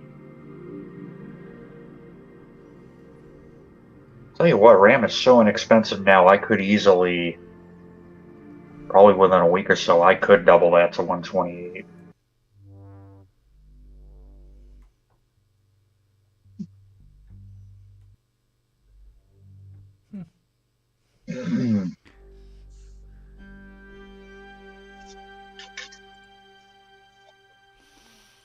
So many bloody patches on this, it's ridiculous. I could say the same thing about the M8X. Yeah, but it's about nearly as much on the Hydra. The Hydra, yeah. Mad. There's more on the Deluxe, right? Yeah, the Deluxe has some extra banks. And then there's at least another 8 empty banks as well. We'll add more patches. ASIO Head, can you point me in the direction of the virus firmwares that you're using for the 56300, please? Because I can't find them anywhere. No. I swear I had Google them for the has not been your Osiris. friend.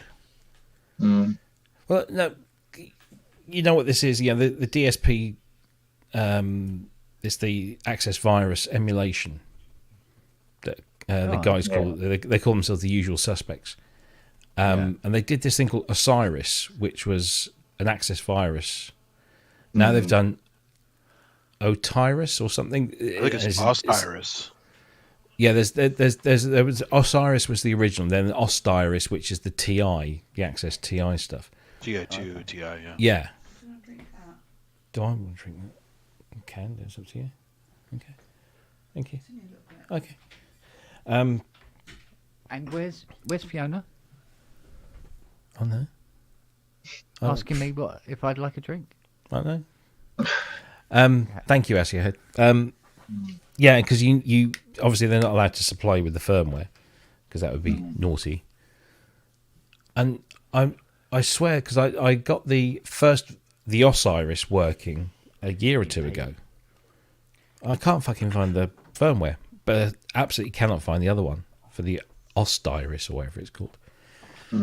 It's probably on BitTorrent or Usenet or something. Yeah, like that. yeah. I was doing some Google searching while I was watching Ranz's show and listening to the football and trying to find this, and also listening to my wife getting incredibly exasperated with her 90-year-old mother not taking her medication correctly. And I was just like, oh, so I just gave up. You can also go to the dark web to get it. Well, somebody, I found somewhere saying that if you download the installer from the Access website, you can kind of extract it from there. I'm like, oh, I can't be fucking bothered. Oh, never thought about that. Yeah, sort of something like that. So I don't know. I mean, I have a TI, but I don't know how to extract the thingy from it. There's probably a tutorial on it. But. Well, it's apparently it's in the installer software that you just. If you extract it, you can find the bin file there or something. I don't know. So somebody could make it easy for me. Thank you, ASIO Head. I really appreciate it. It'd just be interesting to play around with it more than anything. It's not going to sound any worse than the fucking Behringer stuff, is it? So. Yeah, I uninstalled it. Yeah. Well, actually, I mean, The I guys probably won't down. I did his uninstall it. patches from your ProSynth link, and Yeah. they're much better. They're a little better, but they're Found a few limited that are by pretty decent actually, but yeah, but they're limited by the fact that the synth is shit. it is shit.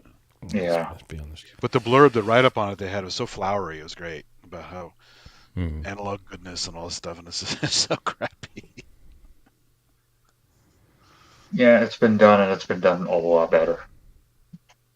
Years ago too. Yeah. You guys are way. Oh god, I remember Native Instruments Pro 5 being good. Hey Andy, did you see this?